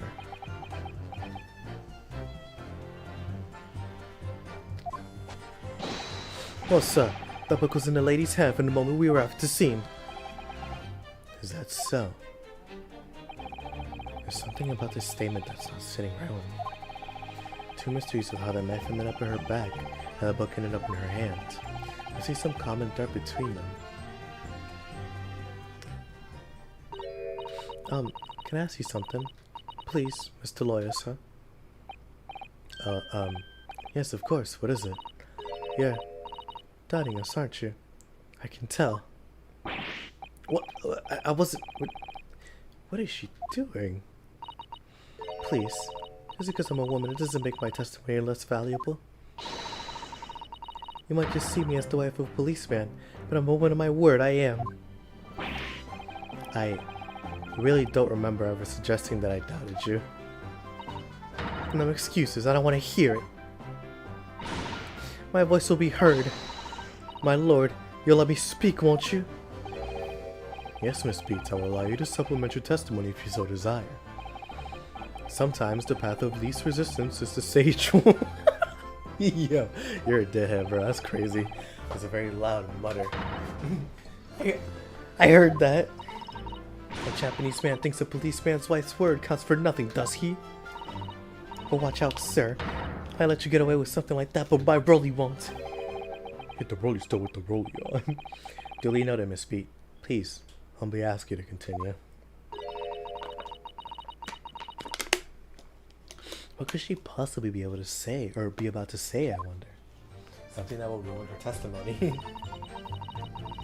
I know what I saw. My eyes never let me down. My sense of direction is a little off, though. A little off sometimes, though.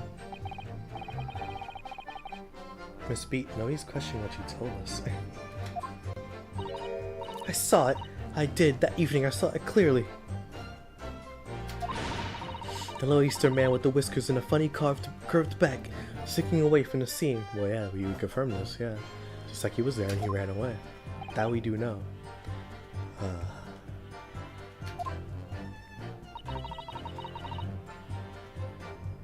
And I know what I didn't see as well. I didn't see any flaming books or knives flying through the sky. All very clear, yes. You also mentioned something about having a poor sense of direction?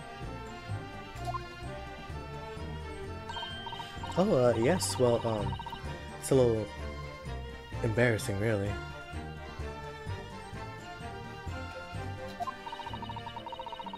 I'm always ending up at the wrong place when I made arrangements to meet Broly.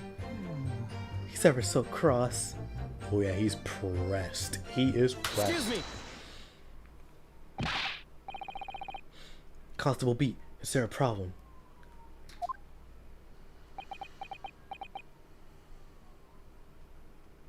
I'm about to get divorced. No, sir, no problem, sir. Did your wife's remark just now bring something to mind, perhaps?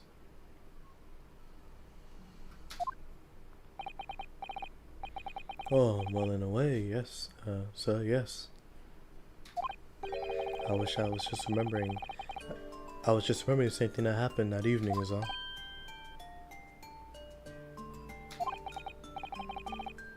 You mean Miss B lost her way?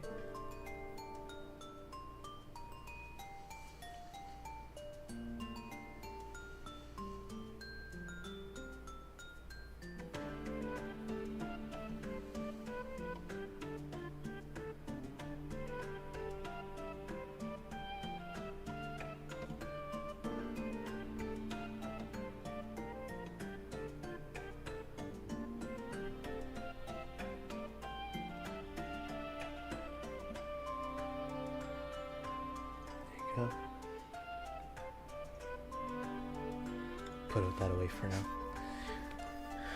You mean Miss Beat lost her way on the night of the incident?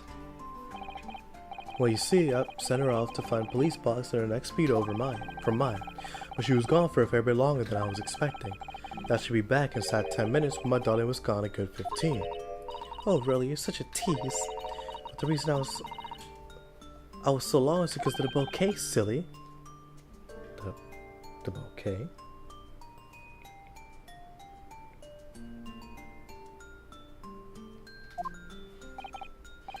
Sorry, what bouquet are you talking about?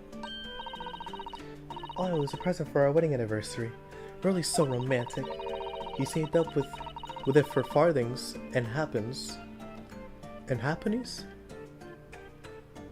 He saved up for it with farthings and happenings he found in the gutter while doing his rounds. Yes, how romantic. I've forgotten all about it until just now. Had you, my darling?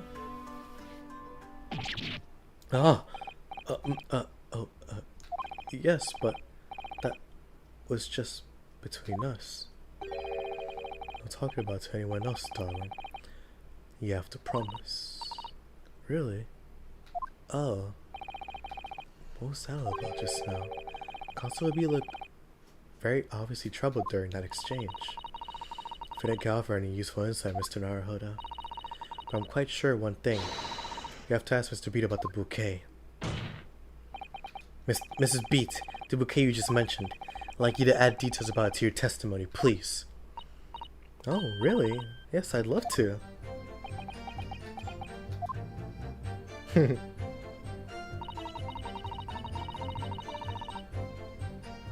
What happened was I dropped my bouquet and ended up losing my way for a while. You mean you dropped the bouquet at the scene of the crime? Yes, that's right. I was so upset. We ran over and saw with a woman with a knife in her back. I was so shocked I dropped the bouquet Rolly gave me. It was in a dark spot where the streetlights weren't casting light, so I didn't notice at first. And then we went to a police box to report it to the policeman whose beat it was on. Yes, I came back to the scene together with the other constable you see. That's when I spotted my bouquet again. But the funny thing was, when I went to pick it up, it was nowhere near the victim's body at all. In case you need reminding, Miss Beat, the victim is not deceased. I was all flustered for a moment before I heard a voice calling me from the other side of the road. Your husband, presumably. That's right. Silly me. How long have I been going for now? Almost 5 hours. Okay. I got over to the wrong side of the street. So I'm gonna blame the bouquet this time. I can't think how I got there. I really can't. So the bouquet somehow moved from one side of Briar Road to the opposite. Curious indeed. Isn't it? But the worst of it is, I forgot to pick up the bouquet again when we left the scene. The beautiful rose Lily bought me, that change from the gutter he spent so long collecting. A bouquet. Do you perhaps mean this sorry solitary rose? Oh, yes, that's it. That's the bouquet Rolly bought for me for our anniversary, with all bits of change he found in the gutter. Maybe just call it a rose? Tell us, Lord Van Zieks, where'd you come by that flower? According to a report by the police officer in charge of the crime scene investigation, it was found on the edge of the pavement in front of the Garrett-up household. Right in the Garrett-up's house? It wasn't noticed until the morning, as it lay where the street lamps cast no light. It was believed to be of no relevance to the case, so it was found on the opposite side of the thoroughfare. Dizzy thoroughfare. No, thoroughfare, yeah, I was right. Oh, thank you, sir, thank you. Can I have it back now, please? No, I think for good measure, this rose should be added to the court record as evidence. Oh. A present for Patricia Beat from her husband, Rolly. The shock of seeing the stabbed victim caused Miss Beat to drop the rose where she stood. The anniversary bouquet has been entered into the court record. But it's a symbol of our love. I want it back after the trial. Do you hear me? I want it back. Good grief. Rest assured that I'll do my very best not to forget Miss Beat.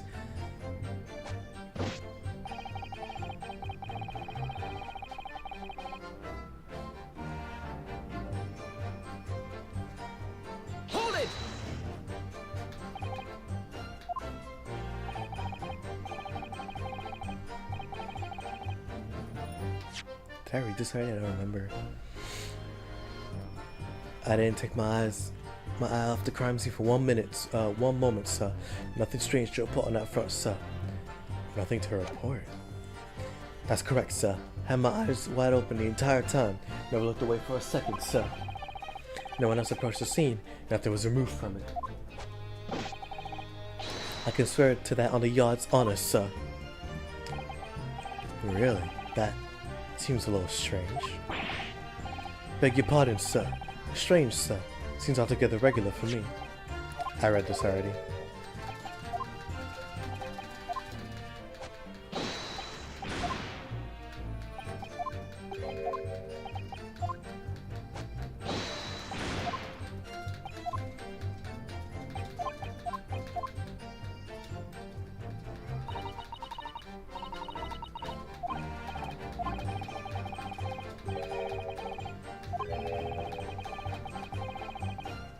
Let me see.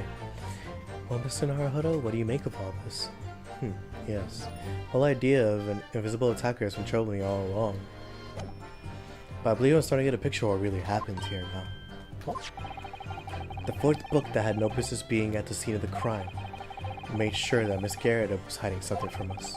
It's becoming increasingly clear that someone else had been hiding something from us as well. I think I might have already been armed with everything I need to strike a decisive blow here. This time, it's gonna expose the whole truth about this mysterious affair. I'm ready, I just don't know what. You nothing to do with Miss Garrett.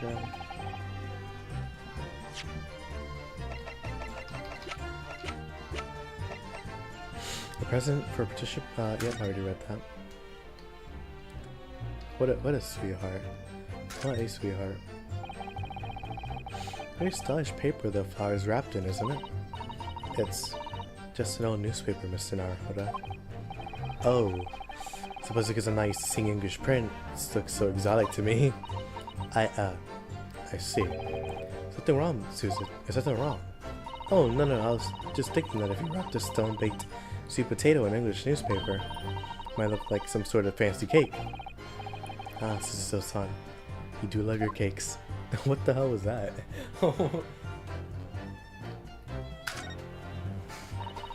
An English rose. Such a beautiful flower. This is a rose, is it? I've never seen one before. Do not take interest in flowers, Mr. Naruhodo. I wouldn't say that exactly, but I do know 3 types at least. Gosh, 3? Yes, plum blossom, peach blossom, and cherry blossom. Perhaps you should consider branching out, learning some that aren't fruit tree based, for example.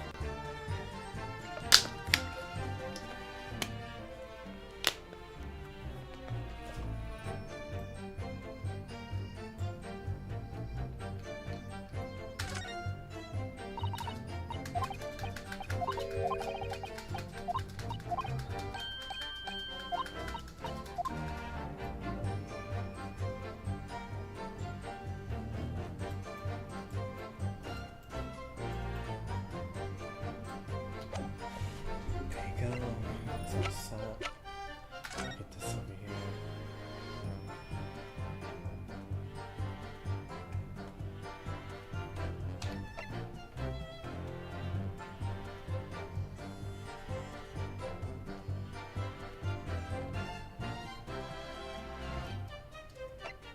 That's all normal.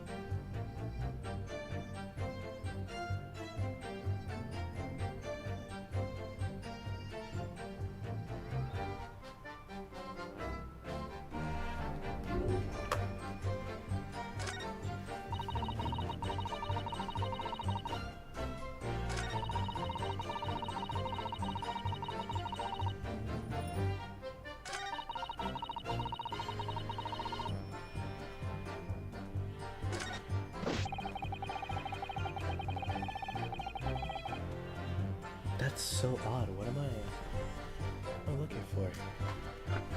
Okay. Am I just... Did I mess up because I'm not... is I not paying attention enough? Like,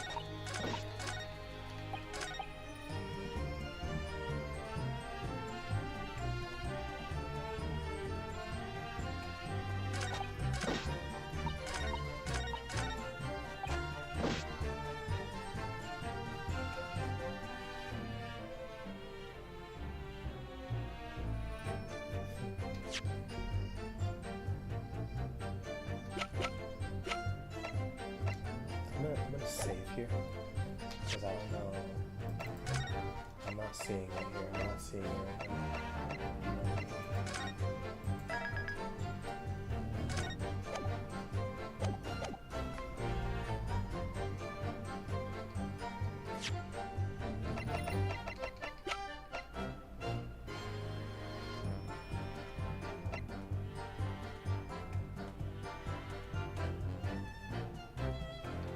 Objection! Yeah, it's not it.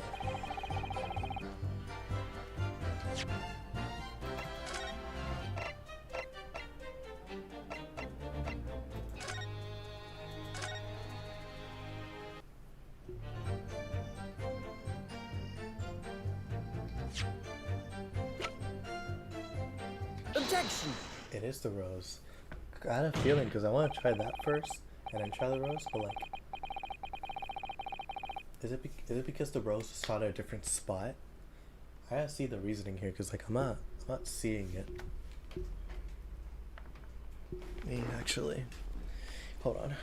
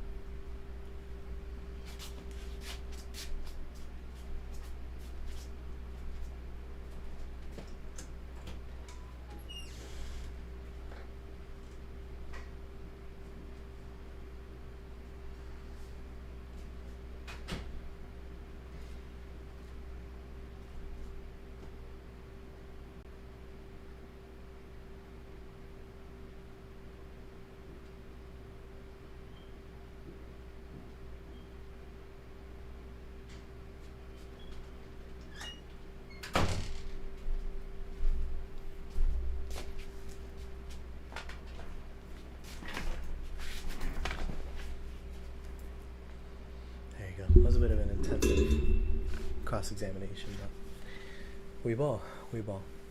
You claim, Constable B, there was nothing to report in the 15 or so minutes you were guarding the scene. But that cannot be.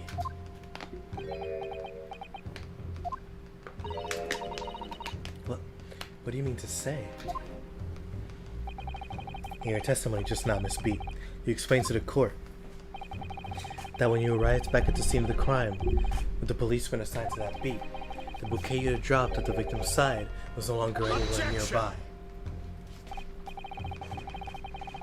Yes, on the opposite side of Briar Road to where the victim was attacked.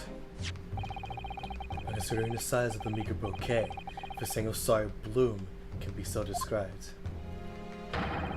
no doubt it would have blown in a wind across the street, back into the gutter where it belongs. Meeker? Objection!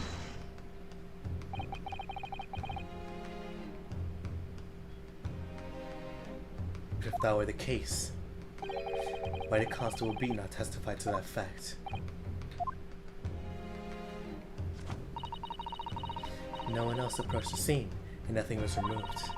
Constable B swore to that on Scotland Yard's honor. But the bouquet belonged to me.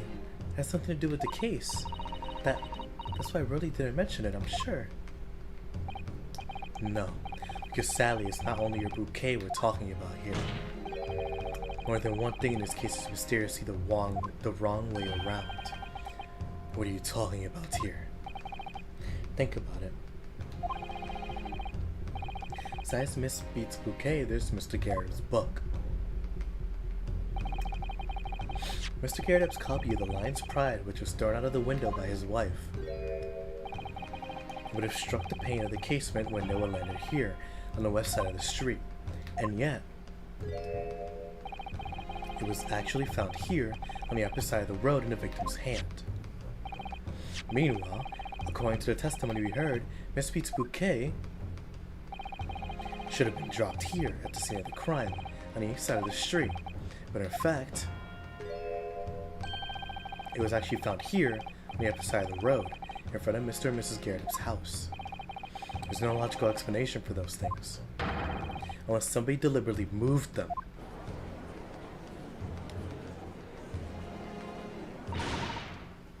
What are you trying to say? The way you're talking sounds like you think my Rolly's done something wrong. Don't you listen to a word that scrawny lawyer says? Wittering on about books and bouquets. Why should we care? It's nitpicking, that's what it is. Oh good, Miss Garrett's come around. You might call it nitpicking, Miss Garrett. But deliberately meddling with the scene of the crime is a criminal offense. It's called, tampering, Mr. Naruhodo. But the person responsible for this tampering cannot admit to it for a very subtle but compelling reason. Objection! Tampering? You barely heard the term before. Tell us, my learned friend, who would possibly have had cause to carry out such an elaborate deception? Yes, someone who tampered with the scene of the crime that evening. All that evidence and all the testimony points to that one particular person. Counsel, I must demand that you substantiate this conjecture. Who are you saying is responsible for tampering with the scene of the crime? Take that! Yeah. Okay, now it makes more sense. It was all about positioning.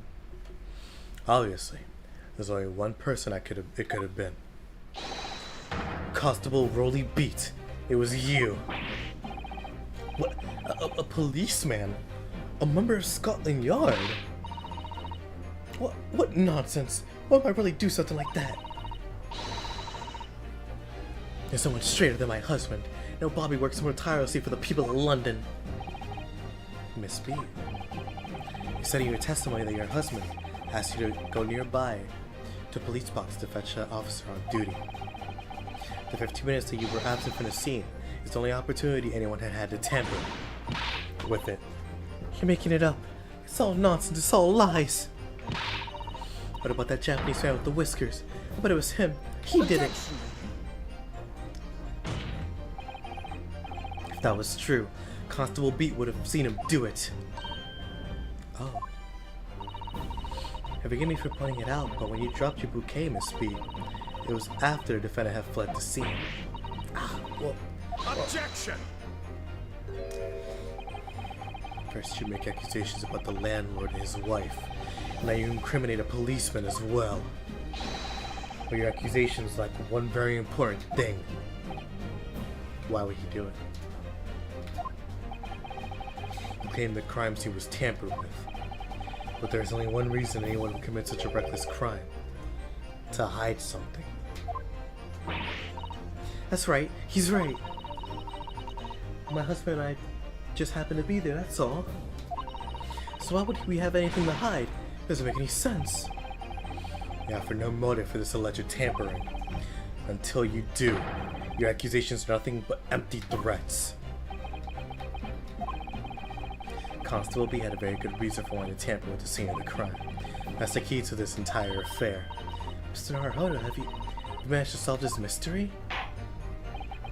Counsel, you have made a very serious accusation against the London police officer. If you are mistaken, I'm sure I need not point out that your reputation as a lawyer will be irrevocably damaged. With that stark warning in your mind, you will now explain to the court the motive for this alleged tampering. Yes, my lord.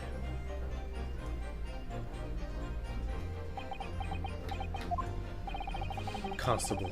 Constable Beats' motive for tampering with the crime scene was...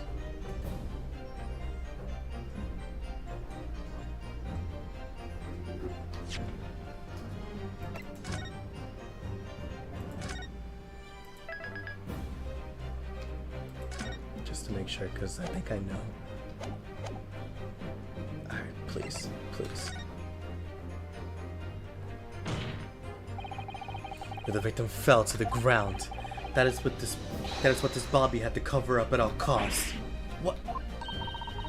Where the victim fell? You mean where she was attacked? What are you talking about? Told you at the very start, didn't we? On the pavement of Briar Road. We saw it happen, remember? It was right here, as if anyone didn't already know. It's certainly what everybody has been led to believe. But in fact, that isn't where the victim was stabbed at all. What? What? I always love the panouts of like when they show the courtroom. It's so cool seeing like how it looks from the forward-facing perspective. Like that's so cool.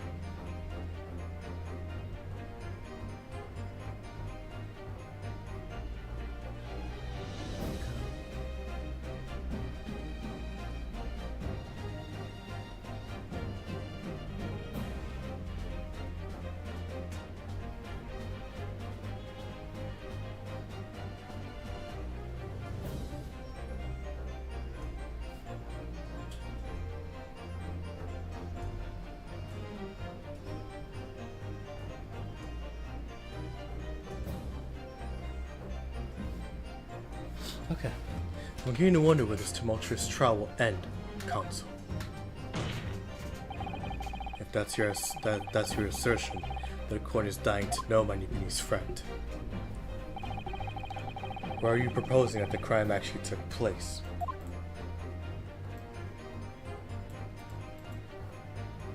Take that! What? But that's on the opposite side of the road. I don't understand. They're going to be back to back to back to back with like, prove it. Prove that you're really about it. And I'm like, damn, I'm sorry. Maybe I wasn't, but now I am. On the evening in question, Mr. Garrett's book fell directly down from the open window above, and your bouquet must be never moved at all. What did move was the scene of the crime itself. Good gracious! Objection! Perhaps you haven't been listening to the ample testimony the court has heard. But these witnesses both saw the moment the attack took place. That's right, I saw it with my own eyes. It was 5 o'clock in the evening, and already dark. There was typical London fog on the ground. When you saw the incident unfold, you ran to the victim's aid. That was actually on the west side of Briar Road. No, that's not true. It can't have been. Constable B then arranged for you to be absent for a while by sending you for help. And during the 15 minutes you were away, you transported the crime scene. He moved all the things shown in the print, the victim, herself, the 4 books. He moved everything, in fact, to the pavement on the east side of Briar Road. Extraordinary. But the constable overlooked one thing. What did he overlook? The bouquet, I presume. Exactly. The prosecution told the court just a few minutes ago about the discovery of the rose bouquet. Lord Van Zeek said it wasn't noticed until the morning as it lay where the street lamps cast no light. Yes, it couldn't be seen in the dark, obviously. Which is why it was only the bouquet that was found in its original position on the pavement on the west side of Briar Road. And that is the defense's theory about what really happened that evening. How do you respond? Constable Rolly beat.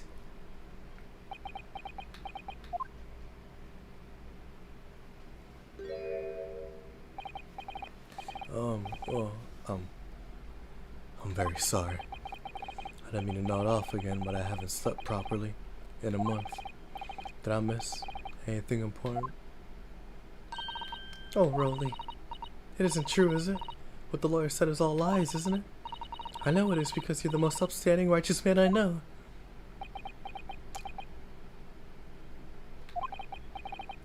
I had a dream. A terrible dream. All the things I did that night. Everything come out. Everything exposed. Only, it seems, it wasn't a dream at all. Good golly. Order! Order! What on earth is the meaning of all this? Oh, Rolly, why? Why would you do something like this? Moving a corpse is a criminal offense, isn't it? Wishing a victim dead should be one too. Constable, explain yourself. Why would you do this? As a respected member of Scotland Yard, your duty is to protect the good people of London Town.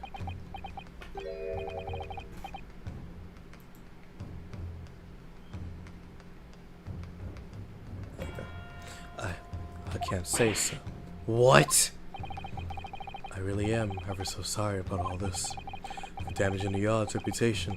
For everything. I have a possible explanation. For why, on that particular evening, Constable Beat felt so compelled to move the scene of the crime. I can think of one reason. What? How could you possibly know? You, a foreigner, presuming to understand the mind of a Scotland Yard policeman. And yet Lord Van Zeeks, it is this foreigner who has uncovered the startling truth of the matter thus far. I believe it would be beneficial to the court to hear this extraordinary young lawyer's theory.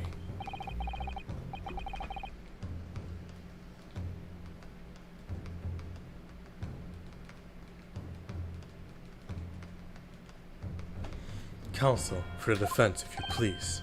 Yes, my lord. Now then, I think you had better show us some evidence. At once, my lord. England, Japan, makes no difference where you come from. Human emotions are the same. And I think I have a fairly good idea of the feelings behind this man's actions. What gives away the motive for Constable Beat's unthinkable actions? Take that!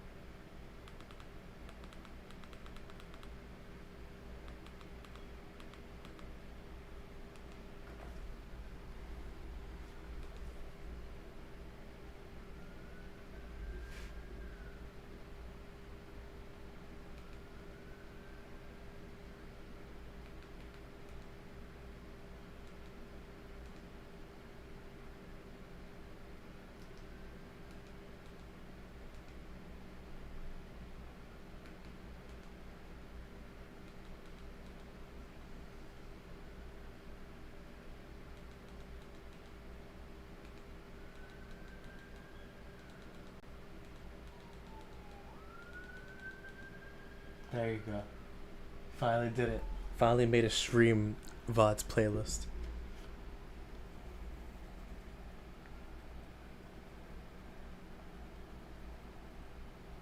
Yeah. I realized that I'm a foreigner in this land. I've only just arrived from Japan. That's why all this information about London's so-called bobbies is completely new to me. I've learned that through patrolling the beat is the most demanding work in the world. For example, keeping the peace, looking after the citizens on his beat in all kinds of ways. There's no doubt that the young Bobby is charged with a great deal to each day. Certainly. But for Constable Beat, the day in question was special. Special? Special how? On account of this bouquet, my lord. Oh yes, it was our very first wedding anniversary. Constable B had worked so hard to be able to afford this simple gift for his wife, and was looking forward to taking her out for a celebratory meal. When he and Miss Beat stumbled upon a crime along Briar Road. When he saw the shadowy figure through the fog collapse on the pavement ahead of him, what must have gone through the man's mind? But sir, just that one particular day, I was looking forward to celebrate my wedding anniversary. Miss Beat puts up with a lot being married to a bobby like me. I wanted to show my dear just how much I care. This is the warrant card that Constable Beat offered to lend me earlier. Inside, among the rules of patrolling policemen, it says, when a crime is discovered on his beat, a policeman must assist with initial investigations and help detectives. Aha! Constable Beat. Is that, or is that not the reason why you moved this whole scene of the crime that day? Yes. Everything you say, it's alright. So that's it. It was all to do with the boundary of your beat. Oh. Exactly. To summarize, the incident actually occurred on Constable Beat's beat. Good gracious. Constable, do you realize the gravity of what you've done?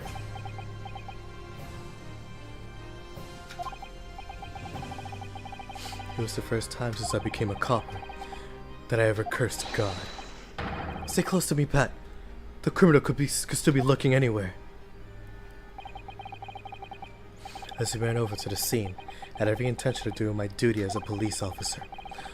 We got to report this to the station as quickly as possible. But then, it dawned on me. I realized where we were, where the victim was lying, and what that meant for me. When a crime is discovered on his beat, a policeman must assist with initial investigations and help detectives. Why here? Why does this have to happen here? And why tonight? Of all nights? Why?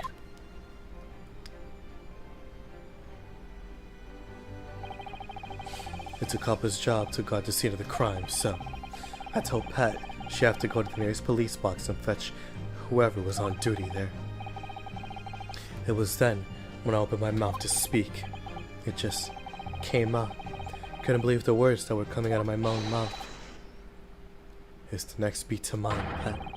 So you have to go to the police box that covers it. Turn right along Mearsham Street and then...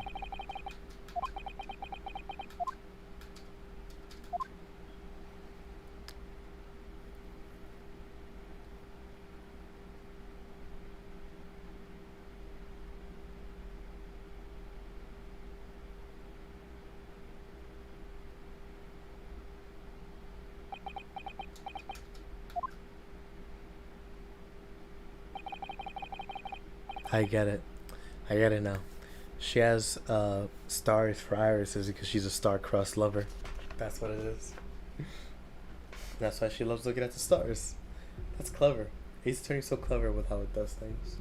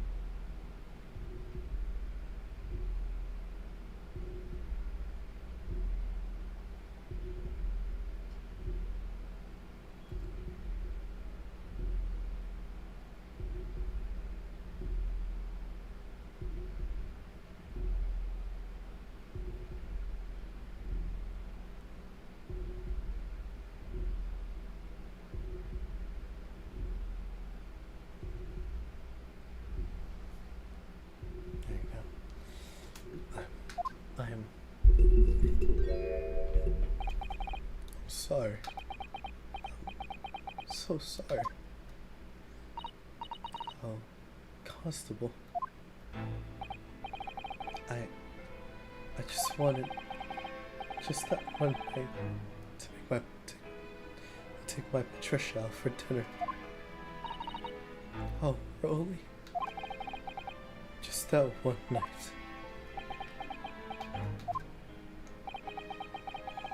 He knew that if the incident was on your beat, your evening of celebration would be ruined. And so you decided to move the entire crime scene outside of your jurisdiction. Just across the street to the east pavement of Briar Road, which falls under the neighboring beat's care. You see, I thought, well, I was sure the victim was dead, you see. I beg your pardon.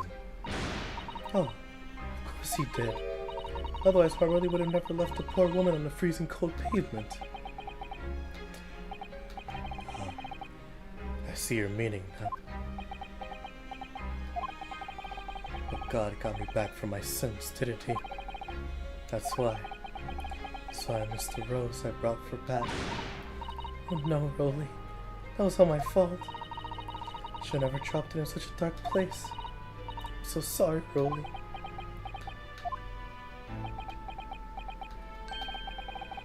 Can you tell us, Constable? How many books did you move from one side of the road to the other in total? Oh, 4 it was. Yes, definitely 4. Do you then drop a Mr. Natsumi? And the 4th, being the one that fell from the window upstairs in the Garanip's household, of course. But what made you place that book in the victim's hand?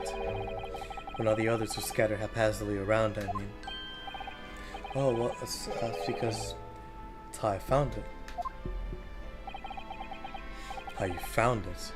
What do you mean? When we first ran over to the scene, victim was already holding the book, so I moved everything, made sure it was still in her hand.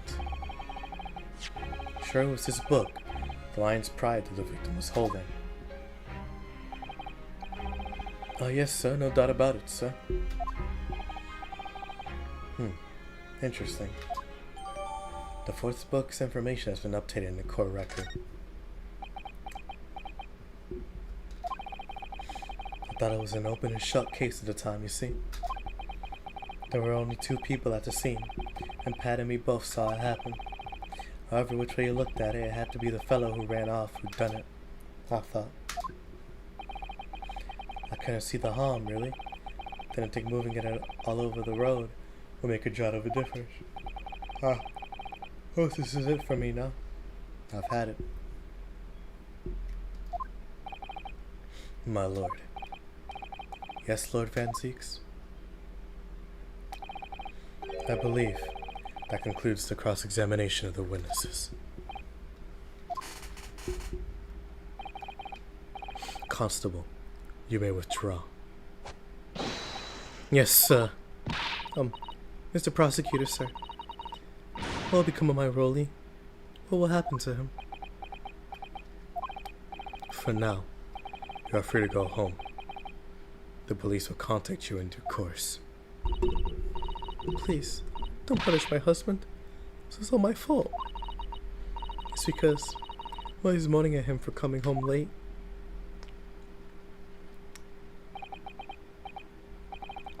Leave it now, Pat. Let's go. I'm tired.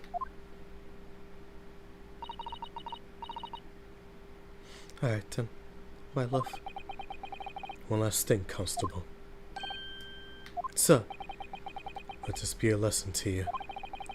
In a criminal investigation, every detail matters, however insignificant it may seem to you. Yes, sir. Carve that lesson in your mind. And never again make the mistake of tampering with the scene of a crime. Never again, sir? You mean to say... Leave, now. This trial is not yet over. Sir!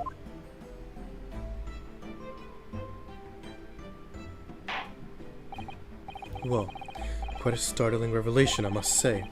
Whoever thought a third party transplanted the entire scene of a crime like that? Indeed, my lord. Nevertheless, there are some immutable facts here. Principally, that the accused, Mr. Sasaki Natsumi, is the only person who could possibly commit this crime. No, I disagree. Now that we know the true scene of the incident, there's someone else. Not the person who could be responsible for the knife in the victim's back. Forgive me for being presumptuous, but I believe the prosecution is probably well aware of this possibility already. Lord Van Zeeks, is this true? Very well. Name the person, if you will, and if further investigation is warranted. The prosecution has no objection to the trial continuing. You will name the other person who could have perpetrated the crime. Take that! Defense would once again like to request the cross-examination of a new witness, my lord. Once again. Lady Bill, once again. My assistant made the same request earlier. In order to finally reveal the truth about this case, it's imperative that we cross-examine juror number 4, Miss Joan Garadeb. Me? Oh, dear me. Objection! The request has already been denied. But the situation is very different now. Miss Garadeb, answer me this. What do you want now, you little toad? At the time of the incident, you were engaged in a violent argument with your husband, Mr. John Garadeb. In the course of the argument, a minor house fire was ignited, and to clear the smoke from the room, your husband opened a window that looks out over Briar Road. Well, what of it? He threw this book at your husband when he was cornered with his back against the window. Upon striking the pane of the open top hinged casement window, the book plummeted directly down, finding its way to what we now know to be the true scene of the incident. Yes, and as I said, what of it?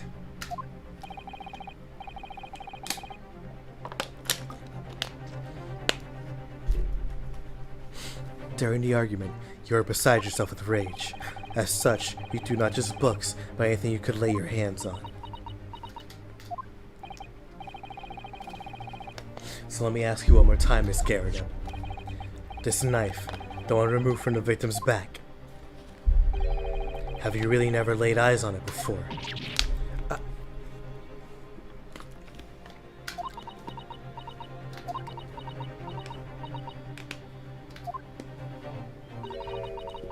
I don't recall it.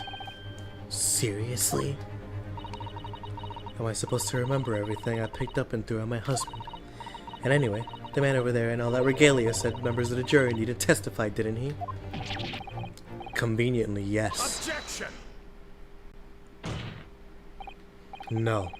I have no recollection of saying that at all. Juror number 4. Oh. Make no mistake. You jurors are not special in any way. You are not immune to the judicial process. If you know something about this knife, madam, let the truth come out. But that's just a commoner garden knife. It could have come from anywhere. You have several like that at home. If one went missing, how would you expect me to know? What's that? Are you joking? What are you saying? Please, Miss Garadeb. Now you listen to me. I refuse to believe all this nonsense. It could have been a thought that I'd injure someone. Did she hear? I couldn't bear it. Oh, the poor woman. So, yes, I want evidence. I want to see hard evidence if you're going to insist on this being my fault. You're going to have to prove to me that I threw that knife if that's what you think. Come along now. Chop chop. Do your worst. Well, Mr. Naruhodo, if I had evidence like that, believe me, I would have thrown it at her already. and take the stand, juror. Oh. The prosecution does not object to the defense request to cross-examine this woman. Thank you, Lord Franziques. I'm gonna have to testify. Juror number 4, as I'm sure you will appreciate, having observed it with your own eyes today. Witness testimony can lead to the most extraordinary truths being unearthed. Truths of which the witnesses themselves may not have been aware. Oh, dearie me. So I demand your full and unadulterated testimony, Miss Garrideb. And mark my words, in this court of law today, we shall extract the truth. Do you concur, counsels? Certainly, my lord. Oh, that's what I'm hoping for, my lord. This is the part of a case 4 that's like, yeah, it's really picking up now. Because, like, like, there's no way it can't be her. Like, there's no way, right? The way that she's vehemently denying it, not in, like, the, oh, like, I don't know what you're talking about, I'm innocent, but in, like, the, I can't let you find out type of way. This is such a strange feeling. The first time since arriving in this country, it actually feels real.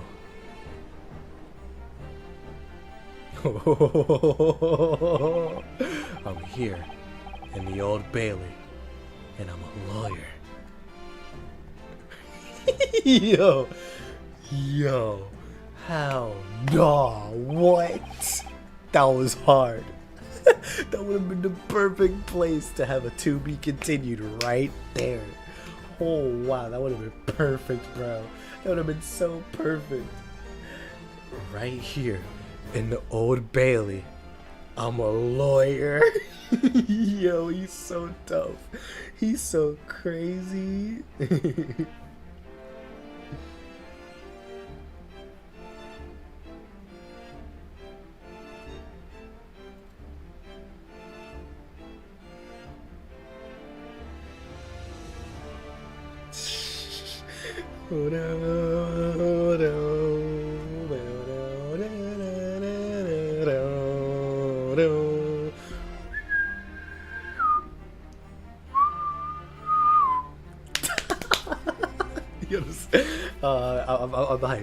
I'm hype. Alright.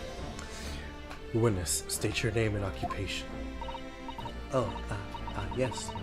My name is John Garrideb, and I'm, well, I'm a juror, and such like. Sounds like even she doesn't know if she's a housewife, or a maid, or what anymore. Of course, the side of your testimony is required in order to clarify matters in this case. Do you understand, madam? Yes, my lord. Why do you have the tea set with you? You will tell the court everything that took place in your household on the evening in question. And I'll warn you, do not attempt to hide the truth. Oh, dearie me. Chin up, Johnny. Or chin up, Johnny. Nothing to worry about now. There he is. Let's go. Okay, I'm sorry. I gotta change the thumbnail for the stream. Well, actually, no. That all depends on if I finish this case today. If I end the stream before I finish the case, then I'm changing the thumbnail. But if I don't, it's staying the same. I didn't know you were here, John. Hard, bro. The hardest to ever do it.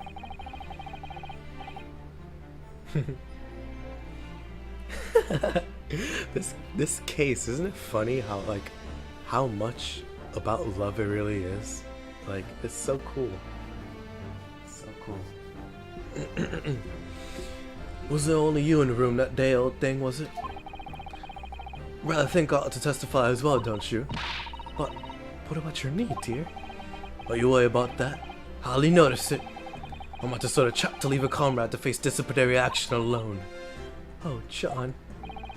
I presume you're Mr. John Garrideb.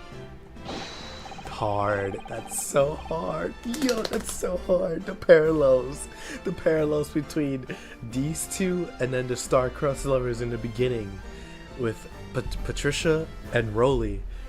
Hit the Rolly still with the Rolly on. Yes, sir.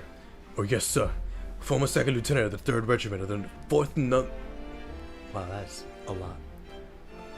Yes, sir. Former second lieutenant of the 3rd Regiment of the 4th Numberland Fusiliers, sir. See my fair share of action, now living the quiet life, as I were. The quiet life? You're not engaged in an incendiary battle with your spouse in the day in question. Oh, well, yes, quite. I believe this may represent a first in the proud history of the British courts. Calling a juror to the witness stand is unprecedented. However, the courts will hear your testimony now, juror number 4, and that of your husband. You will recount clearly and concisely the events in your home at the time of the incident in question. Sir, at once. Alright, let's get her underway. Let's get her underway. The Battle of Garrett. Yo, this game is too much, bro.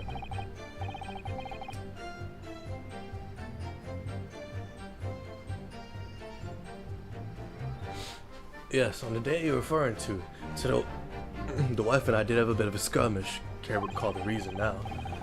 Knocked the candlestick over and set fire to the carpet. Soon had it out though, and got the window open.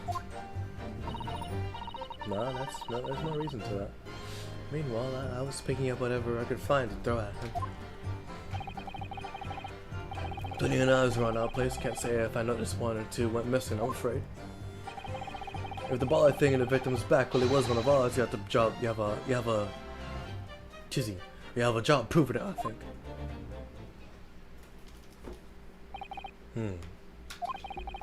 Sounds as though it was quite the battlefield in your household that evening.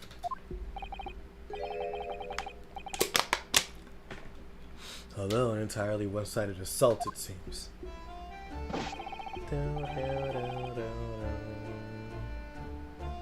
The enemy caught us. The enemy caught us on a hop, sir. Had no choice but to dig in and take defensive measures.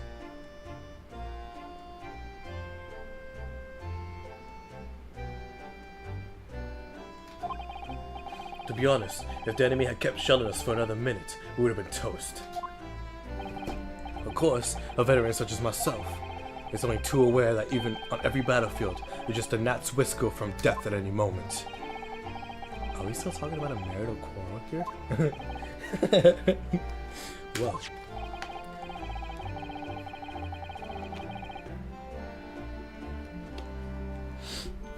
I must say, I'm dubious that this testimony will shed any light on the origins of this jackknife. In combat, one's focus narrows such that surroundings are barely noticed. These witnesses may not be able to offer anything more than that they have testified already. This may be the end, or this may be a dead end. Van Zieks may very well be right. Well, whatever the chances, you only have this last cross-examination to uncover the truth, Mr. Naruhodo. Yes, I'm afraid so. Very well, counsel. Begin your cross-examination.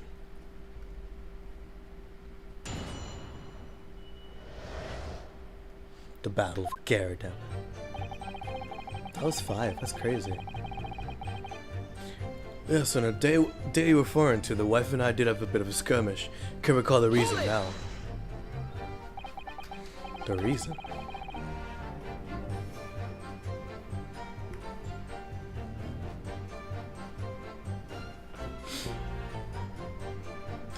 Sorry, just the reason, like the song, it came into my mind. The reason is what you told us yesterday, I believe.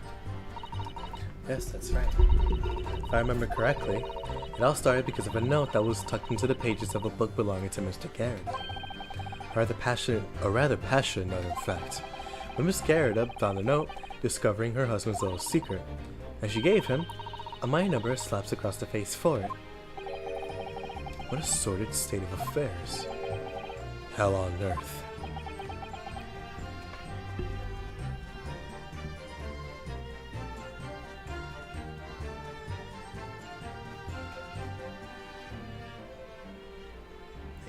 Let's do that later. I say, when a chap says he can't recall such things... I say, when a chap says he can't recall such things, it's common decency not to drag it all up. And besides, half of it was wide off the mark. Half of it was wide off the mark anyway. A likely story. These waters are very deep. And what transpired next after these multiple blows to the face? The fact that they just spilled all that tea is crazy, bro. Knocked the candlestick over and set fire to the carpet. Soon had it out though and got the window open. And the fire also spread to some items of furniture, didn't it? The bookcase, my armchair, anything on mine really. Just so happens there was some bathwater around that evening, so I sloshed that about to put it out. A most precarious situation you find yourself in, or you put yourself in. Ours is a 3-story townhouse on the west side of the street, where their water main isn't connected yet. Have to draw water from a public water pump during the day if you need any, you see. The lodge is always moaning that they can't get any water at night. Although the little mustached Japanese man buys water in bottles, I believe. The defendant, Mr. Natsumi, you mean? Yes, he receives a stipend for his studies, you know, from his home country. Can you imagine being able to brew a pot of tea at all hours? He's obviously very well off. Have you actually seen the state of the man? I believe he uses all of his income to buy books. Well, anyway, the point is I was able to douse the fire with water, fortunately enough. Meanwhile, I was picking up whatever I could find to throw at him. Like a knife. Even though the room was on fire. As far as I was concerned, at the time, it was more important to extinguish my anger than the flames. When a woman wants to throw, she must throw. That is most certainly not true of the Suzuto takedown, Mr. Naruhodo. How does she know I was thinking of that? So please, cast your mind back and try to remember. Was a knife among the items that you threw at your husband that day? In all honesty, I don't recall. But I feel I must point out that I am no monster. Let me see. Some bread, a cabbage, garlic, a towel, and a sponge. A napkin.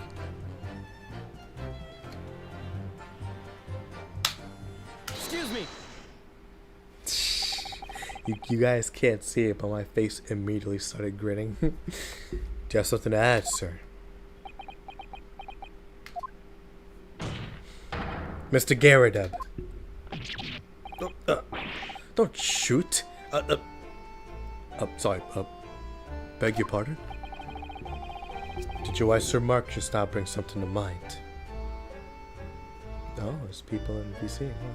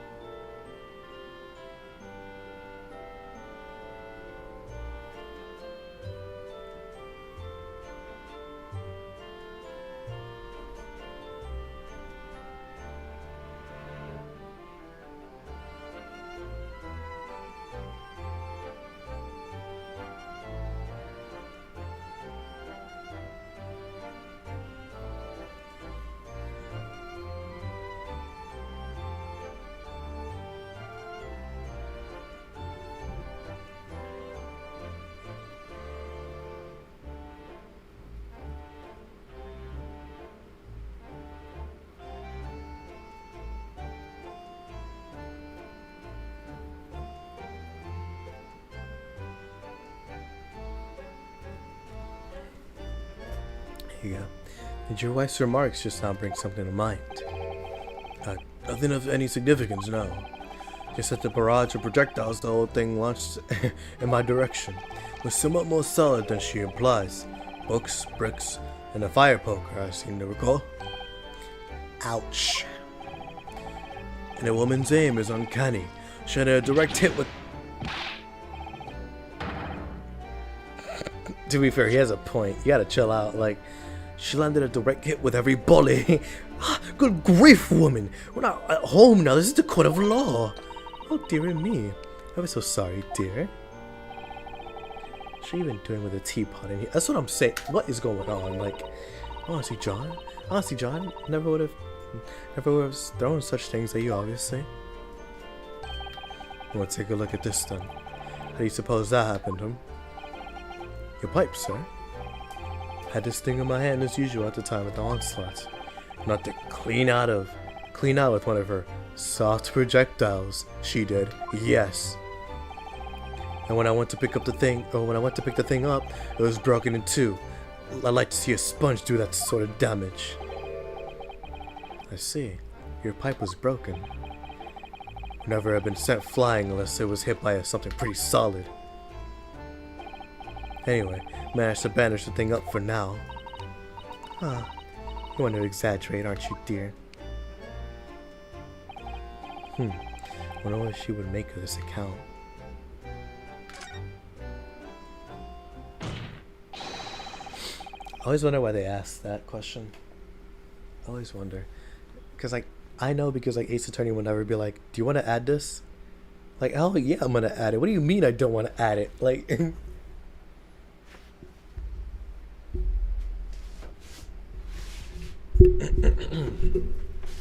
The defense believes Mr. Garrett's remarks just now to be of great significance.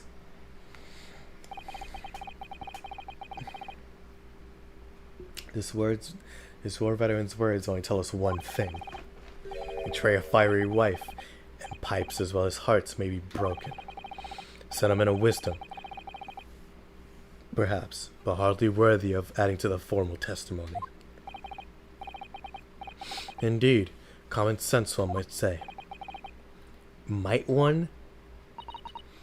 In that case, would you at least permit us to examine the pipe, sir? Oh, well, I don't see why not. Oh, dearie me. There you go again, trying to ingratiate yourself with a young lady. She's a minor. She's a minor. He is... Nah, John Garrett ain't moving like that, alright? Put some respect on his name. Like, why is you moving flagrant if you think John Garrett's out here talking to minors, bro? Crazy.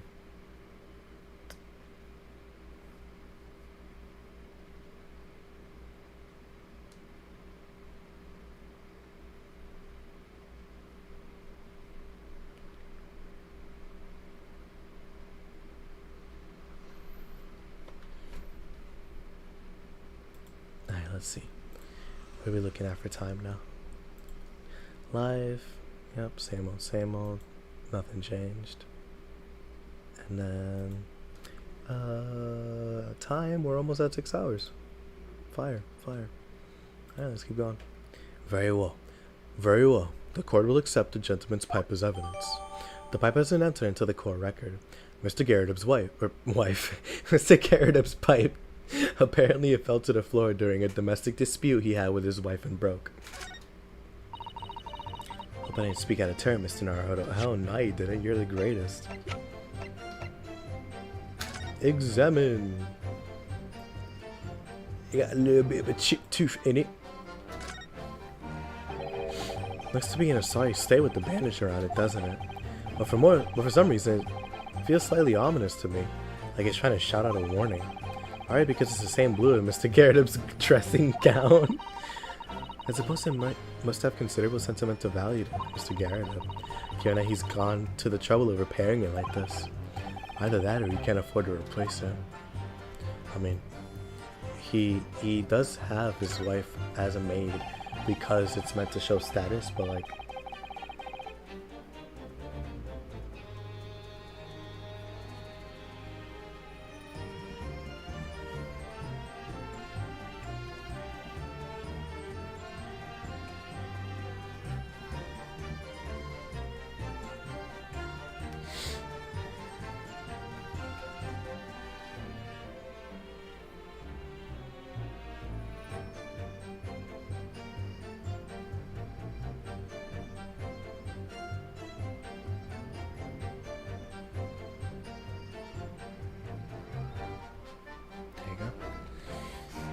There's a small nick on the bowl here. Look, it appears to have been recently, or made relatively recently. You see how there are little scrapes and dents all over? It's a clearly well-used pipe. Yes, you're right.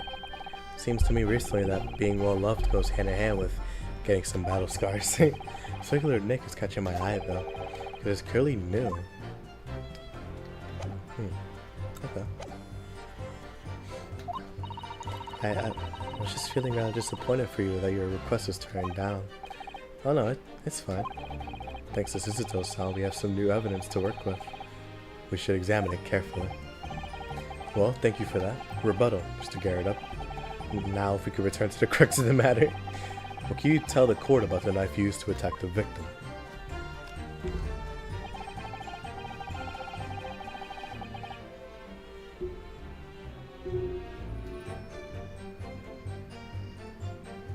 Stomach. There's a starman waiting in the sky. Plenty of knives around our place. Can't say I noticed one or two went missing, I'm afraid. Sorry? Did you care to elaborate? Nothing to say, really. Rather partial to a spot of carving, you see. Pipes and whatnot. Fishing tackle. You know, the sort of thing. It's a passion we both share. I like to carve little wooden trinkets too, and there's my leather work. Sorry to say, we're always losing knives about the place. We have dozens of the things. They sell them at the market sometimes, 20 for the price of 19. Needless to say, I snapped them up. John prefers to use 2 knives at meals too, instead of a knife and a fork. What's the point? What? No, John. We don't want people thinking I'm some kind of Here we go again with the scoldings. Why are they always being so evasive? I imagine it's because they don't want to believe it. They can't bear the thought that it might have been one of their knives that injured the victim. Which is entirely understandable, of course, but still. Go on with your testimony. Witnesses. Sir.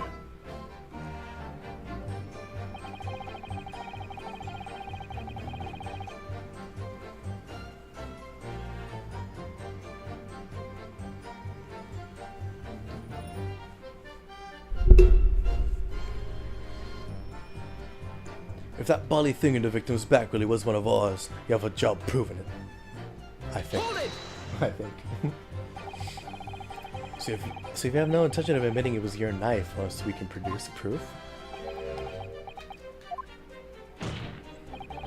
Even though there is no credible possibility if Mr. Natsumi is innocent. Objection! You forget, my Nipponese friend, that it has yet to be established that the accused is not responsible for the attack. As if I could forget.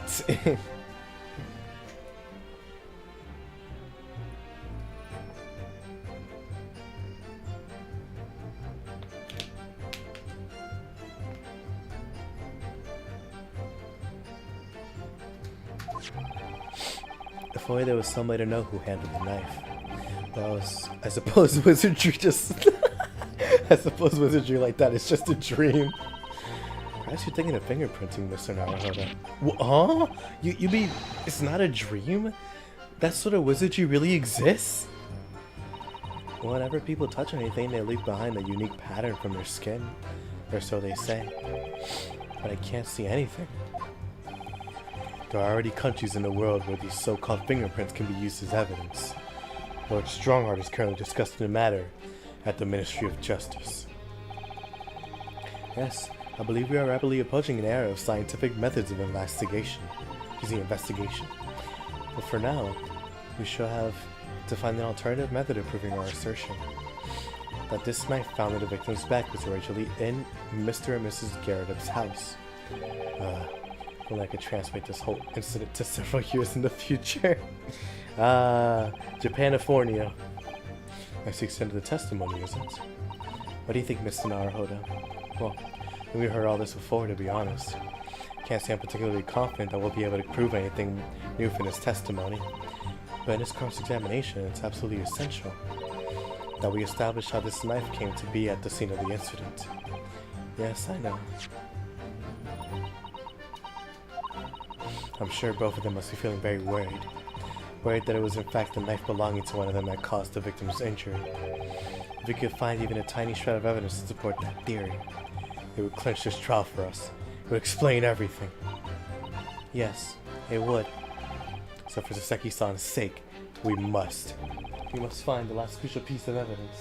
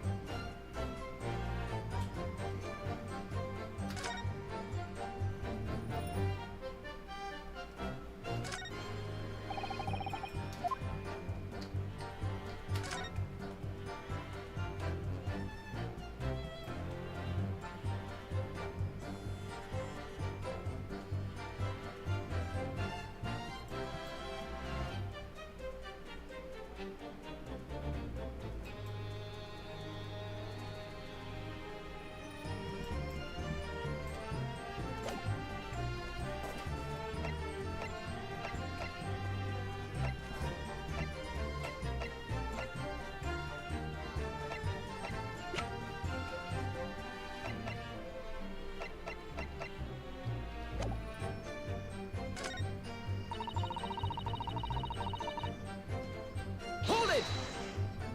I didn't mean to do that.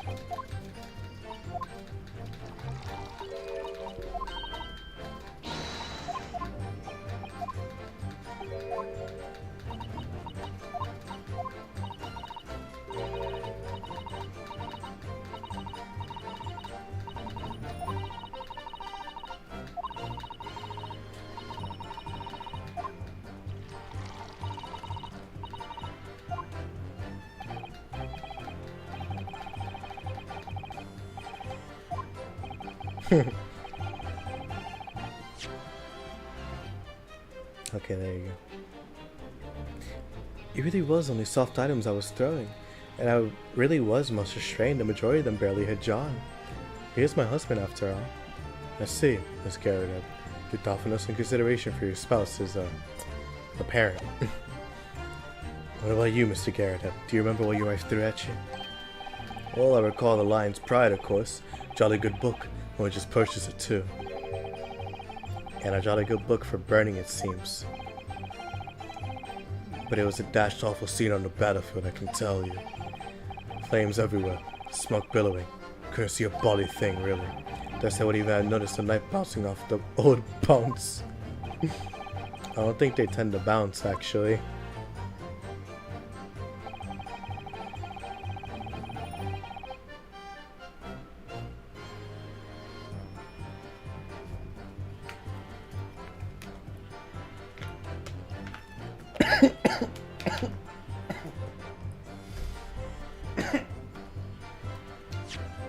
Oh, sorry. Goodness.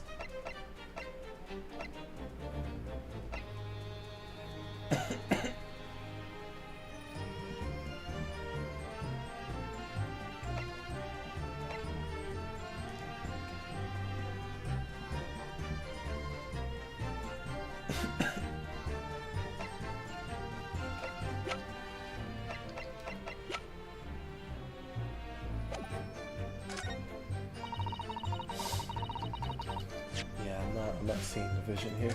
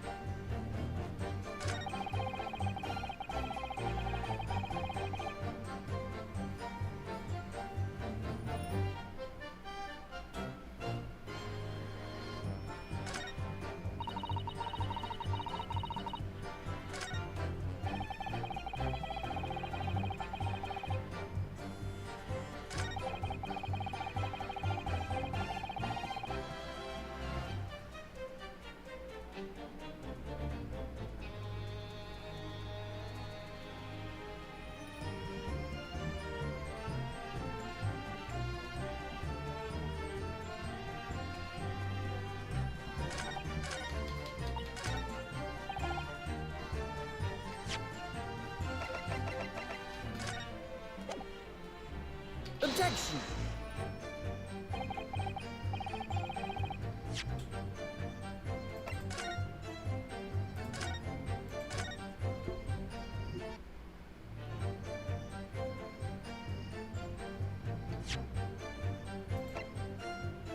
Objection!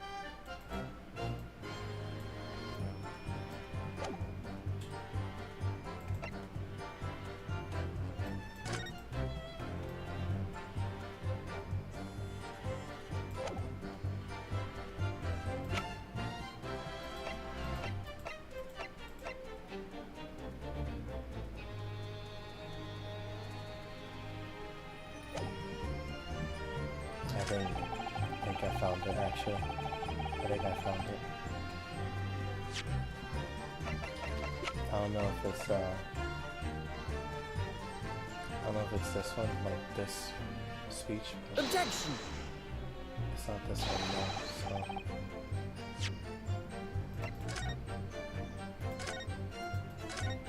because like, if it isn't the pipe, it has to be the knife, right? Because the knife is chipped. So Objection! it isn't that either, huh? Okay.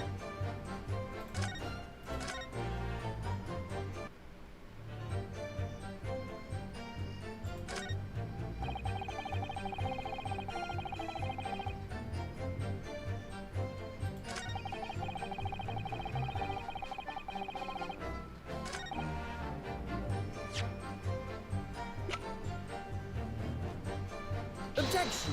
Oh, fuck that.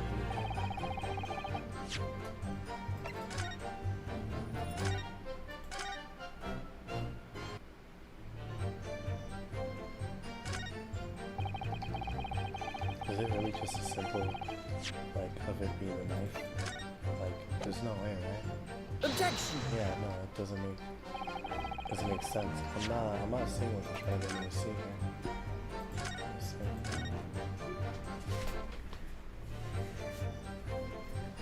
Is that it?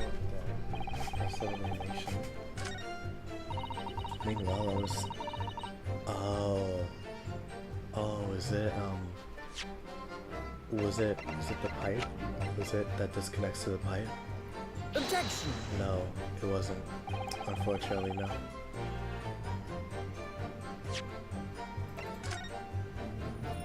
Or maybe I don't have enough evidence right now to see. Maybe I'm missing something right now.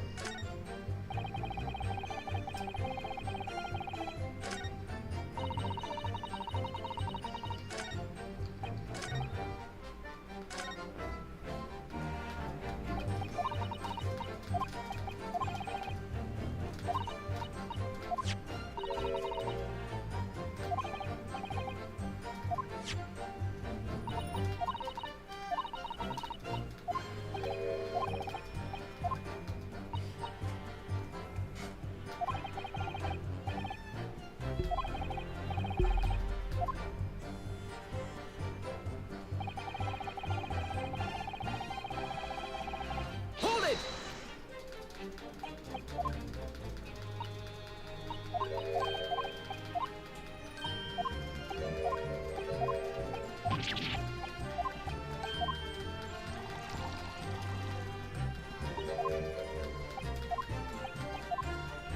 Say it, put that in.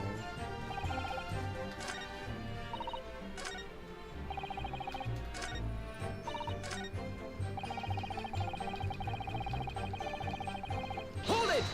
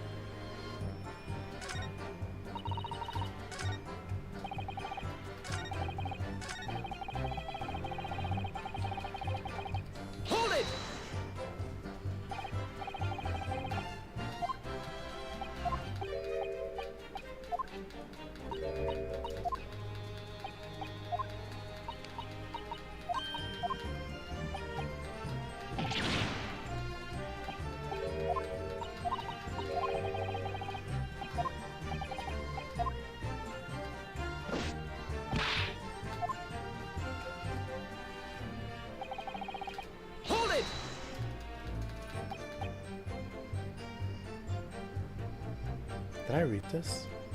I guess not. So you have no intention of admitting it was your knife unless you can produce proof. Oh no, I did read this. Objection! I did read this, yeah.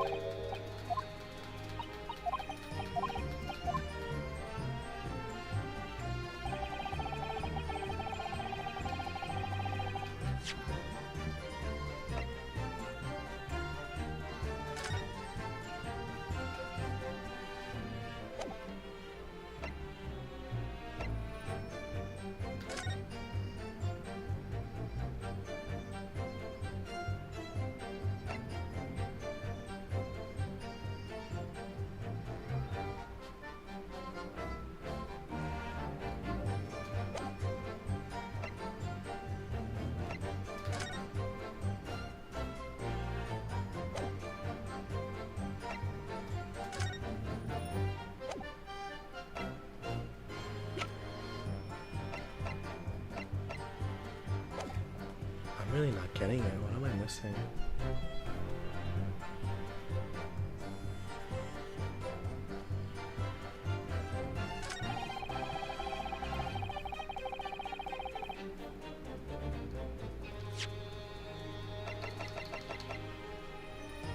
I already tried this one, so can't be this, right? Objection! Yeah, it can't be that either, so...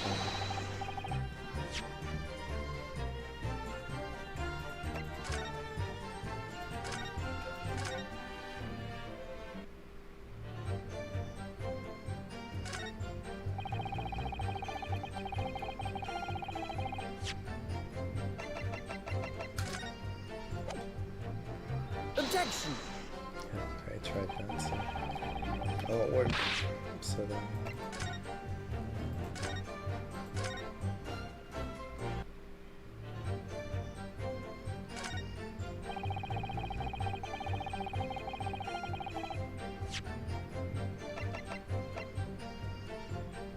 Objection!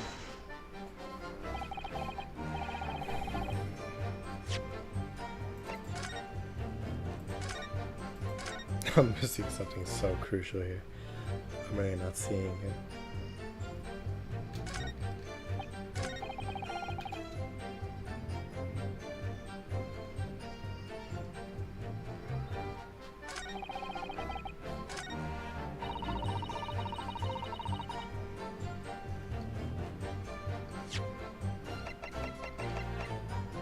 Objection!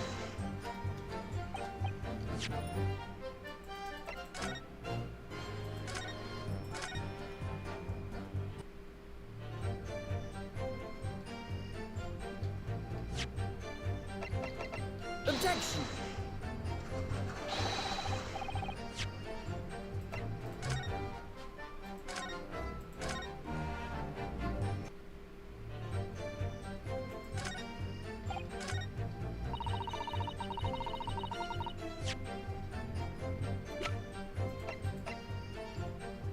Objection! Not that either, wow. Oh man, this is difficult. That I'm just not paying attention.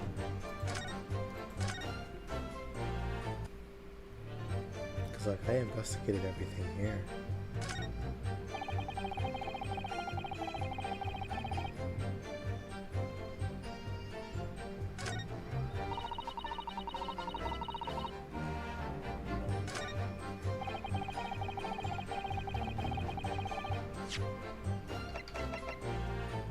Objection!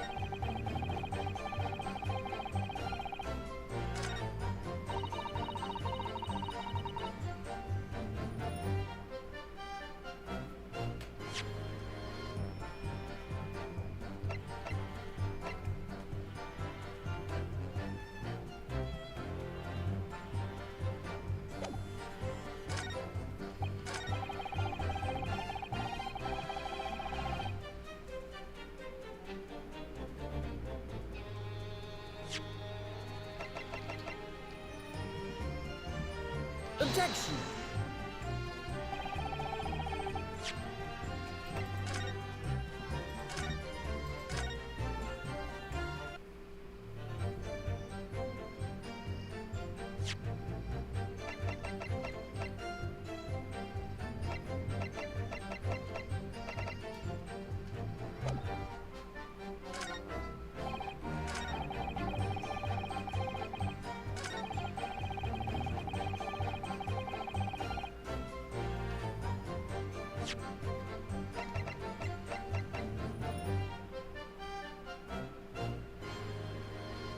Objection!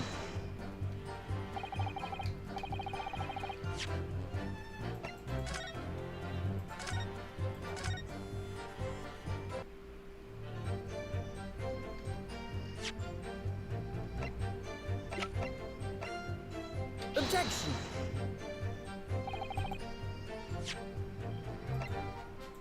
I think I might have to look this up because I'm not getting it. I really am not getting it. I think I'm just being dumb, but like, I'm really not seeing it.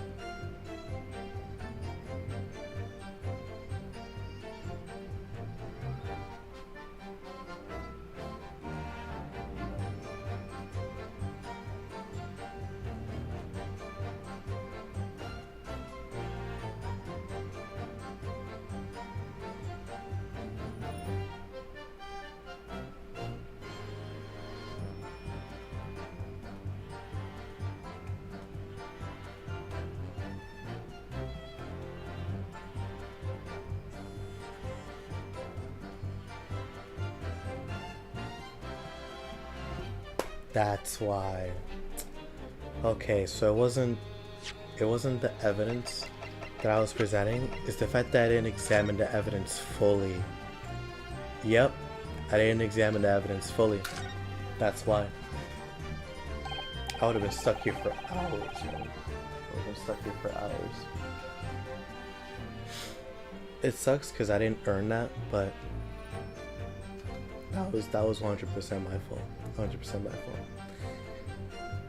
Oh, this isn't just like it. I would have gotten it if I investigated more thoroughly when I got the pipe, but I didn't.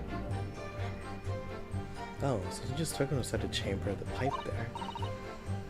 Oh, yes, I saw it. Something's stuck in there, I think. Let's turn it over and give it a shake. What's this? It's a tiny fragment of metal. It's at the tip of a blade or something. Tip of a blade? Surely it couldn't be. A small piece of metal looks like it might be the tip of a knife blade. It was stuck inside the bowl of Mr. Garrett's pipe.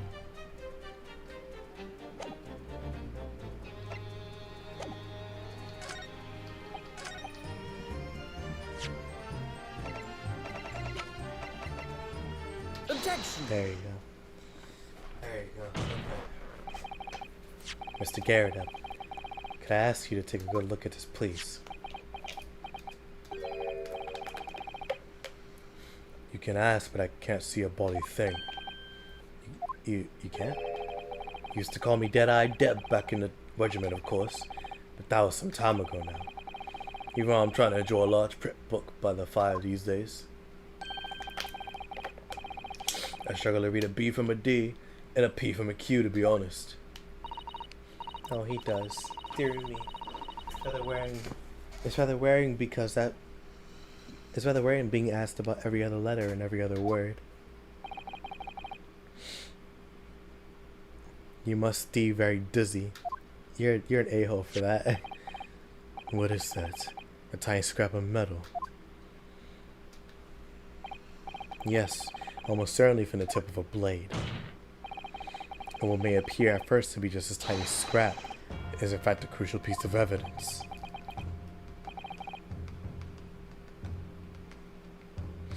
Interesting. And where did the defense come by this evidence? It was lodged in a chamber of Mr. Garrett's pipe.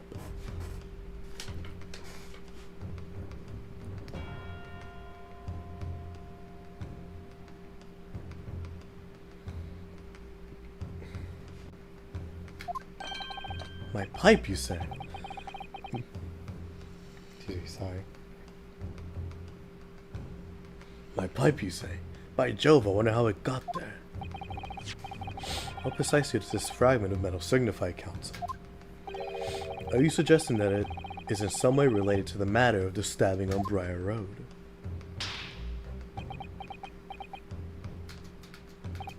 I am. What? When put together with another piece of evidence already in the core record, I believe this tiny fragment of metal will unravel the truth of this case, my lord. She's using a box. Oh, that's sweet. You appear rather confident in that extraordinary statement, Counsel. Very well, then. Present the pertinent evidence to the court. What evidence, when paired with this fragment of metal,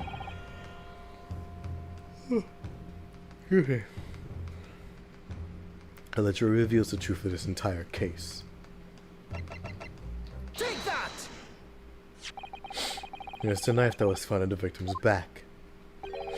If you look closely, you will see that there is a small piece at the tip of the blade that is missing. Common issue with the inferior blades sold at unsavory street markets. Criminals who use them regularly leave the tips lodged in their victims' bones. And what of this particular knife? No doubt its tip has suffered a similar fate, now languishing somewhere near the spine of the victim. No, that's not the case. The tip of this particular knife's blade is a very fragment of metal we discovered in the chamber of Mr. Garrett's pipe. Good grief, Lord Van Zeeks. I don't believe it. The knife from the crime scene and this fragment of metal are a perfect match. Good golly gosh, I'm just making up words. Order, order, order!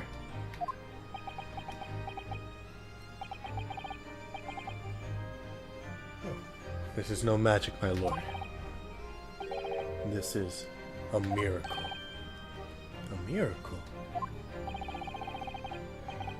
So Van Zeeks has figured it out, has he?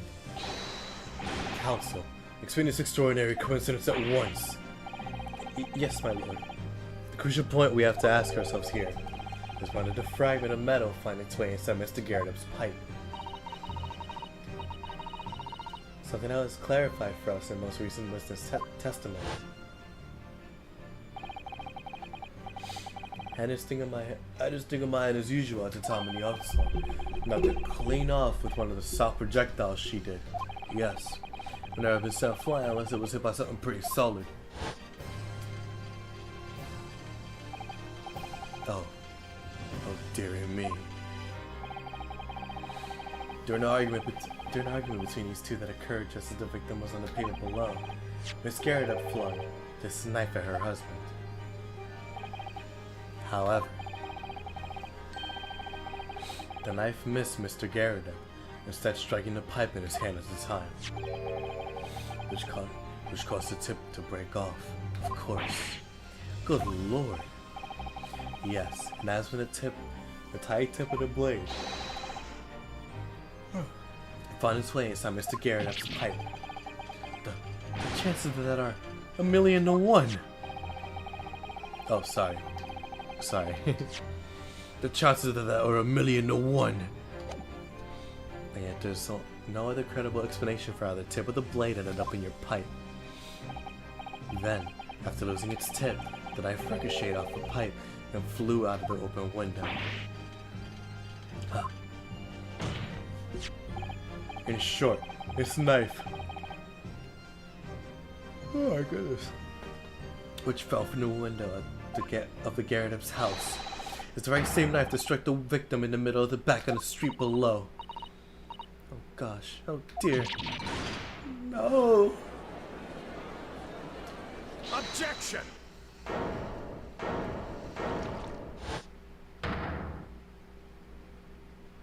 Take a sip of the drink. The walk hard. The full-bodied theory, I'll give you that. A complex bouquet of seemingly trivial points, plausibly arranged to create an almost passable vintage. Allow me to toast my learned friend's characteristically nippity approach to bottling his arguments. Sorry? But after all, it's just a theory. The bottle, I fear, is corked. Because you see, it's spoiled by the insurmountable inconsistency. An insurmountable what? Lord Van Zeeks, explain yourself. Why is your leg on the table? Was this inconsistency you claim to have identified? An inconsistency of the simplest nature, my lord. The victim was found with the knife planted in the middle of her back. Yes, and her... Yes, that's right. You silly little man. Now, Joan, old thing.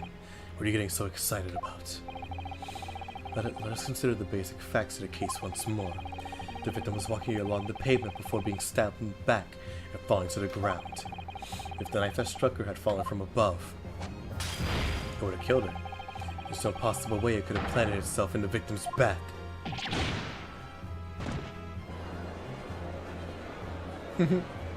See there. Man.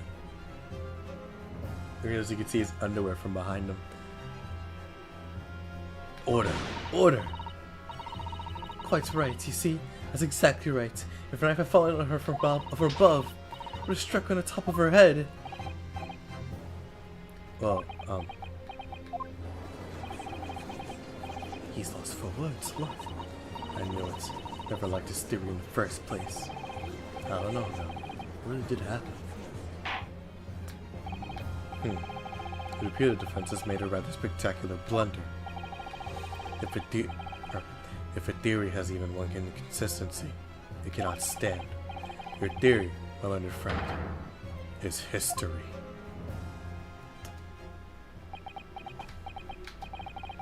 We were so close. I could see the truth. I was so sure we were on the right track. But now the way has been blocked completely by just one simple inconsistency.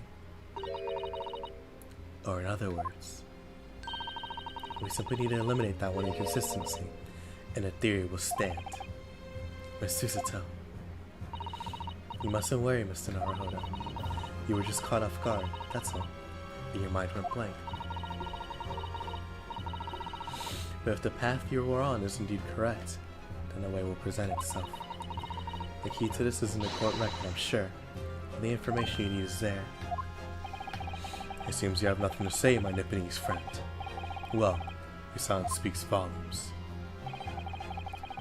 A tacit acceptance of your theory is fatally flawed. Objection!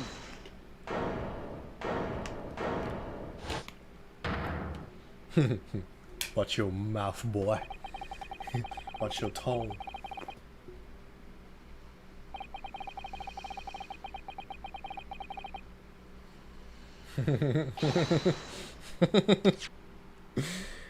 This inconsistency doesn't mean I was wrong on the wrong track. It means I need to sharpen my mind and dig deeper for the truth. It's a test. Yes. If the knife fell on the victim from above, there's no way that it could have hit her in the middle of her back. Under normal circumstances, that is. What are you implying? Counsel! There's a piece of evidence in the court record that can explain this inconsistency. That can explain how the knife that fell from above could have pierced the victim's back. We already have the answer. Goodness! Utter madness. Surely this must be the last time. Counsel, prevent the evidence of which you speak.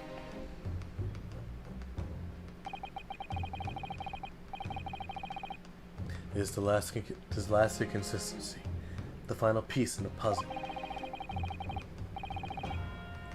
If I can successfully make the sense of this, the truth will be laid bare at last. The evidence that explains how the falling knife became lodged in the victim's back is none other Take that! than the book. Yep. Oh man. Oh man. This, the fourth book found at the scene.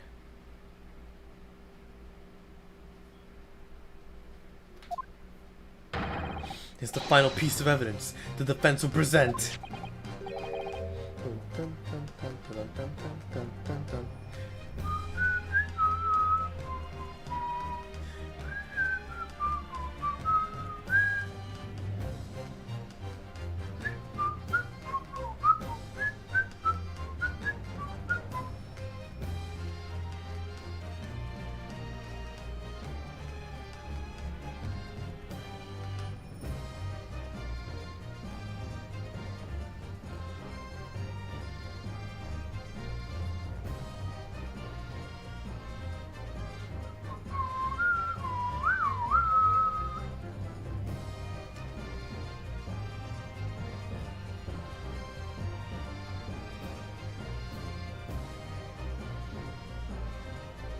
Sorry, just this game's music is so good, man. It's so good.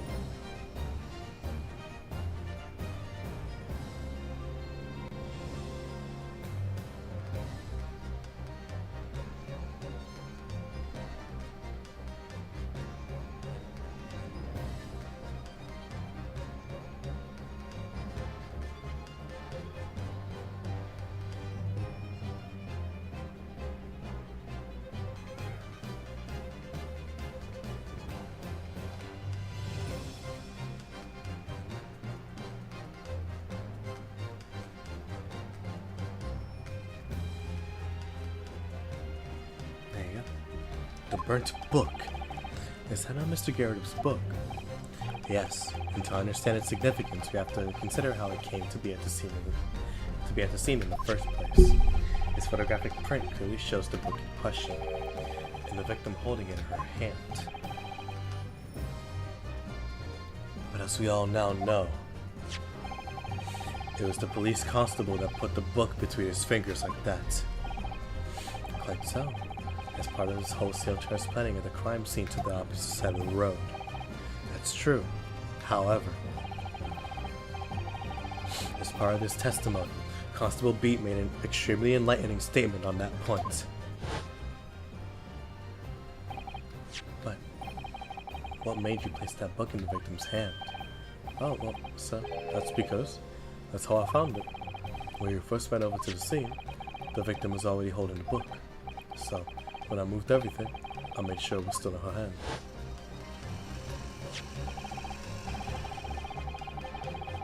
In other words, the victim had already picked the book up of her own volition, and clearly that must have been before she suffered the knife wound. Well, I should say so. After being attacked with a knife, I don't imagine she'd have been able to have been doing much of anything. So the question becomes, why did the victim have that book in her hand? Like Jingo? I think I'm beginning to see what must have happened here. Oh, dearie me. You know, the book fell from the top floor of the Garrett household onto the pavement below, at precisely the moment that the victim was walking past. Yes, exactly that moment. The young woman was walking along the street in the light fog, when all of a sudden, the book fell right in front of her. The book I threw. Yes, Miss Garrett. And what do you think the woman did? What would you do if you were walking along and suddenly a book landed in front of you on the pavement? Well, I really can't imagine it, but I suppose she might have reached down. Yep. And picked the book up.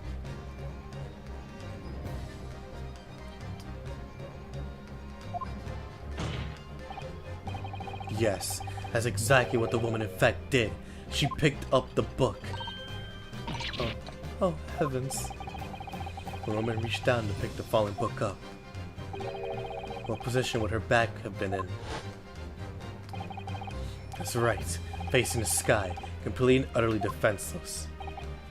Then, in the very next moment, while the woman was still bent over picking up the book,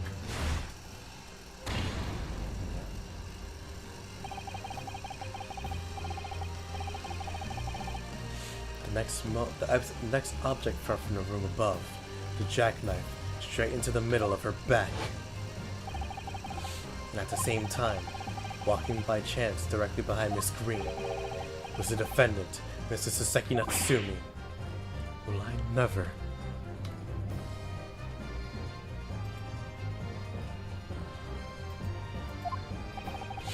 It appeared to Mr. Natsumi that the woman simply collapsed on the floor. In the fog, he didn't see the knife falling on her from above.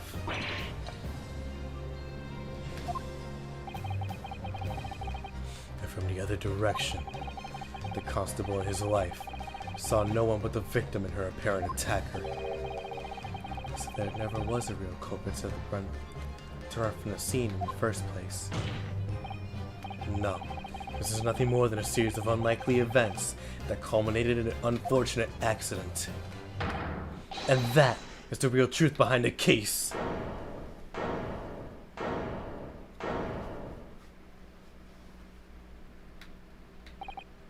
Well, Mr. and Mrs. Garrett, the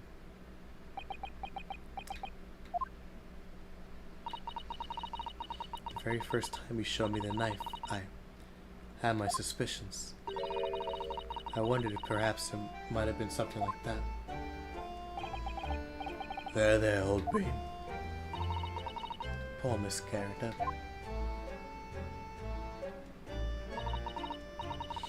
Of course, I never meant for anything of the sort to happen, but it was all my fault, wasn't it?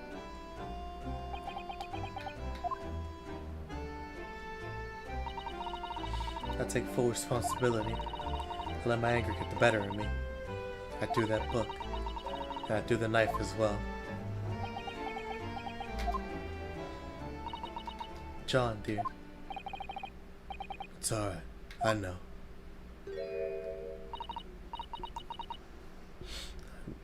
I'm ever so sorry.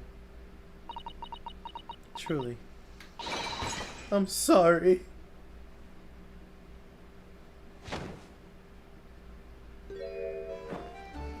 But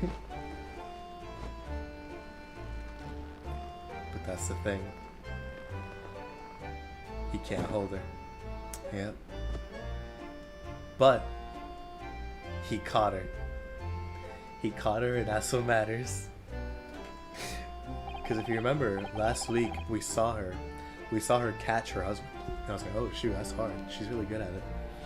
But then, as her meltdown, we see him catch her. But he failed. He failed. Man. Shh, what a man.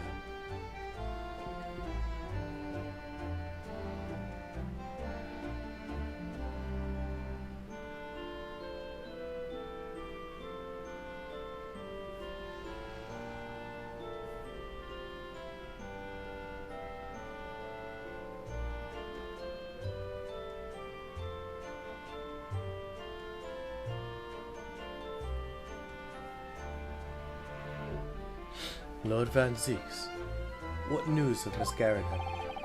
She's been taken to the infirmary. It would appear that today's event had left her in an especially flustered state.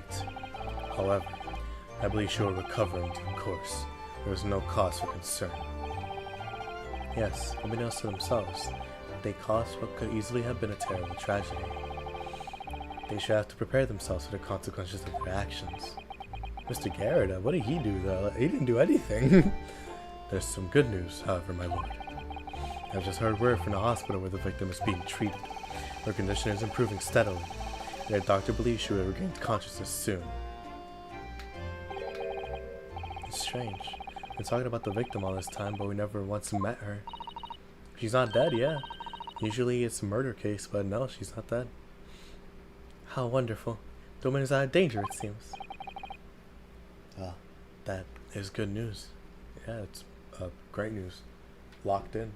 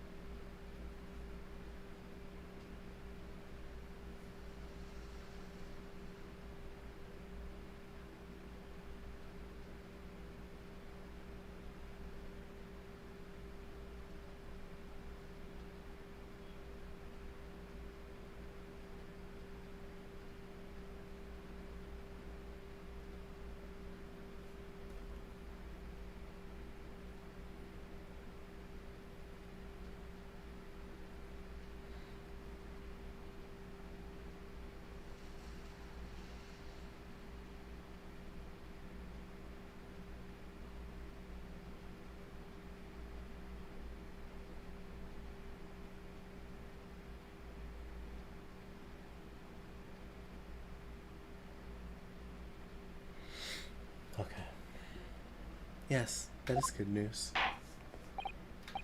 So, Mrs. Sasaki Natsumi.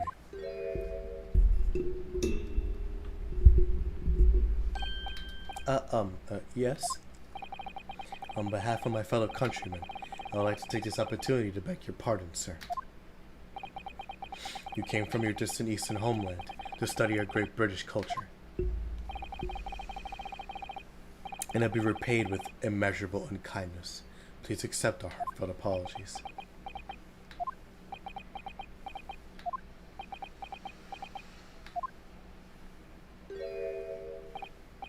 No, it is me who should be begging your pardon. Oh no, so Natsumi. That evening, when the young woman just collapsed on the pavement before my eyes, I jumped to the wrong conclusion again, in my confusion. What conclusion, sir? I was sure that the woman was dead. Yes, Constable Beat said the same thing, didn't he? He thought she had been killed, too. Suppose she must have looked completely lifeless.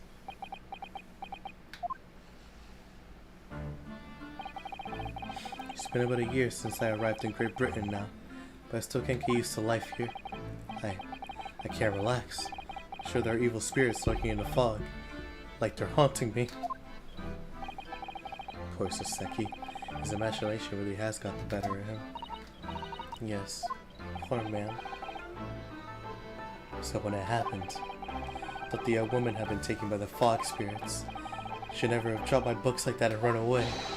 She would call for help, for a doctor, for the police. Instead, I managed to create a rift in the relationship of trust between our two empires. And for that, I am truly sorry.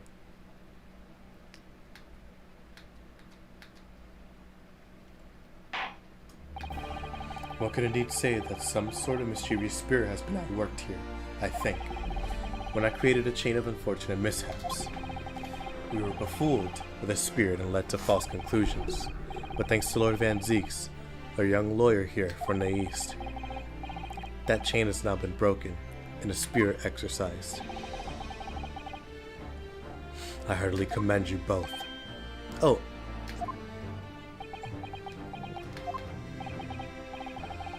Now then, ladies and gentlemen of the jury. Yes, my lord. In concluding this trial, I must ask one last time for your decisions regarding the defendant's culpability. Are you ready to present your findings to the court? As the foreman of the jury, I can assure you we've reached a fair and just conclusion.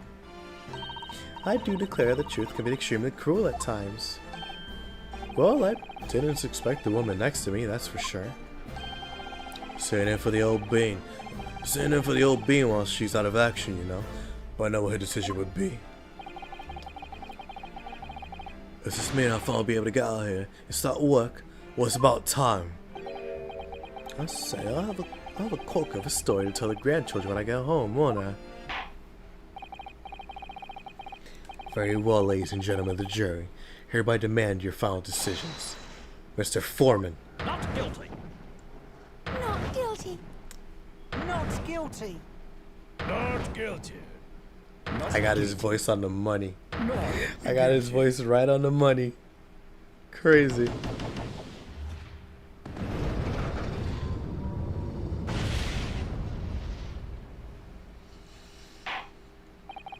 Very well.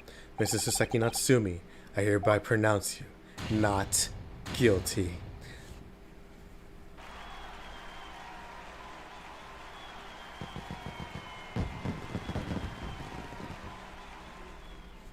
And there you go. We did it. We spanked the case. Finally, Mr. Natsumi. Oh, yes, Lord, sir. You are now a free man once more. It is my hope that you will continue to further your education in British culture. And may you never again be brought before me. Oh yes, sir. Of course. On my life, I'll swear I'll never step foot in the courtroom again. I'm transported to tears. Thank you, counsels. Court is adjourned. There you go. We finished the case. In this stream, we finished the case in one stream. Granted, it took like 7 hours, but still. We finished the case.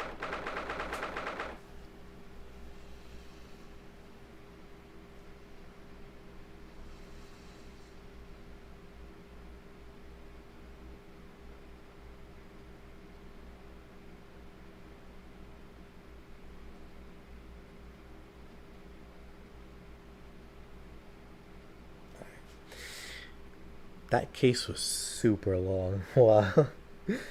Like, not even like, because it went from 10 to 3. Like, 11, 12, 1, 2, 3. Yeah, 5 hours of being in that trial. No recess either. It was straight bang, bang, bang, bang, bang. Like, it was crazy. Or, actually, no. I think there was a recess for the second part of the trial. But, yeah, so, Old Bailey defendant's antechamber. Oh, locum. Wait, you mean me?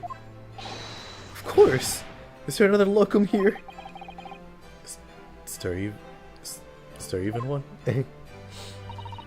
Compared to the original locum student, Mr. Naruhodo Esquire, your name has become rather short, hasn't it? What's wrong with using my actual name? Oh, at last! I'm free!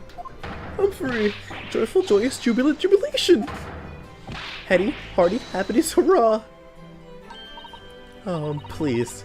Mr. Natsumi's delighted. It'd be so hard just to say that, then. Locum, you did it! You saved me from the brink. Well, what happened to the poor woman was in no way your fault after all. Was glad everyone can see that now. No, not that! Lovely, loyal locum lawyer! Yes? I mean, as I said before, I just never got used to life in Great Britain. Every time I look over my shoulder, I see foreigners. I see towering brick buildings. And from high up windows, I see them looking down on me, laughing. Look at the little hunchback. Oh dear. Sure, it's all in your head, Mr. Natsumi. But today, you, locum lawyer, gave my gloom the boot. You stood firm that baronial bench. Behind that baronial bench, before all those babbling British, you battled to the bitter end, laying bare the baffling truth. And when I beheld the blinding fireworks among the beams of the Bailey's roof, I bellowed, "Behold the best barrister ever born!" That's very flattering. I'm very pleased with you. We're very pleased for you. This has given me a wonderful anecdote to recount my old friends back in Japan. An anecdote? Is that what's to become of all my hard work? Ah, there you are, my dear fellows. I apologize for keeping you waiting. I rose late this morning. Very late, wow. Oh, Mr. Sholmes, what a pleasure to see you. I see I am here not a moment too soon. A disaster has been averted, I'm glad to say. Oh? The trial should begin presently, Mr. Naruhodo, and I wish you the very best of luck. It just finished. What? No! Then my haste was in vain? Ah, it's you. Herlock Sholmes. Oh, have you met, sir? This is Mr. Natsumi. They mean you had arrested, Mr. Sholmes? Ah, I see. Failed to recognize you at first. Previous encounters have taken place in the gloom, either of your bleak lodgings or that prison cell. I simply couldn't place that curious face in the light.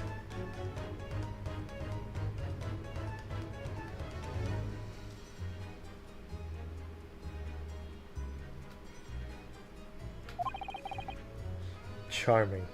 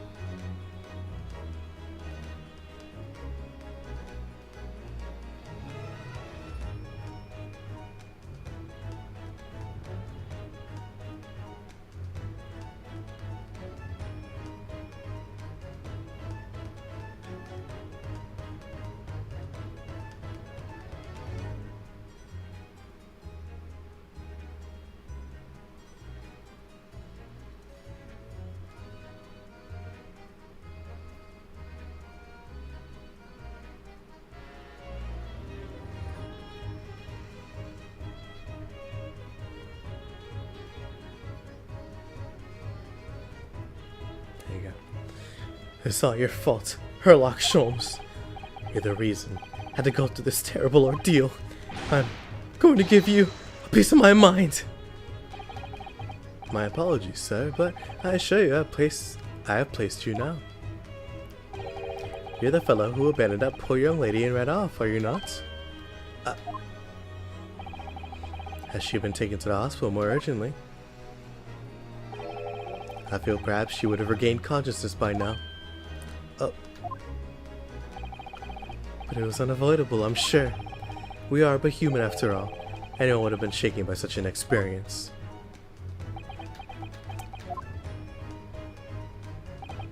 I do feel very badly about how I behaved.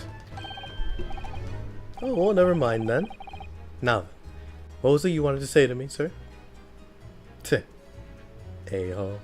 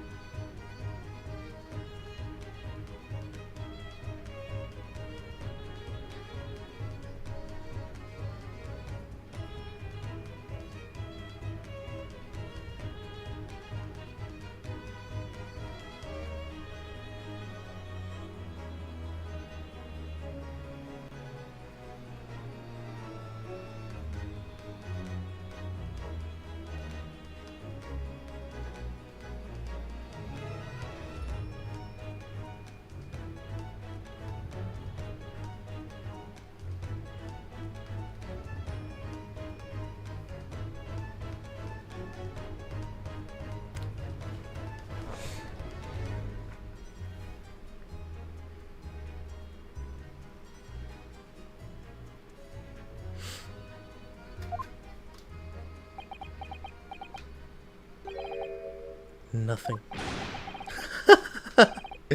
Priceless. Oh, I am sorry. Really, but that was quite priceless. Poor Saseki. Poor Saseki. Still, on the bright side, you had an extremely entertaining experience without paying a penny. And it would seem you were not even found guilty. But there is no bright side. Whatever do you mean, Mr. Natsumi? Even after this, I'm still cursed by the spirits and not by the Reaper. Ah, Lord Van Zeeks. Haven't forgotten, you know, what facing that man in court means. Even if you're found not guilty, you're still doomed. You'll be alright, Mr. Natsumi. If the Reaper appears, try to make trouble. I will protect you. Hiya! With a perfectly executed Suzuto takedown. Much as I like being turned on my head, a bit of warning might be nice next time, Miss Suzuto.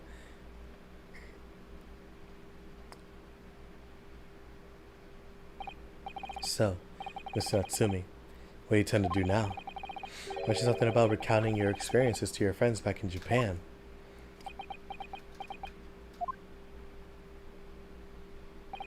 Yes, I intend to return to my homeland soon. Oh! It's already been a year since I arrived here in Great Britain. I visited universities, libraries, bookshops. I've been honored with the tutelage of professors. I learned so much about the wealth of literature here, and the city it has shaped. I've come to realize that this is my calling to sail home and tell my fellow countrymen about it. It's very touching, Mr. Natsumi. Or in perhaps less veiled terms, you wish to withdraw halfway around the world, to escape the terror of the Reaper's curse. That's not it at all. The more I learn of literature, the more this strange feeling claws at my insides. I feel compelled to return to my roots and attempt to pen out a work of my own. Oh, I see. A work of literature by Saseki-san. Could be an interesting read. Hey, what about Miss Suzuto and yourself, Mr. Naruhodo? Sorry? What about us? Will you return to Japan alongside your mustached compatriot? Why would we? A week has not yet passed since we arrived in London. It's been like 3 days, legit. And only now does it feel as though we finally found our feet. And you are accommodated in a hotel at present, are you not? That's right. We need to find lodgings before it bankrupts us. I calculate we can only afford another 10 nights before our entire budget is exhausted. Well then, you can take my lodgings. Oh, the windowless room? But with a lacks in windows, more than makes up for with a floor, a ceiling, and walls. Great. And of course, I'll be happy to leave behind the accursed evil spirit. Oh my, an evil spirit. Oh yes, it tries to suffocate you while you sleep. It's an infallible wake-up call. Well, think about it, if that's alright. You know, they don't know who he's talking about, but I do. I do.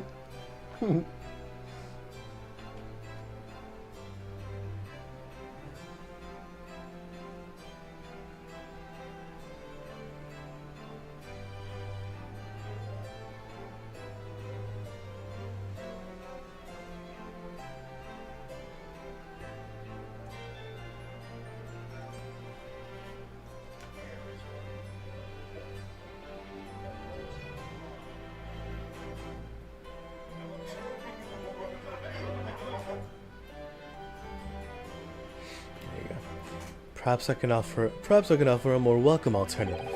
Would you consider taking lodgings with me? Really? Well, a vacancy has conveniently presented itself. Though it is up in the attic, I might add. Are you sure it isn't just a storage loft? I spoke with the landlady this very morning on the matter of price, and Iris is cleaning the room as we speak. You must come at once. I presume you have no luggage to speak of. Oh, this is simply wonderful. What an honor to be invited to... There's a lot of effects, hold on. To be invited to taking lodgings at the great detective's office. Attic. I'm too overcome for words. So suggesting we look elsewhere is out then. Then it's settled. Iris will prepare a welcome dinner this evening. And you must come too, Mr. Natsumi. I insist. I don't know what to say, but thank you. And yes. Wonderful. And I'll go and complete the paperwork for your formal release, Mr. Natsumi. It shan't take long. Somebody's happy. Locum. I know that you wouldn't let me down. I'm truly delighted to have met you here in London. Likewise, Mr. Natsumi. It's been a privilege meeting you too. It's a shame that we're gonna have to say goodbye so soon. Well, I've come to realize that I belong in Japan. But Locum, we'll meet again one day. Yes, I'm sure. And hopefully by then, I'll be a successful lawyer. Hopefully by then, I'll be a successful author. Well, my dear fellow, our carriage appears to have arrived. Shall we go, Mr. Naruhodo? Yes, Mr. Sholmes. I have little doubt Mr. Natsumi will be released in time for dinner this evening. And so, with Saseki-san's innocence successfully established, we rode with Mr. Sholmes to what was to become our new home. 221B Baker Street. And that's it. Nope, never mind, it's not. It's definitely not. 20th of February, 4:41 p.m. The Attic.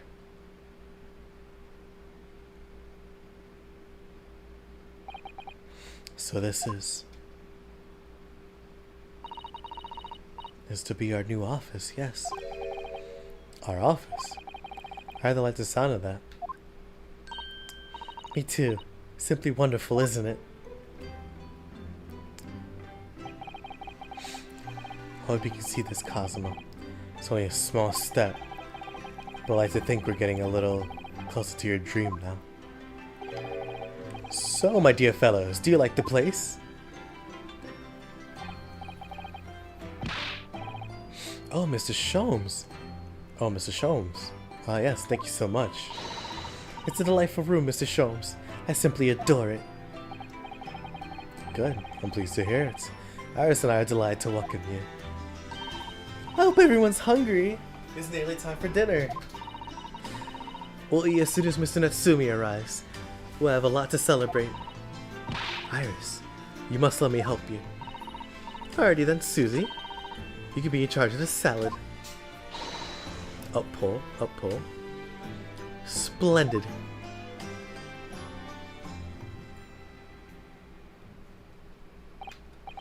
So, Mr. Naruhodo, how does it feel to have your own office in the capital? It's very exciting, actually. Can't help but wondering what adventures await us. Those are precisely my sentiments when I first established my office at these premises. Until I discovered the dark truth about the city of London, that is. Sorry? London is a glorious place full of wonder, opportunity, prosperity, and mirth. But the brightest of lights cast the darkest of shadows. Shadows? What do you mean? Well, I believe you're well aware of the murkiness that lies behind London's facade already. So once again, Mr. Naruhodo,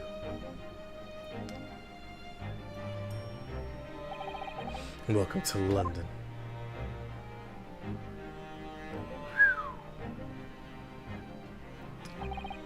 Of course, at the time, I had no idea the significance those words Mr. Sholmes so casually spoke, but it wasn't long before my turn came to lift the facade and see the true depth of the murk that lay behind it.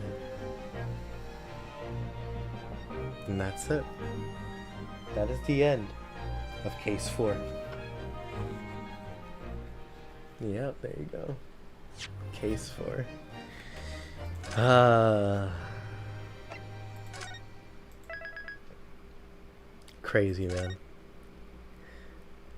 Chapter 5, Episode 5, The Adventure of the Unspeakable Story. Man, can you believe this? Can you believe, man, the Hound of the Baskervilles. A hound it was, but not such a hound as any mortal has ever seen. Its eyes glow with a smoldering gaze. The whole of its ox-sized body was outlined in white-hot flame. And then, wow, the great departure. Yep. So that's it. Legit, that's it. That's Case 4. And, it's a crazy one. I definitely say, like, oh, sorry, I'm really loud, aren't I? I definitely say that Case 4's strong suit is the trial section. Because, like, the investigation section took a while. Like, because to be fair, if I can be honest, like, what's it called? What was I gonna say? Case 4 is the introduction to, like, hey, like, these are all the mechanics in the game, so be ready for it. Like, this is what you're gonna be doing, because we saw everything. We legit saw every single thing that the investigation and the trial had to offer. So that was the first experience of the full game. It's interesting, you know. It's interesting because it's a lot. It's a lot. Like, this trial was like, this case took me like 15 hours. If I'm counting the stream time. In reality, it probably would have taken me 12, but you know, that's a whole other thing. Anyways, so yeah, Case 4. I like Case 4. I like Case 4 a lot. I'll give my ratings of the cases at the end of the game, but Case 4 is a solid case, like a really solid case. Is it better than Case 3? It's really hard to say because Case 3 was so good, but Case 4 is really good. Case 4 is really, really good. Because, like, it's not filler. It's not filler in any sense of the word. It's just so cool. It's just so good. But yeah, like I promised, I delivered a long stream. I gave you guys what I said I was going to, and that is a 7-hour stream. Definitely the longest stream I've had in a while. Yeah, in a long time. The longest stream I've had since